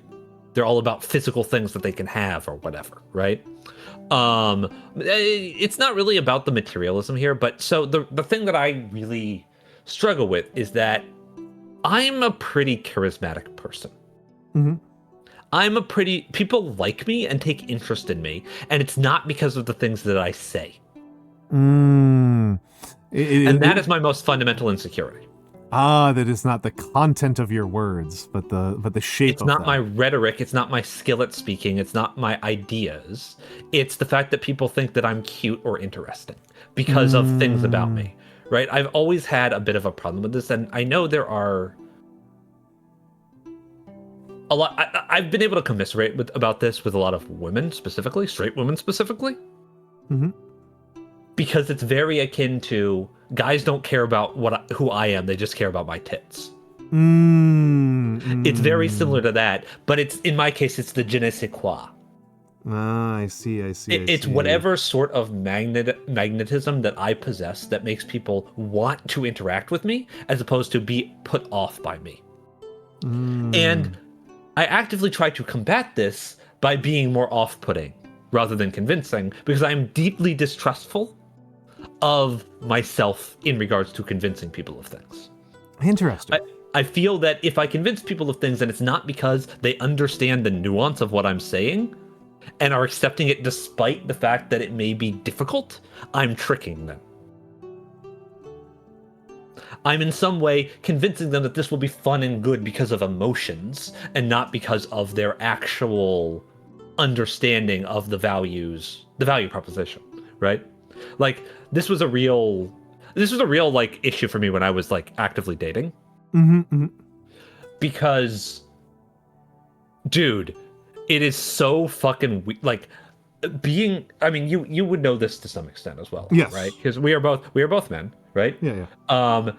And we are both older men, and this is a. Thank you, Scully. Yeah. Shut up, Nagi. She's so mean to me. But so when I was actively dating, there was a problem that I had, which is that I seemed to be extremely attractive to much younger men. Oh, okay. Yeah. And that made me pretty uncomfortable because there is so obviously this is not like me condemning people with age gaps in their relationships, right? That's not the problem. Love is love, whatever. I don't really do that, right? But for me, the power dynamic between me, like say a 42, 43-year-old, right? And a 22-year-old is fundamentally uneven in my favor, and that makes me extremely uncomfortable. And there's really nothing I can do to overcome the gap in experience here. There's nothing that can be done.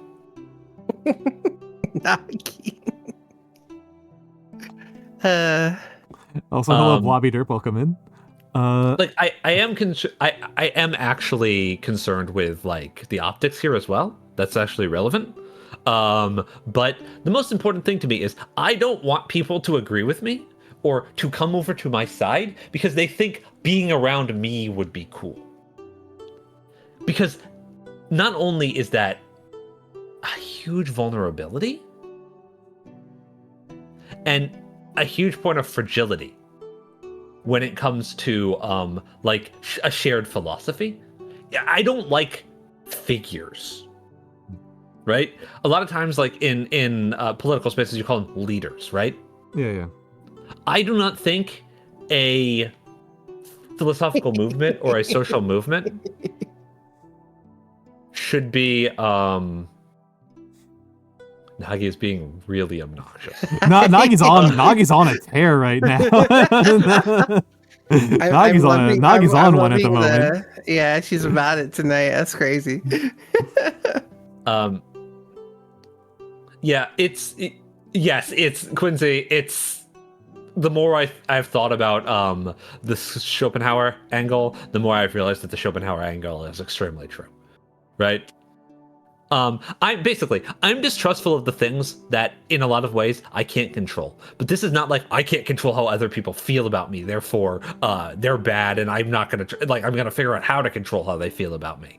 It's from the opposite perspective. It's from the perspective of I feel like a lot of times the philosophies that I am currently talking about, right? These ideas of like they tend to be like from the other end. I hear a lot of people talk about this and they're like, nobody likes me. Because there's something about me that people just find off-putting or distasteful. I had no friends in high school, etc., right? I'm alone, I'm lonely, I can't relate to other people, I can't interact with other people, they don't want to talk to me, they don't want to spend time with me. And I'm like, everybody on my dick all the fucking time. Like, actually, unironically, right? Like, and I am distrustful of this, and I'm really not trying to like toot my own horn or anything. This is just like really important to how I think about myself. I am in a position to do a lot of fucking damage to people if I was a manipulative asshole. Not just in this space, in my life in general. If I was a person who had less of an active sense of guilt and shame over wanting things, and who was more strongly driven by wants, I would probably be really problematic. Don't worry, Mikks. If I found out you ever did such a thing, I would email you anthrax immediately. That makes sense. Oh, we never found the anthrax bomber, so I guess I've got some FBI tips to go make. I don't think I'm very good looking personally. I don't think I'm exceptionally good looking, but I've been told I'm very good looking. Right? He looks like he should be the lead singer for a Midwest emo band. Yeah, correct. I'm not kidding. I thought it was actually kind of interesting that somebody said like I should be the Scarecrow because of Professor. And it's like, no, Mick should be the Scarecrow because one, psychologist, and two, he looks the part. Yeah. Yeah. Yeah. Like, just imagine what you think the Scarecrow looks like. Congrats. Yeah. My actual belief here, like, is that the reason why I am attractive, so to speak, right? I'm using this in a very broad term, right? Not specifically like romantic sexual extraction, but socially attractive to people, is that I'm a pretty intense person who takes an intense interest in the things other people say. And I think that is incredibly flattering to the ego of basically any human being. Oh, absolutely. Yeah, no, it's, right? It's to be interesting, be interested. Yeah. Yes. Also, hello, Koi. Yeah, hi, Koi. Yeah. It's self-confidence, and it's also just like really not giving a shit about a lot of things that people give a lot of a shit about, typically, right? So I'm also like, the truth is, I'm also like typically the most normie-coded person in my friend groups. In that, like, I don't have crippling social anxiety. Yeah, what's that like, asshole? I don't know how to describe it to you. It's being able to make a joke at the expense of somebody who you just met and not feeling guilty about it. That's basically what it is. I think I would fucking explode, like, on the spot. I'm thinking about exploding, just imagining that situation. The story I always like to tell about this in particular is, like, back in the day, some friends and I were playing like World of Warcraft, because that was like a huge social thing for me for a really long time, right? And we had joined with this like raid group of people that we didn't really know. And this one guy comes in, obviously a slightly older gentleman, is like, I gotta catch up on my story, and I make a joke about how he's missing his soaps, right? Yeah. And he finds it very funny. But my friend pulls me aside after we're done with the group and goes like, dude, you can't just fucking say that shit to people. What are you doing? You don't know them. And I'm just like, he thought it was funny though. What's your problem? Yeah. Right? That's having social anxiety versus not having social anxiety. Right? Yeah, no. If it like straight up in that situation, I would actually like turn into dust immediately. Like I'm sorry, Noir. You're outnumbered. I also find that pretty easy. I'm just like, yeah, you know. What the fuck? You fucking normies. You both betrayed me. This is exactly why I can't stand men. This is the two genders. The two genders. The two genders are social anxious versus not socially anxious. All women are socially anxious. Like escaping social anxiety. Like, actually, like, streaming is a really good way to do this. This is like one of the few things that I will actually say streaming is like good for in regards to your mental health, as long as you approach it with the right mindset, right? Which is like, goodness. Don't get one guide. You need to not do that. They are here for you. Also, hello, Magnus Moth. I hope you don't mind. We did talk about you a little bit earlier. It's actually so easy to stream in ways that make you completely insane. Yes. Hold on. I can't read my own screen here. Calligraphy VoD, thank you for the follow.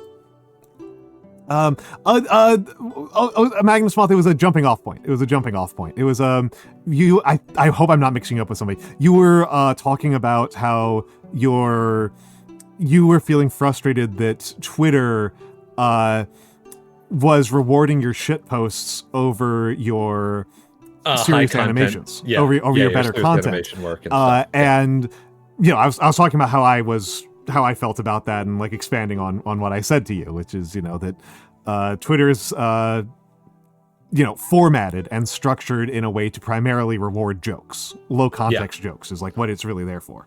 And it's not even like there isn't a way for the algorithm to be nicer to that without changing the basic thing that Twitter is. And I mean, like, I don't, yeah.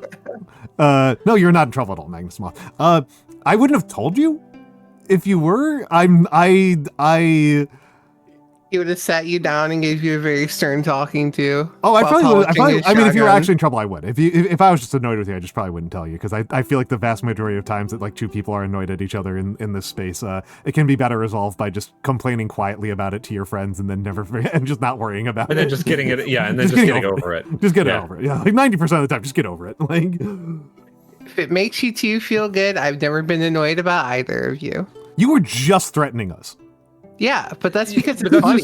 That's just because of what she does. That's what I do. I have to be the mean girl. It's like your mom sending you to boarding school, right? She just has to do it. She just has to do it. It's part of the bit, man. You gotta. Yeah. Well, and this is kind of like a broader philosophical question, right? About like feeling like you are appreciated in the wrong way or for the wrong things. It's a form of being understood. It's a form of being misunderstood. In a way, yes, it's a form of being misunderstood. Definitely for Magnus's position. For me, I think it's because I don't want to be relatable, but people want me to be relatable. Well, it's like you said. It's like you said. What you've been saying is that you are afraid of your own power. Yeah, at a lot of levels, yes. You are. I'm going to say perhaps the most hurtful and painful thing I could say. Please do. This reminds me a lot of Rick from Rick and Morty. Yeah. Oh no. I can see that. I can see that comparison. Yeah. No. Rick's fundamental character arc is that he has the intelligence to do a lot of harm, and he doesn't want to take responsibility for it, so he moves his intelligence to being an external thing that is not his own actions. Mm-hmm. And yeah. In my case, fear of his own power. Hello, Bonboniko. Yes, I'm very. So the way I see this is that it is me taking responsibility, right?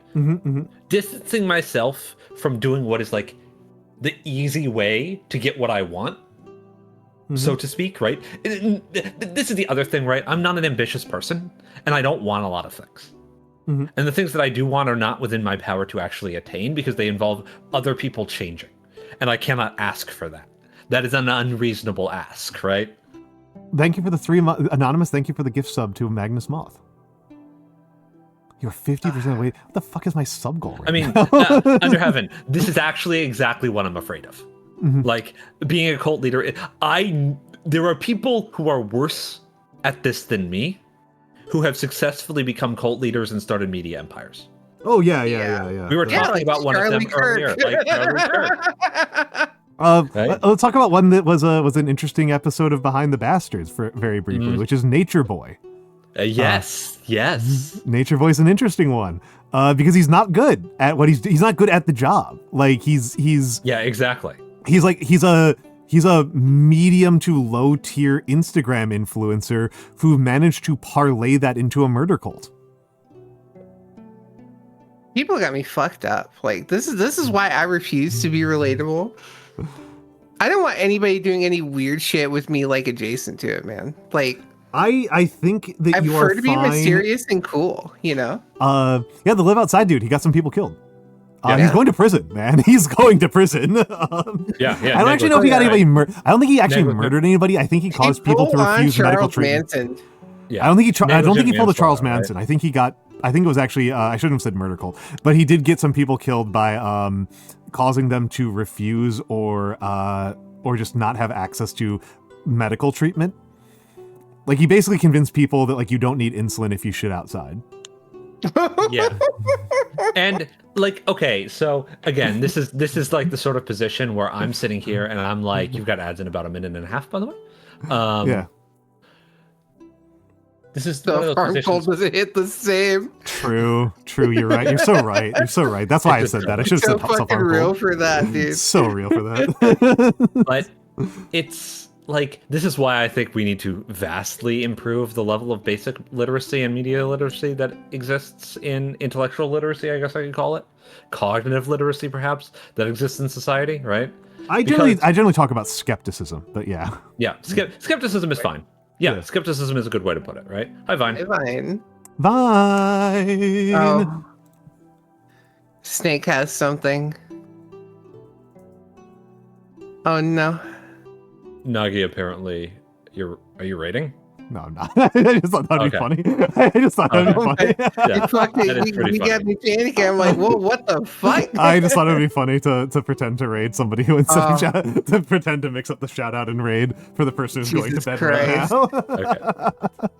Slap chop guy became an anti-woke grift. Ghostbuster! No way! Link it. Well, I need to see this shit. DM it to me or link it in here if I will do that. I don't know. I gotta see. I'll just let people post links because he's. I just let people post links. I don't. I'm not a React streamer. If I do a React stream, I might do a React stream, but I'll be a complete psycho about it. I have been training my YouTube algorithm to give me actual history lectures. Dude, I swear to fucking God, I want to do like last night we did Sunday, and May actually stopped by. Mm-hmm. And like she has the most vile TikTok feed on the face of the fucking earth. Yeah, no. I don't have any doubt about that. I don't have any doubt. I don't have any There doubt. is a channel in the Sunday server where it's just the May Talks channel, and the shit in there's the most mind-boggling garbage. Like, I swear she just gets really high and starts liking all the weirdest shit. Yes, I assure you, that's exactly what May does. This would be folks. This would be Mayka, not any of the other like 5 Mays in this environment. Yeah, sorry, I should have specified. No, it's fair. It's just that I know that at the very least a couple of people in here are in May's AP Cafe. The other Fox. This is the robot Fox. Yeah, really clever name. Meka's a very clever name for a mecha themed VTuber.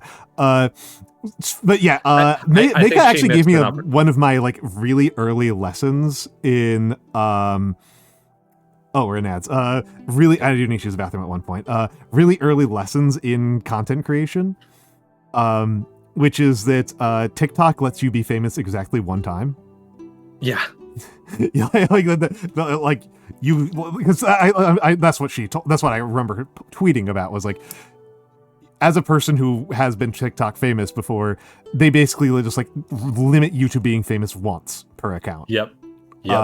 And like once you kind of have that, like it's not worth, it's just kind of done. The account's just basically like nuked. Oh my fucking God, dude! This video is disgusting. I don't need to see this. I can watch this later. You don't need to see this. But yeah, the most recent YouTube video that just like was like so fucking good was a 2-hour lecture about late Tokugawa economic development. It's like yes. Yeah, that's you. What is the ideology of a country built around samurai where the samurai are pawning their swords? What is this like? It's like, oh, this is so good, directly into my veins. All about contextualizing Hokusai. Naki just loves internet cringe armpits. Oh no, she absolutely does. She genuinely loves this stuff. It gives her the will to continue living, I believe. There are people who are so pathetic that they do stuff like this. Emperor's armpits. I have to tell you that like I'm training my YouTube algorithm to specifically give me people with professorships giving lectures to like in front of like a classroom, like a guy with like a PowerPoint slideshow in front of a chalkboard just talking. Ideal stuff. That's how you know you got the real shit. And I thought this was like a life hack. I thought this was like working really well. And then it sent me to a bunch of Japanese lectures from the 80s. I was like, oh, this has got to be the real stuff. And it's actually like a guy doing like total crank nonsense about how like you can contemplate spirals to achieve higher orgasms and stuff. Like, I'm pretty sure I've trained my algorithm to entirely consist of birds throwing things off of shelves. Yeah, that sounds like you.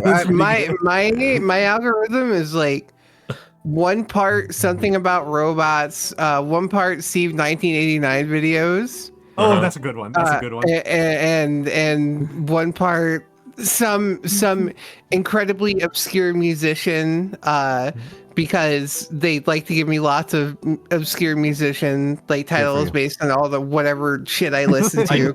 I do get a lot of Japanese shoegaze, which is like does not in any way resemble love that shit. Japanese shoegaze is so fucking weird. Go to the bathroom. I'm going to go to bathroom. Go.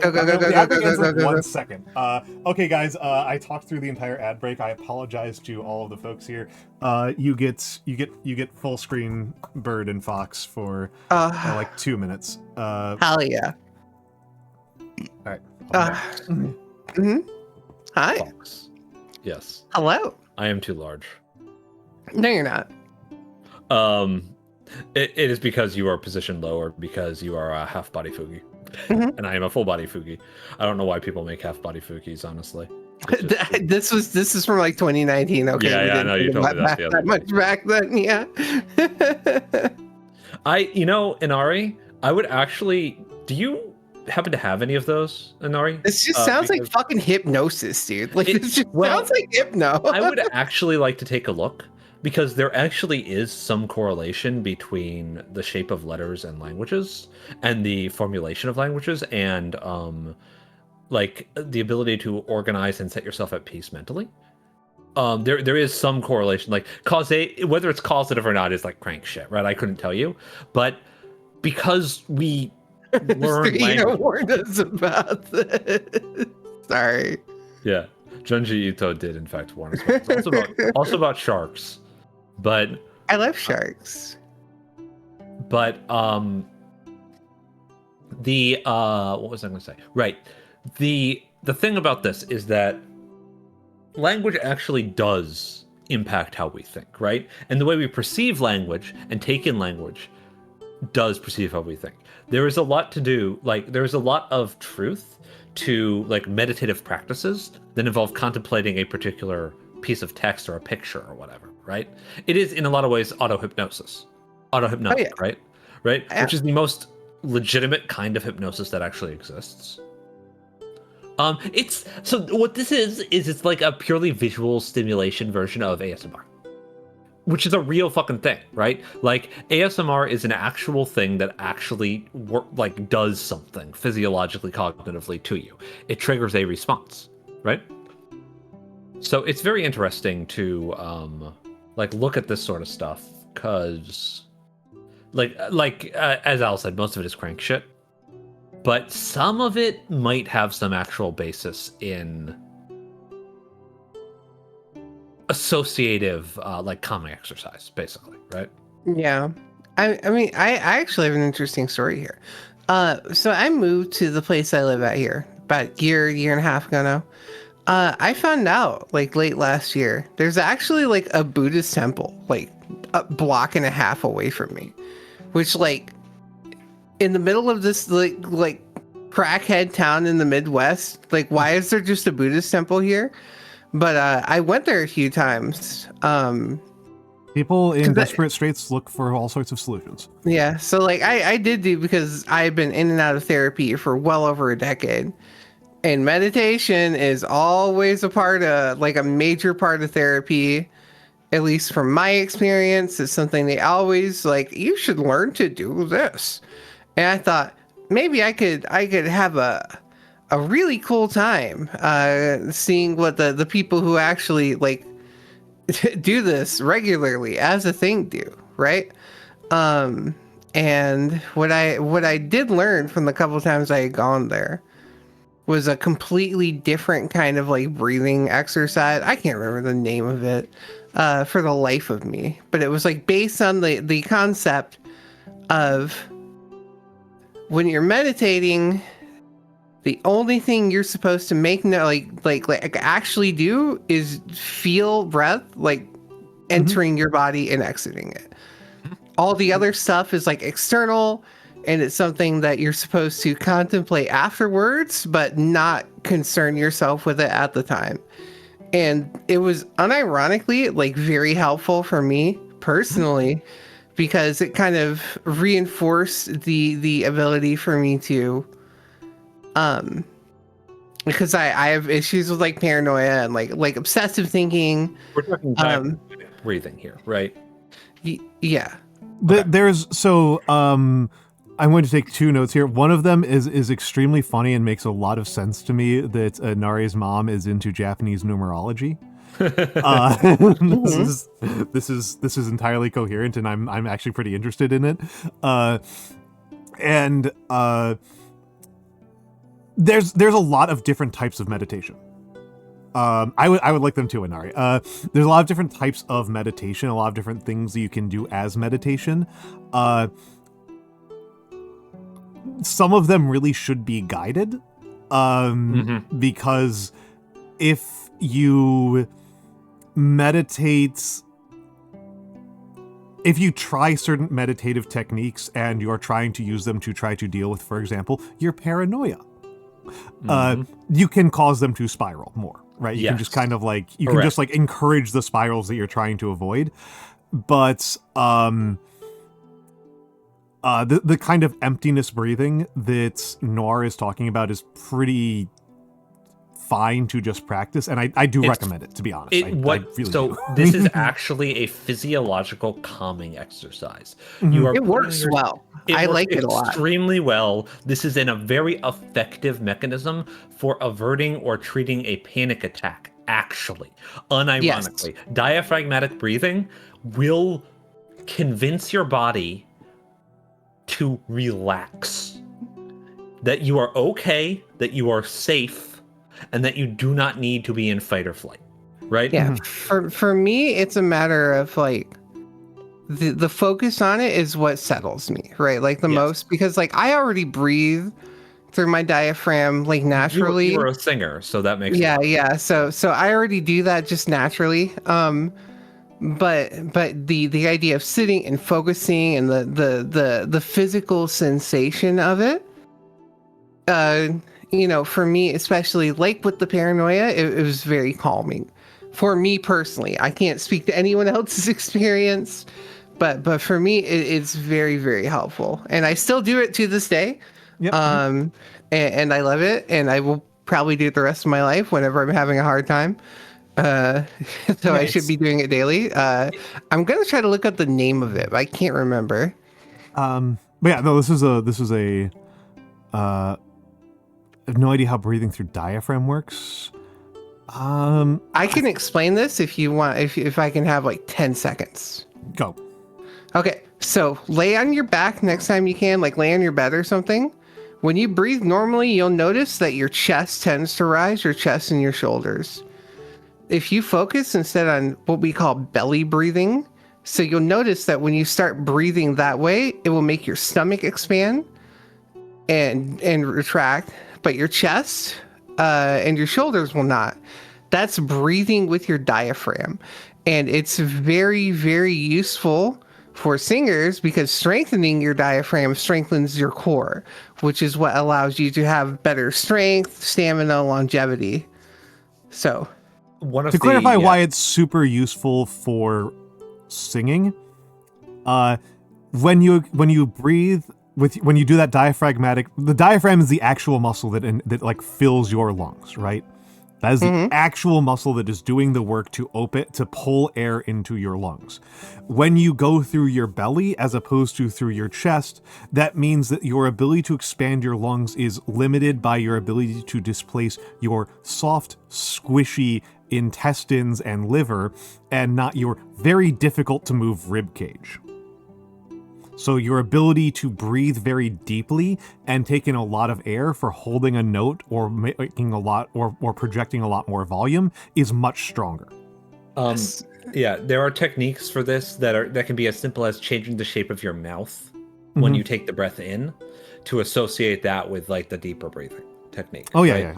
You can also there's a lot. Yeah. Focus. One of the most basic things you can do is breathe in through your mouth and out through your nose and feel how it moves differently, which can help you figure out how to actually do this. This is a thing that everybody has to kind of learn for themselves, right?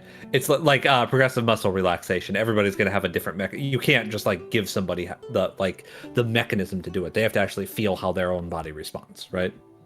Antipas, yeah. That the thing that I quote. That's I googled it. That's what it's called. If you guys want to look it up yourself. Anapanasati, yeah. I do recommend, even if you aren't a singer, by the way, guys, I do recommend learning to become a natural diet, like breathing through your belly breather, whatever you want to call it, because it's actually quite good for you, for your body. It oxygenates your blood a lot, right? It's like very good for getting like a higher volume of oxygen into your body.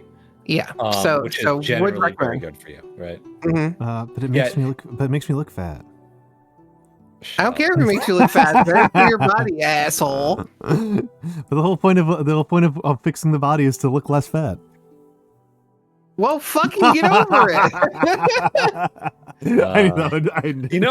I actually want to say it actually kind of. I think one of the things that people go kind of wrong with in like exercise space, right? Mm-hmm. Is, well, I think it's like very well intentioned to say no. The point is to have like a body that works, right? Mm-hmm. You got to keep people got to keep in mind that a lot of the times the reason people want to exercise is so that they can be more sexually appealing. Like this is like a huge motive for them, and I think like completely disregarding that is not the best thing to do, right? I will say that like among the people I know who are like really into fitness, they don't disregard that. They do not because they're smart. And I mean, imagine trying to tell a male VTuber that he's not working out to try to look better. Yeah. Holy shit. Like no. See that's like it goes full circle where you get to this point where guys are like, it doesn't matter how you look, it just matters that you're strong. And then you got like the real like the actual bespoke here is, oh no, it's totally about looking better and taking care of yourself is important. Right? I will make this the slight caveat on the side, a thing that changes with aging, right? This is a bit of an aging change thing. Is that as you age, looking good becomes less important for working out, not because you care less, but because pain management starts to really take over as your good reason to exercise. Yeah, I wonder how that. Or Nora. Yeah, it is what it is. But for me, it's like I'll be so real. I don't really give a shit at any point. Genuinely, like what other people think of me, like the way that I look. I think this is sort of like a, how do you say, like a consequence of being relatively asexual.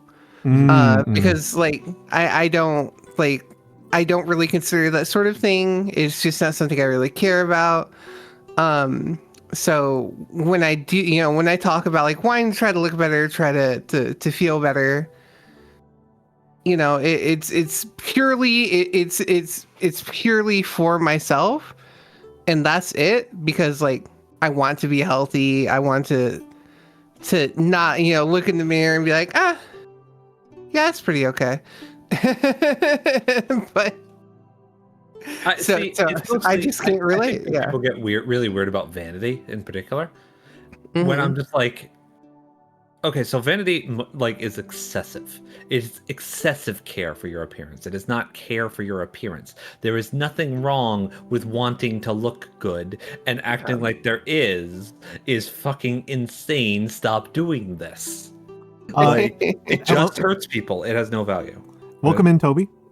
A pleasure to have you here. As I said, how many Hitlers does it take to get to the Adolf? I would say one, and we all wish you'd done it sooner. True. The only thing that can stop a bad Hitler with a gun is another Hitler with a gun. Yo, a good Hitler with a suicide pill type shit. Yes, it's actually older than that, Koi, right? Like this is one of those things that's actually really one of those really interesting books to read is the Tractatus by Epictetus, which is a mouthful, right? But it's freely available. It's one of the seminal works of Stoicism. And it's a really interesting book that has influenced me in almost certainly not the way that I think he ever wanted it to influence me or how most people take it. Because it's this book, right, it's Stoicism. It's Stoicism. It is about how to manage your emotions in the face of tragedy. Is the big influence that people tend to take from it. It is a self-help book about trying to face the world with equanimity and poise and dignity and all these things. It also just kind of spirals out randomly into incredibly weird crank shit about people dressing too nicely. Yes. Dude, what is it like? I swear, I feel like stoicism is like. Obviously, it's not literally, is cranky, but it feels like it's mostly like a guy thing. Like, obviously, it's not. But like, I've only tell me the real story. seen Hold it. on, what the fuck are you going about? What? All right, this is getting weird. Oh. You got like 30 seconds to explain yourself before the ban.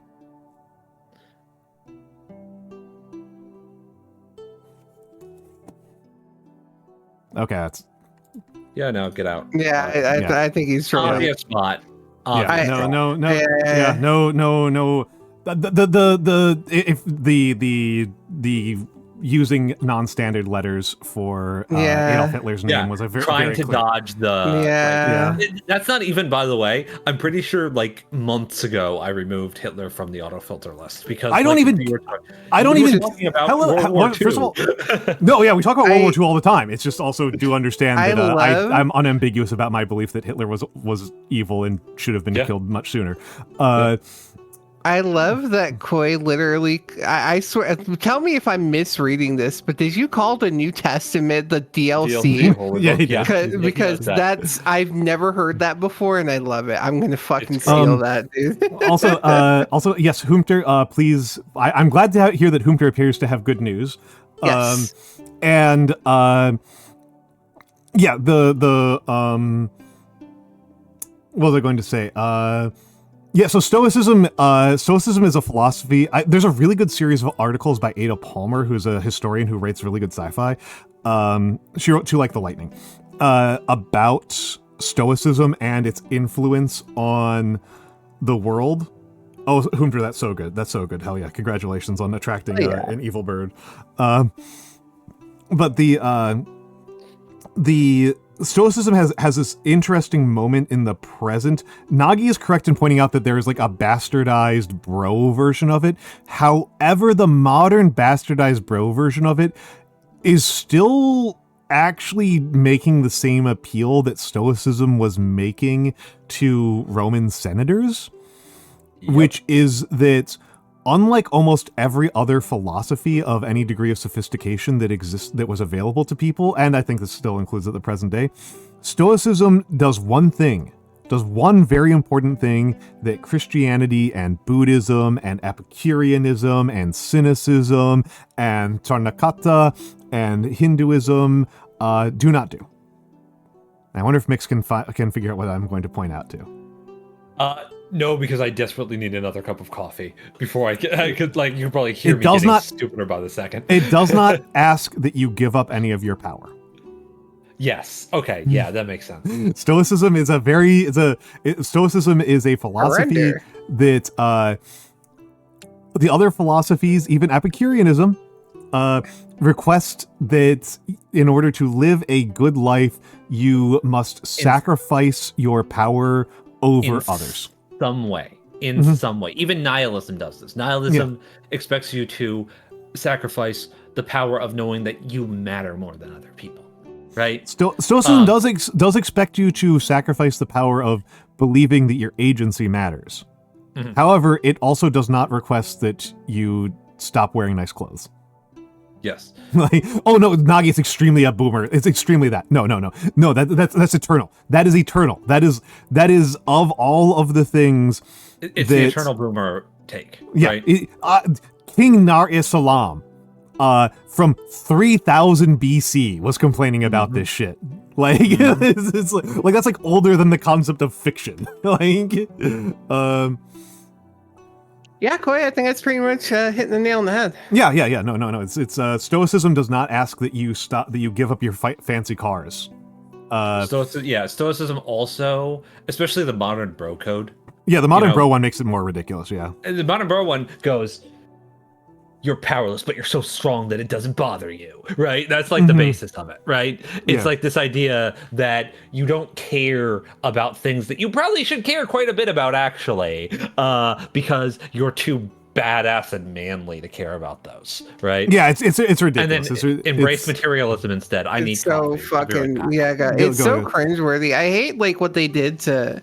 I hate what's happened to like the way that people view like existentialism in the modern day too. Oh my goodness! Every fucking time I hear "Hey, God is dead," I want to fucking kill somebody. Like actually, it's making me want to not be a pacifist anymore. It's actually very. This is one of those things I find like. This is like me like on my type of crank stuff. This is like one of the like crank things that always gets me. Is like I am such a sociologist, right? Like it's like so much my lens for how I view the world is through like socio-political, cultural changes, right? Like the group of people in a collective way change their attitudes towards something, and that's what drives history. And like the power relationships between those people. This is like that's my default. And so when I find places where that doesn't seem to be true, and then people insist on looking for the sociological lens, I get pretty fucking annoyed about that. That is one that like really gets under my skin. But the one that really, but this is one of those cases where it's just like the God is dead claim is a sociological claim. I mean, yeah, is a social claim. I'm sorry, I'm coming from like an angle of anger. So just I've talked about this like a couple times on this here channel. You're good. Yeah, no, I'm clarifying because I know like Humter and Nagi have heard this like a dozen times. Hello, Michan. But for people who might be new, Nietzsche is very famous for this phrasing of God is dead. God is dead, and we have killed him. How may we live with ourselves, we murderers of murderers? Do you notice how that's not a metaphysical claim? Do you notice how that's a claim about what we have done? That this is a social claim? This is a claim about social and historical events? Because it is. Nietzsche is not making the claim that God is, as a metaphysical conceit, been killed. He is making the claim that religious authority as the organizing principle of German society no longer holds true in the 19th century. Exactly. And that's a very different claim. That's why it annoys me, because it's always used. Yeah. The former fashion where they try to use it as like an anti-religious like how do I say? I'm trying to think of the word. I'm so tired right now. Yeah. It just annoys the shit out of me, because like I admit I'm not a very well-read person, right? But I did read a whole lot of existentialist philosophy growing up. Mm-hmm. I'm a big Beauvoir and Sartre stan. Okay. I very much I base a lot of my personal philosophy, my personal life around the idea of radical essence. Freedom. Radical freedom, essence. Read Kierkegaard. Yeah, I've been told to read Kierkegaard. Read Kierkegaard. He sounds a little bit too. He's a little bit too much of a show for the big man, from my understanding. Okay, no. What he is he is Sartre with the training wheels taken off. Oh, that's interesting. Okay, I'll have to do that then. Yeah, he is Christian. He is very Christian. I will say that. But like, yeah. I would like to think that you are mature enough that you could read somebody being religious and not take that as like the only thing that they're saying. Yeah. Also, like Michan, I said, my understanding is purely based on some other things that I've heard, not specifically what I've read. But yeah, I'm a big idea of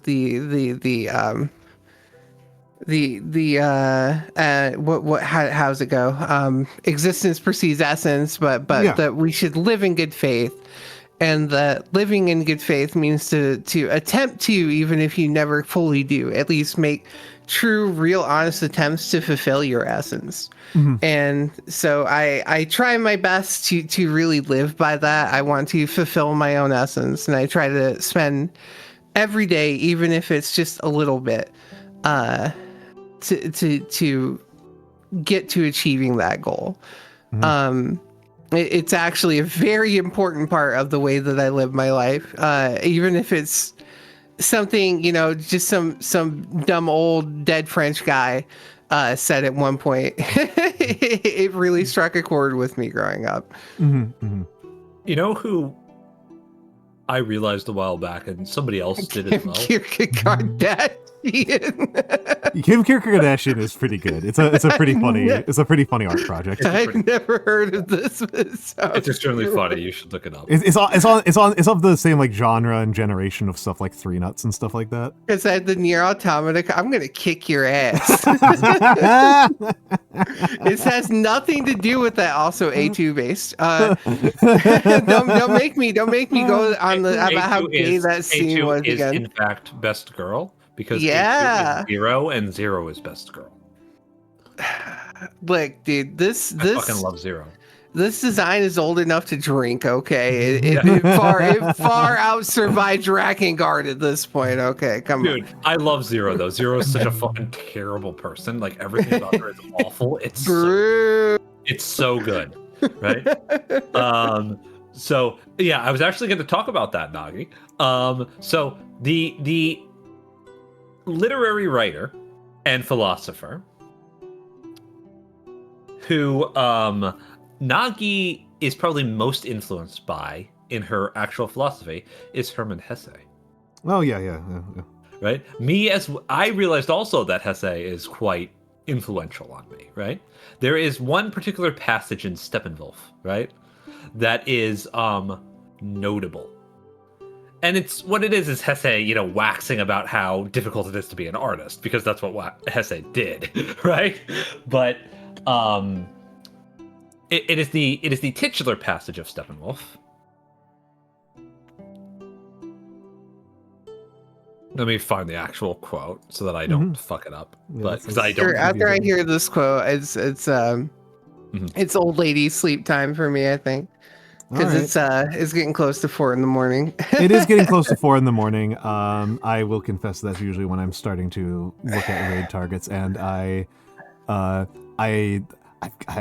this is just kind of a funny one. I'm staring at my list of people that I'm following. Holy shit, Fubi is streaming? What the fuck? I'm staring at my list of people who are streaming, and I don't think it's very likely, but we're getting to the point in the stream where I'm like anxious that Grimmy might raid me. Oh, like, that would be lovely, but also I'm not a friend right now. She's done it before. This is like we do raid each other. Yeah, twice. We do raid each other. You might have to. There's a part of me that's there's part of me that's thinking like I need to get out of here before that happens, because I want to. Because if she raids me, I'm going to feel obligated to stay up to like. If she raids me, I'm going to stay obligated to stream for like 5 more hours. So. This is one of there's multiple quotes, but I'm just going to read the most important one, right? I am in truth the Steppenwolf that I often call myself, that beast astray that finds neither home nor joy nor nourishment in a world that is strange and incomprehensible to him, right? So this is like the most central quote of Steppenwolf, right? Which is that the protagonist of the work, right? The artist, feels alienated from a world that has values that are incomprehensible to it, right? A society specifically. But there is another passage that's very, very important to Nagi that I cannot find right now, but it's about making artistic breakthrough, right? And making social breakthrough as a product of your artistic breakthrough, of like being able to recontextualize the world into one that you can reflect upon productively. Which is, I think, possibly the most socially useful thing that Hesse ever says in any of his work. The value, specifically, it is about the value of that considered understanding that an artist must have in order to write satire, in effect. One must have a considered reflection upon the society on which they are a part. And I find that extremely useful. actually, because it's not so much like the supremacy of the artist that is being spoken of here, but it is more how people will take measures to understand the world around them and to understand the people within it that may be unconventional, but functional the same for that person, right? And that's what I find that very psychologically relevant, and it's actually pretty important to my own philosophies about how people really should be allowed to use their own mechanisms, right? To cope with the world around them. And you shouldn't try to tell people that they shouldn't use their mechanisms if they aren't obviously like maladjusted or harmful to themselves or others, right? It's not childish to relate to the world around you through fiction, right? It's childish to act like any other way of relating to the world is wrong. Right. Anyway. So yeah, Xanadu, this is just a thing that I tend to get on sometimes that I won't talk about right now because Al is looking around for raid targets. I've probably got another half hour or so of juice left in me, but yeah, I don't know. It's a very long conversation. This is, you know, I feel like a 6-hour calligraphy stream is a good, pretty good. Is a good calligraphy stream. You were doing calligraphy? What the fuck? I never knew this. Asshole. This is the running bit forever. I'm sorry. I got to keep this up now. Oh, you're committed? Oh no. I'm committed to the bit. I'm sorry, Al. Oh no. Oh no. Even you'll be doing it right in front of me. Do it for the bit. Yeah, look, if we end up going to like MagFest or like Offkai or something together at some point, just bring your calligraphy set with you so I can just pretend you're not doing it the whole time, please. I mean, I have specific calligraphy tools for going to conventions. Yeah, see, they just bring it with you. Because I bring I actually bought a new set of them. By a different brand, but yeah, I've got that I haven't tried out yet because I'm being lazy. But yeah, I've got calligraphy markers that are, because they're not as good because they don't produce like good sharp hairlines. Right, like that's a much worse hairline. But you know, they write much worse. They're much more finicky about having to be like head on, but they write way better on labels and they dry much more cleanly. So for the purposes of making name tags for people on the fly, that would be so sick, actually. Oh, that's what I do. That's what I do at Mag and Offkai. I'll remember that. That's actually how I messed up my. That's actually how I messed up my wrist this summer. Yeah. Oh no, I'm so sorry. That's why I was doing left-handed on weird shaped tape. Every time I look at it, I'm gonna be like, "Al, why didn't you put my name on it yet? What the fuck?" All right. I'll be sure to write yours, and I'll be sure to write yours looking like ass. Yeah, that'd be so funny. Thank you so much. You just use my handwriting instead. Yeah, I'll just have Mikks do it for you instead. All right. I love you guys. Noir. That was Noir, folks. That was Noir, folks. We love her. We love the fox. We love the fox mom. Have a good night, morning, evening, whatever it is, in whatever time zone you're in. We love the fox mom. I love all of you guys. Go check her out. She mostly trucks.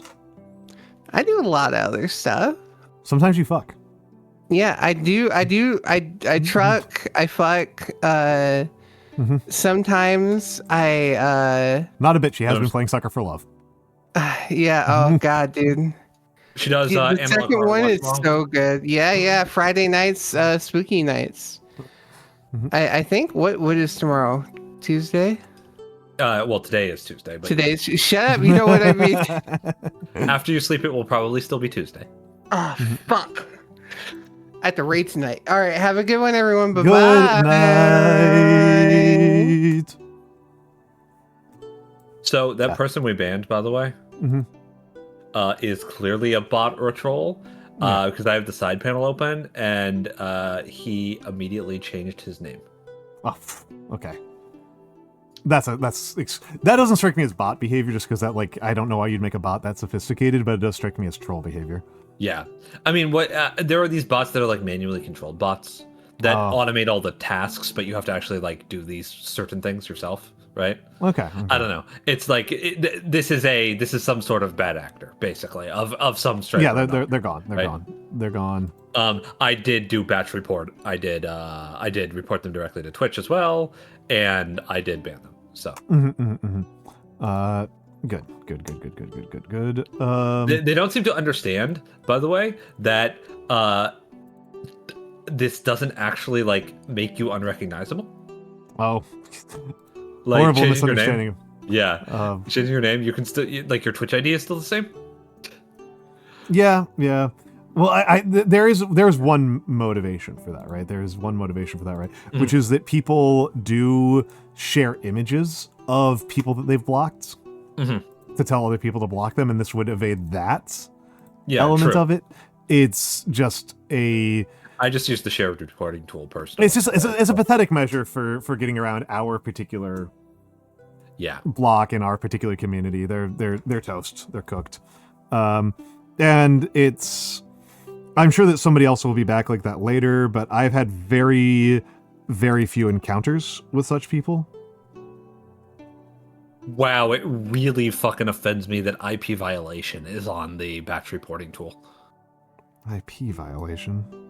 So, batch reporting tool. Ban evasion, bullying or harassment, chat ban evasion, cheating in game, explicit harm, hateful content, IP violation, impersonation, misinformation, nudity or sexually explicit content, self-harm, spam, scams, bots or tampering, terrorism, underage user, or violence and gore. One of these things is not like the others. What even is IP violation? I don't even know what that means at this point in history. I'm sure Nagi can explain it to you sometime. But TLDR, not bowing down sufficiently to our corporate overlords, right? Something that would cause Twitch to be sued. I'm pretty sure is what's going on there. Because it just sounds like all I can think of is like VPN use. Wouldn't that be ISP violation? I know, right? That's why I'm confused. I don't even, I don't even know what that means. Intellectual property violation. Oh! I was thinking IP address. No. Okay, there. Okay, yeah. Yeah. Okay. That explains. That makes sense. That's why I was so confused. I was not thinking about intellectual property. I was like, what? I was like, what who cares what your IP address is? Like, are people somehow doing offensive things inside IP addresses? Like, no. This is late stage capitalist hellscape. Report your fellow streamer for not for violating an IP. Okay, so it's the you played a Nintendo game. Basically, yes. Either that, or maybe it is intended for like streamers to have their likeness not being used, but that feels like impersonation instead, right? Yeah. It's fucking crazy. The fact that it's even on that list of a bunch of moral and ethical evils is like insane to me. Incredibly, there is a person who is trying to is running a scam account using EG's art. Using EG's model? That's really stupid. Oh my goodness. Have they gotten like banned yet? They're not on Twitter. And they're really mad about it. They're like, because it's like so blatant. It's just like literally their thumbnail. And it's like, this is EG. Like, are you kidding me? Yeah. Like, this is such an iconic design. Yep. It's very frustrating. I mean, it is kind of offensive to include that on the list of like actual evils, but on the other hand, it is also like a thing that would get your. It is a thing that like I understand why Twitch would just nuke your entire account over. Yes, I just would not give the power to report this to the community of Twitch. That's actually a very good point. Yeah, I don't. Does not feel like something that we should. Twitch's legal issues are not something that we should be concerned with as users of the platform. Oh no. Yeah, I the only reason why I think I'd report somebody for that is like complete bad faith. Like it's just like somebody who like made me mad. Just, like, but even so, there's better ones. Yeah, there's better ones. Right.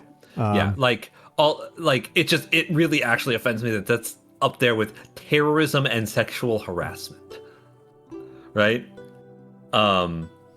Honestly, I would say that like half of those things I just read off were actually just terrorism. So, like, yeah. I think I am making a minor artistic breakthrough here. Oh yeah? I'm working on it. I have not been satisfied with my capital H's for a long time in Gothic, and I've been experimenting with 2 different ones in the last hour or 2. And this one I'm kind of feeling. And part of the reason for this is because I am doing a bunch of people have just had birthdays, and I missed a couple of them, so I'm having to go back. So you have to write happy a whole lot. I have to write happy a whole lot. One of these people is Gravy Gator. Yes. He's the 17th. Wait, great. 17th. Oh, 17th. Okay. Okay. I'm like, wait, am I stupid? Did I fucking miss Gravy's birthday? Gravy's doing a Golden Sun. Yeah, he's the Golden Sun that I helped plan. Yes. Yeah. I did a little bit on that. I did very little on that. No. Yeah. He's a good guy. I love Gravy. So yeah, Gravy is not passed yet, but I've got I already did 3 like over the weekend. But for those of you not familiar with Gravy, he is a very kind gentleman with a very cute model. Mm-hmm. He really likes animal facts are one of his specialties, and he's a very good gamer. If you are a gamer enjoyer, check out Gravy. He's very good at video games. Yeah, as Mikks has pointed out, Gravy is a 2012 era YouTube Let's Play superstar who just happens to be in 2025. Yeah. So if you're nostalgic for those days, for people who just really want to talk about games and play through games and master games, check out Gravy. And he loves animals. Like, he knows so much about like the guy can just like rattle off more facts than a National Geographic video. I don't think he would mind me saying that he's a very stereotypical type of autistic. Yes. I don't think he would, right? I don't think he would mind me saying that. He's got facts that he wants to share with you. He knows a lot about Pokemon. He's Pokemon, good way at more games. about Godzilla. Way more about Godzilla. He's way more of a gamer than most of the breed of VTubers we've got at this point. But yeah, no, and frankly, he's quite entertaining when he has somebody to talk to, right? So, no, he did a really good collab with Kyo and Shatteru yesterday. That was great. That was really fun. So good, really fun. Right? I was like trying to play. I was like not subtly like trying to get in on that. They were like, "Oh, we need a 4th," and I'm like, "I can play." Yeah, no. Like they're kind of like Ruru and Gravy and Kyo. It's kind of like I think of them as kind of like the really chill crew, right? Oh yeah, no, they're just all of them. so nice to hang out with, right? I'm very happy that I have made I have apparently made Kyo's week. Kyo is a creature who very much enjoys things occurring, right? Yeah, no. I know I made Kyo's week at Off-Kai by giving her $20 when she asked for $20. My method was much cheaper. Which was I gave her a compliment that she didn't know she wanted. Yeah, that sounds like Kyo. Yeah, she was very happy about it. Wonderful girl. We like Kyo around here. One of the 3 rats that I'm close friends with. Yeah, Kyo was doing a bit at Off-Kai where she would just ask people for $20, and she came up to me and did it, not understanding the kind of person I am, I suppose. And I just like took out my wallet and handed her $20, right? Kyo. Those are all 3 people who I want to do, who I haven't managed to get collabs in with. That I probably will sooner rather than later. You know, I mean, with Ruru, the challenge is just that like he like stops streaming around the time I wake up. Yeah, sometimes Ruru has a slightly eclectic stream schedule. Sometimes he's a late night guy, right? Yeah, but usually not. Yeah. But me and Ruru got to do some roundtable about wargaming. Yeah, that would be awesome, actually. because like you actually are very similar, right? Aside from the fact that you like spreadsheeting way more than he does. Oh right? yeah. I know very few people who are more like math hammery than I am. There are people. There are people who are more math hammery than me, but it's like a pretty small. The crazy thing to me is how like I really like the contrast that you have presented to me in terms of like the wargaming and tabletop gaming kind of person, right? Where you are at once like the Wanderhome advocate, right? Oh yeah. And also the most spreadsheety, crunch-brained person I have ever met in my life. I think this is fair. And this is like the reason why the part about this that makes this all unify, right? Is that I want my pieces of art to be focused. Yeah. That I'm like a sci-fi short story. You like guy. the what's the word? What did Hal call it the other day? I think he called it he didn't call it bespoke, but that was basically what it was, right? The purpose built. Yeah, purpose built. Yeah, that's what he called it, right? Yeah. I actually got to talk about Wanderhome with him for a little bit, which was pretty cool. Wanderhome rocks. Wanderhome actually does rock. Folks, I will actually even specifically make a brief call out here. Blue, even if you don't play TTRPGs, even if you have no intention of playing a TTRPG ever, you should pick up the Wanderhome rulebook. Yeah, I think you'd really like it, Blue. I think you'd get a lot out of it. Really like it. I think you would really get a lot out of it. The premise of Wanderhome is that it's basically set in the Redwall universe, but after all of the wars are over. It's Wind of the Willows coded. It's Wind of the Willows, yeah. It's the art's beautiful, and it is a like post-apocalyptic utopia.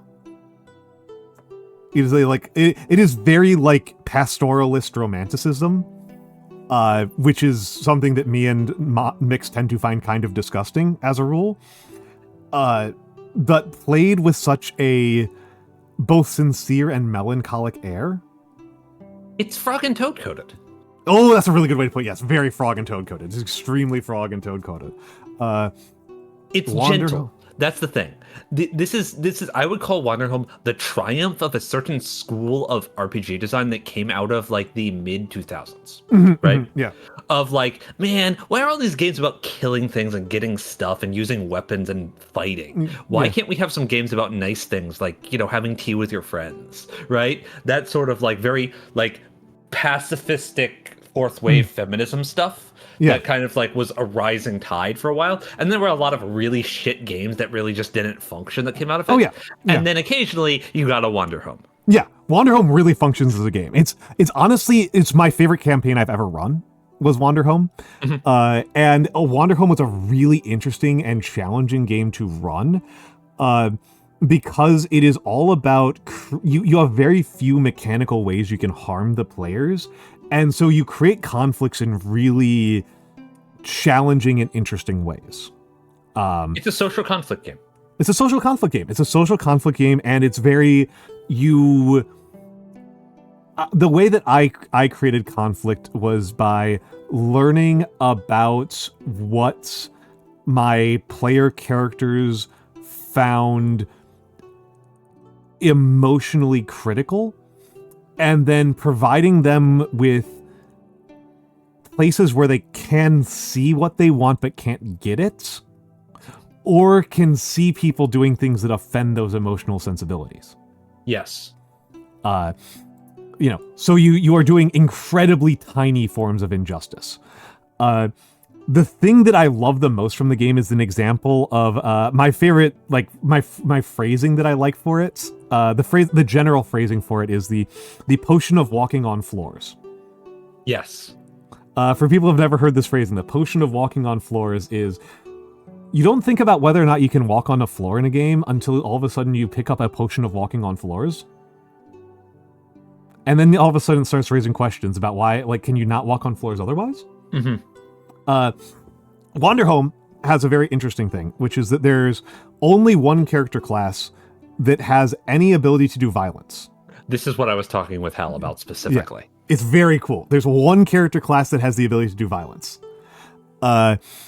And it's called the Veteran. There's different characters, like 12 character classes or something like that. And the Veteran has the ability to draw his sword and strike down whomever is in front of him. It is a single motion. If you wish to do so, you may draw your sword and strike down whoever is in front of you. If you do so, you are no longer a player character. And by clarifying this, it clarifies that no, that's not an absence. It is in fact very intentional that nobody else gets to do violence, and that violence is extremely verboten within the game rules. And it is also really worth pointing out, violence may be very verboten within the game rules, but because there is an explicit, direct mechanical consequence for it, it is also permitted, even encouraged. It is part of the intended play that a veteran may at some point, should at some point, kill somebody. Yes. In the course of the campaign. Because the veteran is fundamentally a tragic character class. Yes. Yes. The veterans are the inescapability of the cycle of violence, and those who have learned to do violence as a tool will always be at danger of utilizing that tool. I would say it's an evolution of Mouse Guard. Yeah, it's got Mouse Guard energy, right? Yeah. Mouse Guard is obviously much more violent than Wonder Home is. To me, I read both of them as having mostly a common origin story in the other Jacks, Brian Jacks' work. Yeah, they're both Redwall. They're both Wind in the Willows. Yeah. Like I said, but I really think that Frog and Toad is like the best way to actually put this, because it's the same sort of conflict that Frog and Toad stories have typically. Yes, that's true. That's true. Like one of the most iconic Frog and Toad stories that exists is, I can't remember whether it's Frog or Toad, but one of them is late. He's late. Mm-hmm. And the entire story is just Frog or Toad worrying about all the horrible fates that could have befallen his friend. Mm-hmm. Right? You know, from like getting waylaid to getting lost in the woods alone to getting attacked by monsters to getting eaten by a giant bird. It just gets more and more horrific, right? And obviously it's nothing, he just overslept. But but that's the catharsis at the end of the story. It's the your worries were unfounded, right? God, I keep on thinking about the ultimate Frog and Toad, the one that we all think of. We put the cookies in the box so that we can't eat them. Yes. But we can take the cookies out of the box. Yes, we can. Yes, we can. That's radical freedom, baby. That's what RGNoire was talking about. It's radical freedom, and it's also, from my perspective as a developmental psychologist, exactly how 5-year-olds think. Precisely how 5-year-olds think. This is Piaget's second stage of development at play here, right? So I'm also going to take a moment here to be reminded that today there was actually a very important TTRPG announcement. Was there? Apocalypse World 3rd Edition is coming, baby. Oh yeah. Hell Let's yeah. see whether it's good. I hope it's good. I expect it to be good. Second edition was a meaningful improvement over first edition.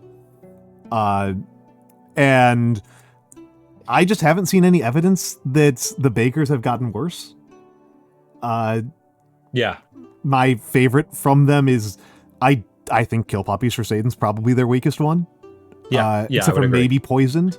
I think that I will say, the stuff that the bakers actually make, there's a bunch of Powered by the Apocalypse games that have flaws. Yeah. Right? Like I was talking with Hal about Masks the other day, right? Have you heard of Masks? Yeah, I have. Yeah. So Masks is a game where the biggest problem with Masks, like from a design perspective, is that you are rewarded by your character class for not having character progression. Oh, yeah. Because if you are playing the outsider whose thing is being weird, your most important stat is being weird. So if you become less weird and more accepting of yourself, you get actually mechanically weaker within the context of the game. And that's a pretty bad oversight. It really needs a second edition. Yeah. My one that I like to point to as the one that I think is quite weak is Dungeon World. Yeah, Dungeon World is pretty weak. Which is very funny because it's by far the most famous one. It's not even close. So I'm gonna say something, and we don't have to have a big discussion about this. But my problem with Dungeon World is that Dungeon World just feels like bad D&D. It is. It's just worse at doing what D&D tries to do than what D&D does. Well, I would say it's I still ultimately like it better than D&D, but it is still an unfortunate compromise between Apocalypse World and Dungeons and Dragons. I think it has two virtues. It has two virtues in the Apocalypse, in the field of RPGs. And one of these is a virtue that I don't admire very much. The virtue that I don't admire very much is that it is actually easier to get people on board to play a game of Dungeon World than to play a game of Apocalypse World, even though it's actually more inaccessible. Apocalypse World is actually the more accessible game in terms of like learning the game. Yes, because people, dungeon like the word crawling is familiar. Yeah, just the word dungeon makes people feel more familiar. And the other element of it that is kind of a genuine strength is that it has an absolute metric ton of fan-created character classes, some of which are quite good. I really like the Barbarian in Dungeon World. That one's okay, yeah. really... Well, I really like the Barbarian from it because it's not really about being a berserker, it's about being foreign. Yeah. No, it's you're the outsider. Yeah, I understand. The outside. It's actually quite cool. I ran a superhero character in a Mutants Masterminds game who was a Greek supervillain named Barbarian. Nice. He was a radical anarchist who was actually the good guy. There's a couple other good Dungeon World ones that are like pretty good classes. Like the Princess is really good. The Fool is quite good. The worst class is unsurprisingly Wizard. The Wizard in Dungeon World is ass butt because it's basically just an Apocalypse World character that then just also has a spell book, and it's just like all of the elegance and grace of Powered by the Apocalypse characters is just like out the window. It's dreadful. Yeah, I think it's probably the worst one of these. We are getting hit by ads again. We'll just talk there. I was just going to ask if you want me to just entertain your chat. I could talk about my opinion on D&D, but I won't bother with that, right? I mean, this is like kind of an interesting one. It's like because me and Mikks have talked about this, so we may as well fill in chat because we're not going to argue it out because we already know that we're not gonna meet on this. Mikks likes Dungeons and Dragons as a dungeon crawling game.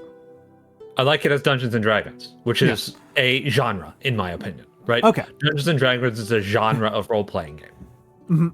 And it is my opinion that almost every game that tries to be Dungeons and Dragons as a whole is worse at it than Dungeons and Dragons is.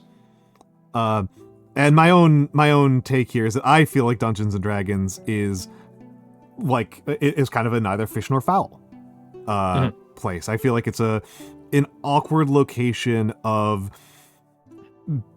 like I feel like it doesn't cohere well internally. And that's hard for me to understand. I mean, I can understand it like details wise, but yeah. I mean, in this case, it is primarily about the details, right? It is primarily about the details. Like the better version of, honestly, a lot of the things that do what D&D does that I would prefer it to do are either war games or like OSR dungeon crawler hell games. Kind of accomplish more of what I want from it. And again, this is like kind of a matter of like me wanting these kind of purpose-built kind of games that.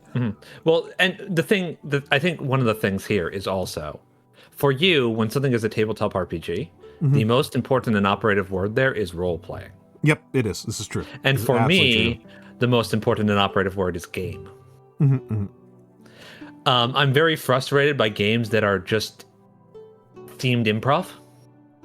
Whereas I love them. Yeah, I don't see any point in that. I could do better just doing improv, right?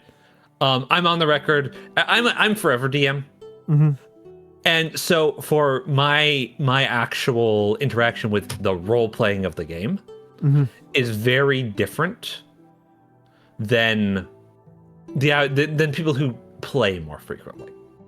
I'm not developing one character who I want to play out the life of. I'm developing a cast that exists as purpose-built for my players to interact with. To serve as foils and antagonists to them. So what I'm doing is much more akin to writing a story than it is acting out a script.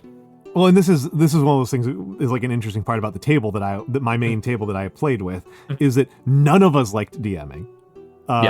We all like DMing was like it was an unfortunate responsibility that you got saddled with, and so this created this created some prioritization that is not something that Mikks is going to give a shit about, which is a preference for systems that are either DM-less or that have a lot of DM support tools.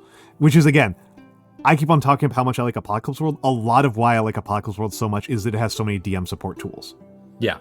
Even more so than anything else underlying the player side of the system, the fact that Apocalypse World as a system makes, like has a lot of what you might consider crutches from your perspective, but a lot of assistive tools for people who are weak. I think that's important. DMing, right? Yeah, I think this is extremely important. And if your game does not provide tools, why does it exist? Right? Oh yeah, no. This is like my biggest point. This is like my biggest conflict that I have with people who have strong RPG opinions but don't have a wide RPG experience. Is that a lot of people will? It particularly happens with D&D and World of Darkness, where people will view the friction of learning how to play a purpose-built Tea Party game as so onerous that they would rather just play a Tea Party game inside D&D. I hate it when people do this. Yeah, it drives me up the wall. Like I said, I view D&D as a genre. Right. Yeah, and people get very belligerent about this, and a lot of and it like I said, it's very annoying because there are some very good purpose-built games out there for all sorts of things, and like D&D does do some things that, like you said, D&D is the most D&D that it D&Ds, Yes. and to the extent a certain sort of progressive character development mechanically that you do not find in most purpose-built games, because for some reason people who play purpose-built games don't like long duration I mean, there's a reason for that. There's actually a very straightforward reason for that. Because it gets old. No, it's actually much simpler than that. Is that purpose-built games are almost always designed around the constraint of you running them in RPG conventions as one-shots. That's fair. Yeah.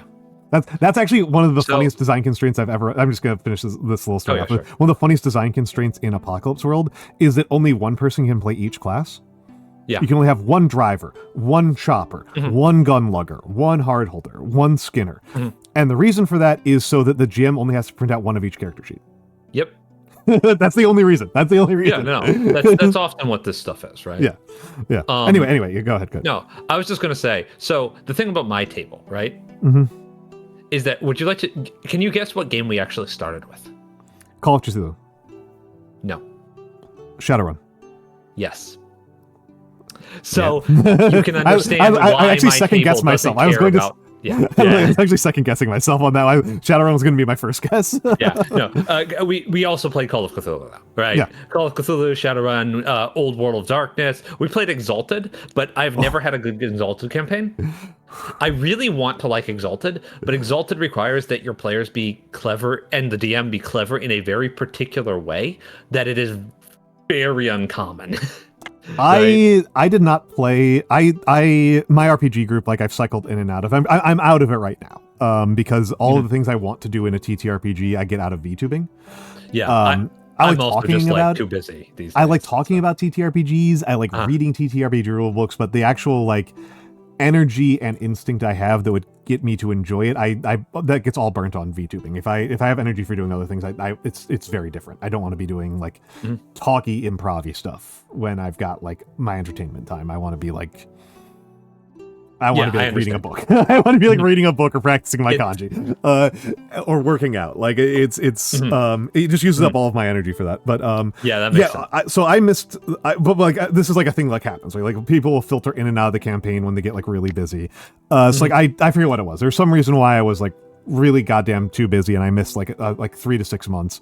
And that's when they ran Exalted. Because Exalted was one of the main players is like really into Exalted. He loves Exalted. Honestly, in a lot of the same way that you do, right? Like it's like he's like so impressed by the majesty of it, right? It's the majesty and so I have a very particular interest in Exalted, but I'll get to that in a minute. You go ahead and finish. Yeah. So what happened was I play with a pretty non-crunchy group. this is a pretty non-crunchy group. We've run World of Darkness a lot, and I think we frankly all resent World of Darkness. I think none of us actually like it. We like all the theming in World of Darkness, but we don't like the actual rule set of World of Darkness. And I can talk about this for hours. But when we played when they played Exalted and I came back, the thing that I really remember them describing was that they all hated the combat system so much that whenever the GM said it was time to roll for initiative or like start combat, they immediately tried to walk back whatever they were doing. Yep, that seems about right. They're just like, I don't have the time to run to roll 300 d6. Like I don't care. Like this is not important enough. So yeah. My opinion on Exalted is that in order to play Exalted correctly, you have to be more clever than everybody who helped create Exalted. I can believe that, yes. I have a lot of problems with how Exalted is. I like the idea of Exalted, of like larger than life classical mythological heroes. Yeah. In a constructed fantasy world that is extremely weird and full of like magic robots and shit, right? I like that. I like the martial arts flavor of it. I like the completely over-the-top martial arts flavor of it as well. To me, I always scanned it as being about like Asura Wars. Yes, that's what it's about fundamentally, right? It's very Hindu coded, right? Yeah. And it should. This is where we get to my actual gripe with Exalted. Exalted should look like classical Hindu art, and it looks like bad anime DeviantArt fan art instead. True. And this makes me want to pull my hair out. It looks so trashy and Saturday morning cartoon when it should actually evoke the majesty that its writing actually conveys. The writing in Exalted, on like a line-by-line poetic prose basis, is amazing. It is fucking next level weird ass. What does that even mean? Holy shit, it is evocative. Bullshit. Especially the Infernals, who are my favorite by far, because they are the most exalted thing that exists, in my opinion. So what you're really saying is that we need to capture both the people who run at Exalted and Parkinson Morgan. And just make an Exalted that's all drawn by Parkinson Morgan. He's trying to do that. He's the right guy for it. Like he's like the guy. Like what's it called? Hero. Like the second game that he's publishing with the team that made Lancer is a heroic fantasy game about superhuman blessed by. Good. That's what he's been trying to make his entire. It's totally just his version of Exalted, right? Yeah. Because he already made a Kill 6 Billion Demons RPG, but it wasn't very good. It isn't very good. And I also agree, by the way, that Exalted's combat system is garbage. It's hot garbage. Like the game that I would want to make is literally just Exalted, but you're an Infernal only. Because I think that's more in keeping with the logic of World of Darkness, where you are the maligned and tormented, right? That is like one of the key points of being an Exalted. So like the Solar Exalted are like the heroes who are coming back after, like being disposed of because of their excesses, right? They were horsed by their own petards because they were all hyper excessive, like classical heroes like Hercules, right? But the Infernals are people who are failures. This is the point. They are failures who are given power by the Satan figures of the setting, the Yozis, who are creatures that no longer have a place in creation because they predated, and they were not written into the new world. They are obsolete. And they're very mad about it. Yeah, I would be mad too. They're the Titans, right? And they're the predecessors, the deposed predecessors. But instead of being like the Titans, who are just like like people with like profiles. They're more like weird fucking fairies. Like she with names like She Who Lives in Her Name. Okay. Right? Yeah, very Spirit Island ass names. Yeah. Very Spirit Island sorts of mentalities. One of them is literally a city, right? Another one is a desert, who is referred to as the Dancer. There's also the Eben Dragon, who is the actual Satan of the setting. And the funniest thing about the Eben Dragon, right? The Eben Dragon is the funniest character in Exalted. The Eben Dragon is the platonic ideal of failure. Oh, that rules. Okay. And how the Eben Dragon is written is as a Starscream for himself. Nice. He will concoct these massive convoluted plans which almost work, and then he sabotages himself because he literally cannot succeed. Oh, that's so good. At like a spiritual, existential level, right? Every single time. That is the thing that he is failure. That's actually, that actually rocks. I love that. Yeah. So I love the Yozis. They're so fucking interesting. They're like super interesting. And the thing about playing an Infernal Exalted, right? And there's a type of Infernal Exalted, is it Devil Tigers? I think they're Devil Tigers. But there's a type of Infernal Exalted that bucks this and are just like free to do whatever they want, basically. Okay, but the normal Infernal Exalted gets their power from a Yozi who wants them to do things and who gets very upset when they don't do things. Incredible. And a lot of the times, those things are incredibly self-destructive or cause massive harm to your goals. So you have to either decide, are you going to do what your Yozi wants and figure out how to do it in a way that's as unharmful as possible? Because being an Infernal doesn't make you a villain. It just makes you a villain, right?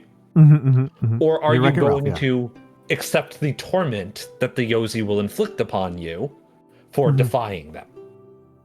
Right? That's pretty cool. That's pretty cool. Yeah. The other thing is Infernals have the best charms, like by far. One of their charms is, oh god, I can't remember what it's called, but charms are like the ability system of the game, right? It's your special abilities. Right. One of the Infernal's charms is you radiate so much malice that people literally cannot tell that you are there because they know if they notice you, you'll kill them. It's one of their stealth charms. That's cute. That's cute. It's like Way of the Noisy something or something like that, right? It's full of shit. They're full of shit like that, right? Yeah. No, this is no, you've made a good case, right, for the Infernals.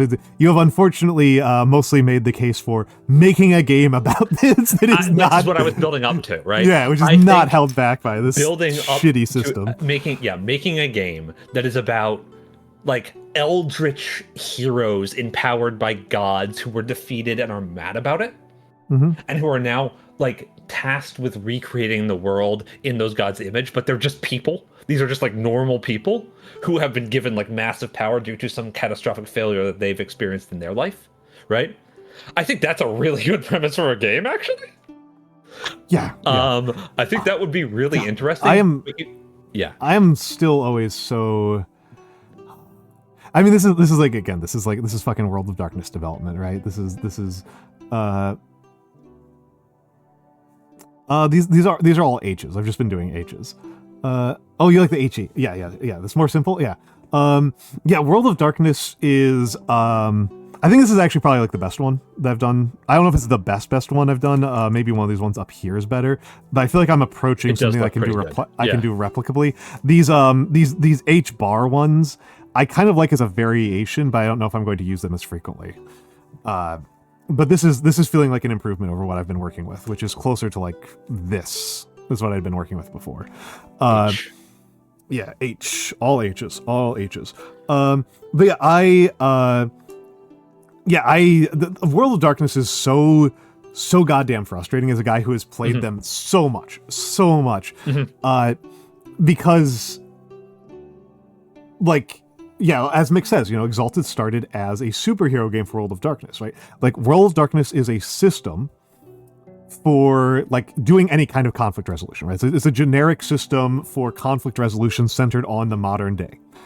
But it's permissive enough that, like, it's not that hard to, like, change it to, like, other settings. And then how they make... In fact, in 3rd edition, there, in fact, is a version for modern, which I will talk about in a second if you'd like. It's really funny. But go ahead. But like in Old World of Darkness, there was a Dark Ages one, right? There was like an early medieval one, and so the World of Darkness, it starts out with what they call the Mortals version, right? Which is like a low supernatural version of the game, and then when you play as a vampire or a werewolf or a mummy or whatever, that is a template is the word that they use. You make a human and then you apply the supernatural template to them. A mage is a human that has been turned into a mage with the supernatural template that's had the mage part overlaid on top of them. Same with a vampire, same with a werewolf, same with a mummy, same with a Frankenstein, which is very funny because they definitely did not start out as mortals, because that's literally the entire conceit of that game. Yes. And the problem here is that the templates and the rules that come with the templates are often really interesting and cool, and the underlying mortal rules that are the base conflict resolution system that everything rests on sucks. Yep. It sucks. It's miserable. It does not resolve the things that you want it to resolve. They are some of the most... There are rulebooks that drive me completely goddamn insane. The demon is the one that I'm never going to stop being mad about, because demon is so cool on so many levels. The premise of demon is that God is real, but is not sapient. Yeah. Start point. God is real and is not sapient. He is a all-powerful architecture of machinery. The Deus Ex Machina, literally. Yeah, that does not have motivations that can be coherently understood. And Which is a cool way to portray God. It's a cool way to portray God. And angels are extensions of God that take human form. And if an angel recognizes their own self, if they develop a sense of self-consciousness, that severs their connection to the God machine, and they become independent. They become demons. They instantly fall if they are just aware that they are self-conscious. They develop self-consciousness. They instantly fall, and the God machine's relationship with them is that they are a resource to be consumed. If you are a demon, you are prey for the God machine. You are not even its enemy, you are simply its prey. And so it becomes a game about paranoid evasion. It is spun off of it is designed like a Cold War spy thriller. It could be called Demon the Hunted. It could be called Demon the Hunted. And the main reason why, probably the best reason why they don't do that, is because Hunter is its own line, and that'd be really annoying. Yes. Yes. Otherwise it would be good. Demon predates Hunter, though. It does. But it was Demon. There was a different premise to Demon when Hunter was first introduced. They've changed premise. Pursued. Yeah. The Demon is, but like as a demon, the core thing about Demon, the core thing that they are doing as the central mechanic is Faustian bargains. Yes. Is Faustian bargains. That's like your core mechanic is that you are a piece of machinery that has to pose as a human in order to not get eaten by the rest of the machinery. And so, hello, Beeple. And so, in order to pose as a human, you make contracts with humans to loan them small amounts of your supernatural power and adopt parts of their identity that you can use to then create bespoke identities that are functionally people that are just extensions of yourself. Right? This all sounds amazing and cool, right? So think about how complicated that is. Think about how complicated it is to have a set of rules. This is where I'm explaining an RPG. It's Demon the Descent, and I'm about to give you the punchline, Rena. I'm about to give you the horrible punchline. So think about how complicated it is to have a set of rules where you trade your own existing supernatural power to a human being, and what you receive from that human being is something like their job, or their divorce, or their childhood bicycle, or their letterbox reviews, okay? Think about how complicated all that is. How, from like a conceptual standpoint, think about being at the table and trying to negotiate that. Think about trying to negotiate that at the table. How many rules do you think there actually are? How much guidance does World of Darkness give you for that? Yeah, I know the answer, so I'm not going to actually answer, but... you are correct, Rena. It gives less than a page. Yes, this is the problem with World of Darkness. It gives less than a page in a rulebook that has like 15 pages on grappling, a mechanic that has come up only when people do it to shitpost about it. Mm-hmm. Like a mechanic that may as well not exist. It is in and amongst a rule book. This is a game where I made a character who is not particularly combat focused, and for the people who are familiar with World of Darkness, you'll understand how terrifying this is. I could do 10 plus 5d10 ag damage per round.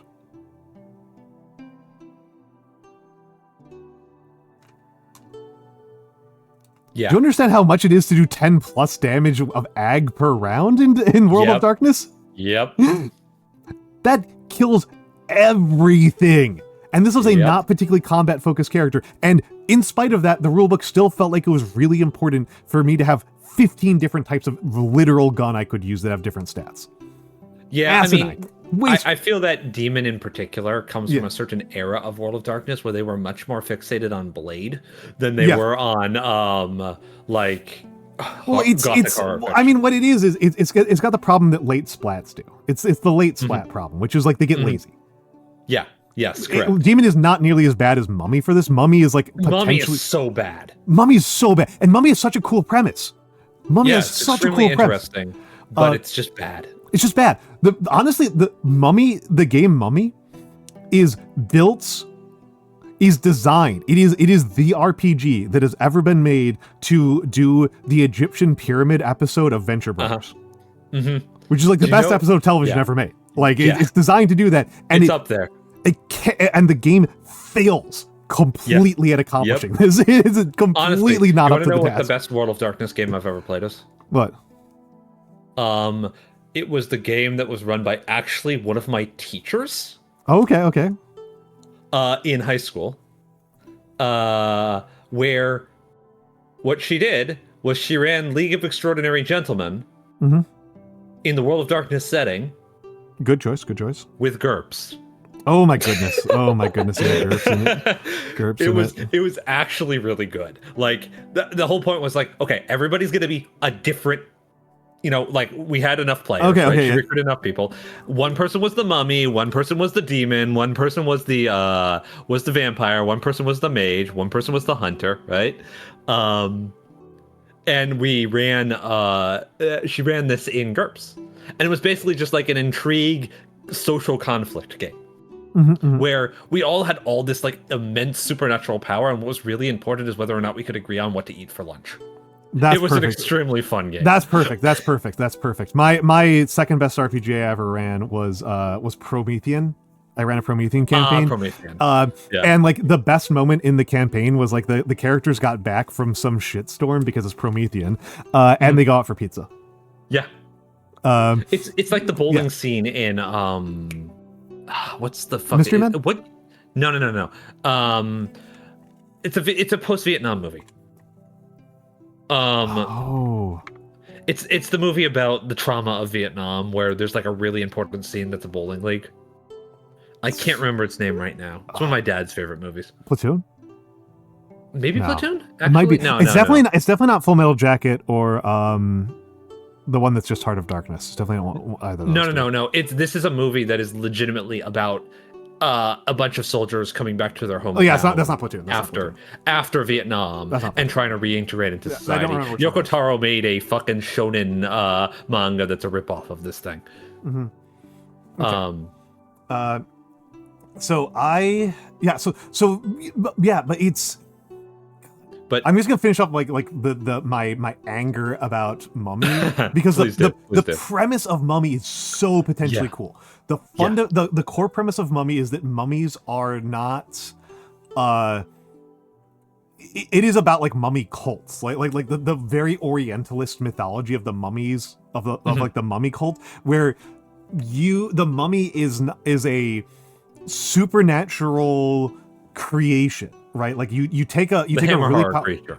You take a powerful person and they get mummified, and then there is a multi-generational cult that maintains the mummy and then calls the mummy out of its slumber to solve problems for it across time. And the way that Mummy as a game is designed to be told is a series of awakenings where you gradually piece together your memories and lose power as you piece together your memories over the course of a non-linear set of adventures. Yes. Okay?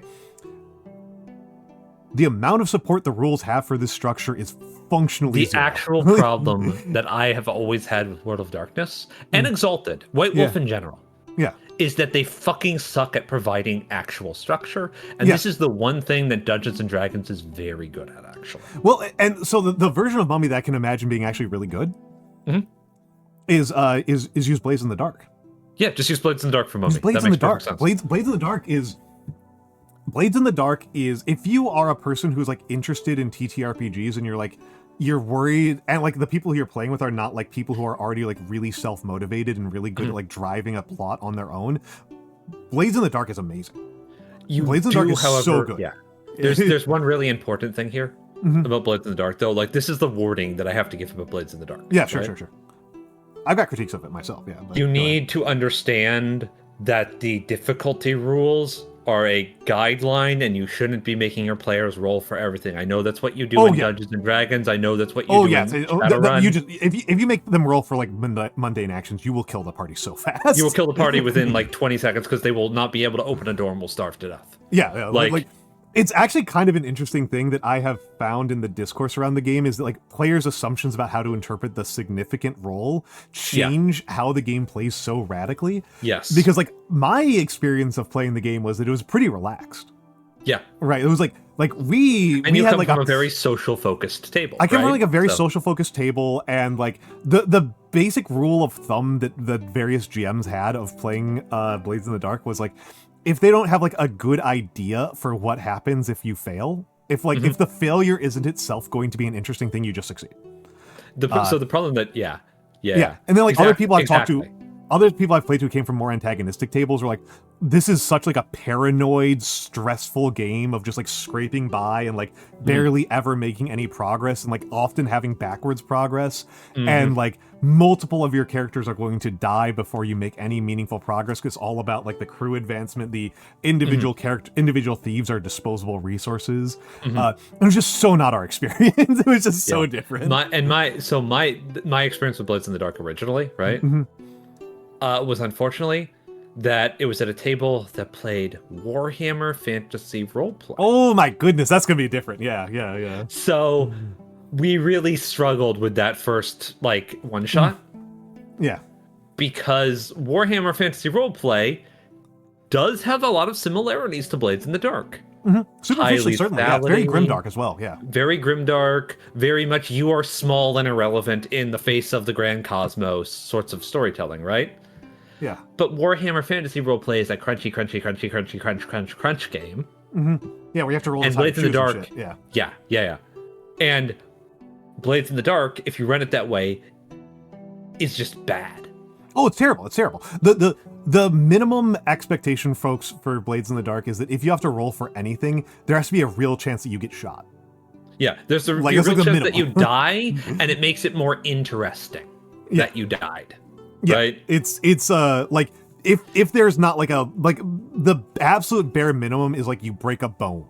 Like that's like the minimum. That's like the smallest quantum of consequences for failure in the game is like it's like a broken hand. Like that is very much designed to be a high stakes crime thriller. Yes. It is designed to be things going leverage. Wrong. Yeah. Ocean's 11, Casino, Heat. All these sorts of things. The usual suspects. Usual suspects. Payday. Payday when you don't have any levels and can't kill 1,000 cops.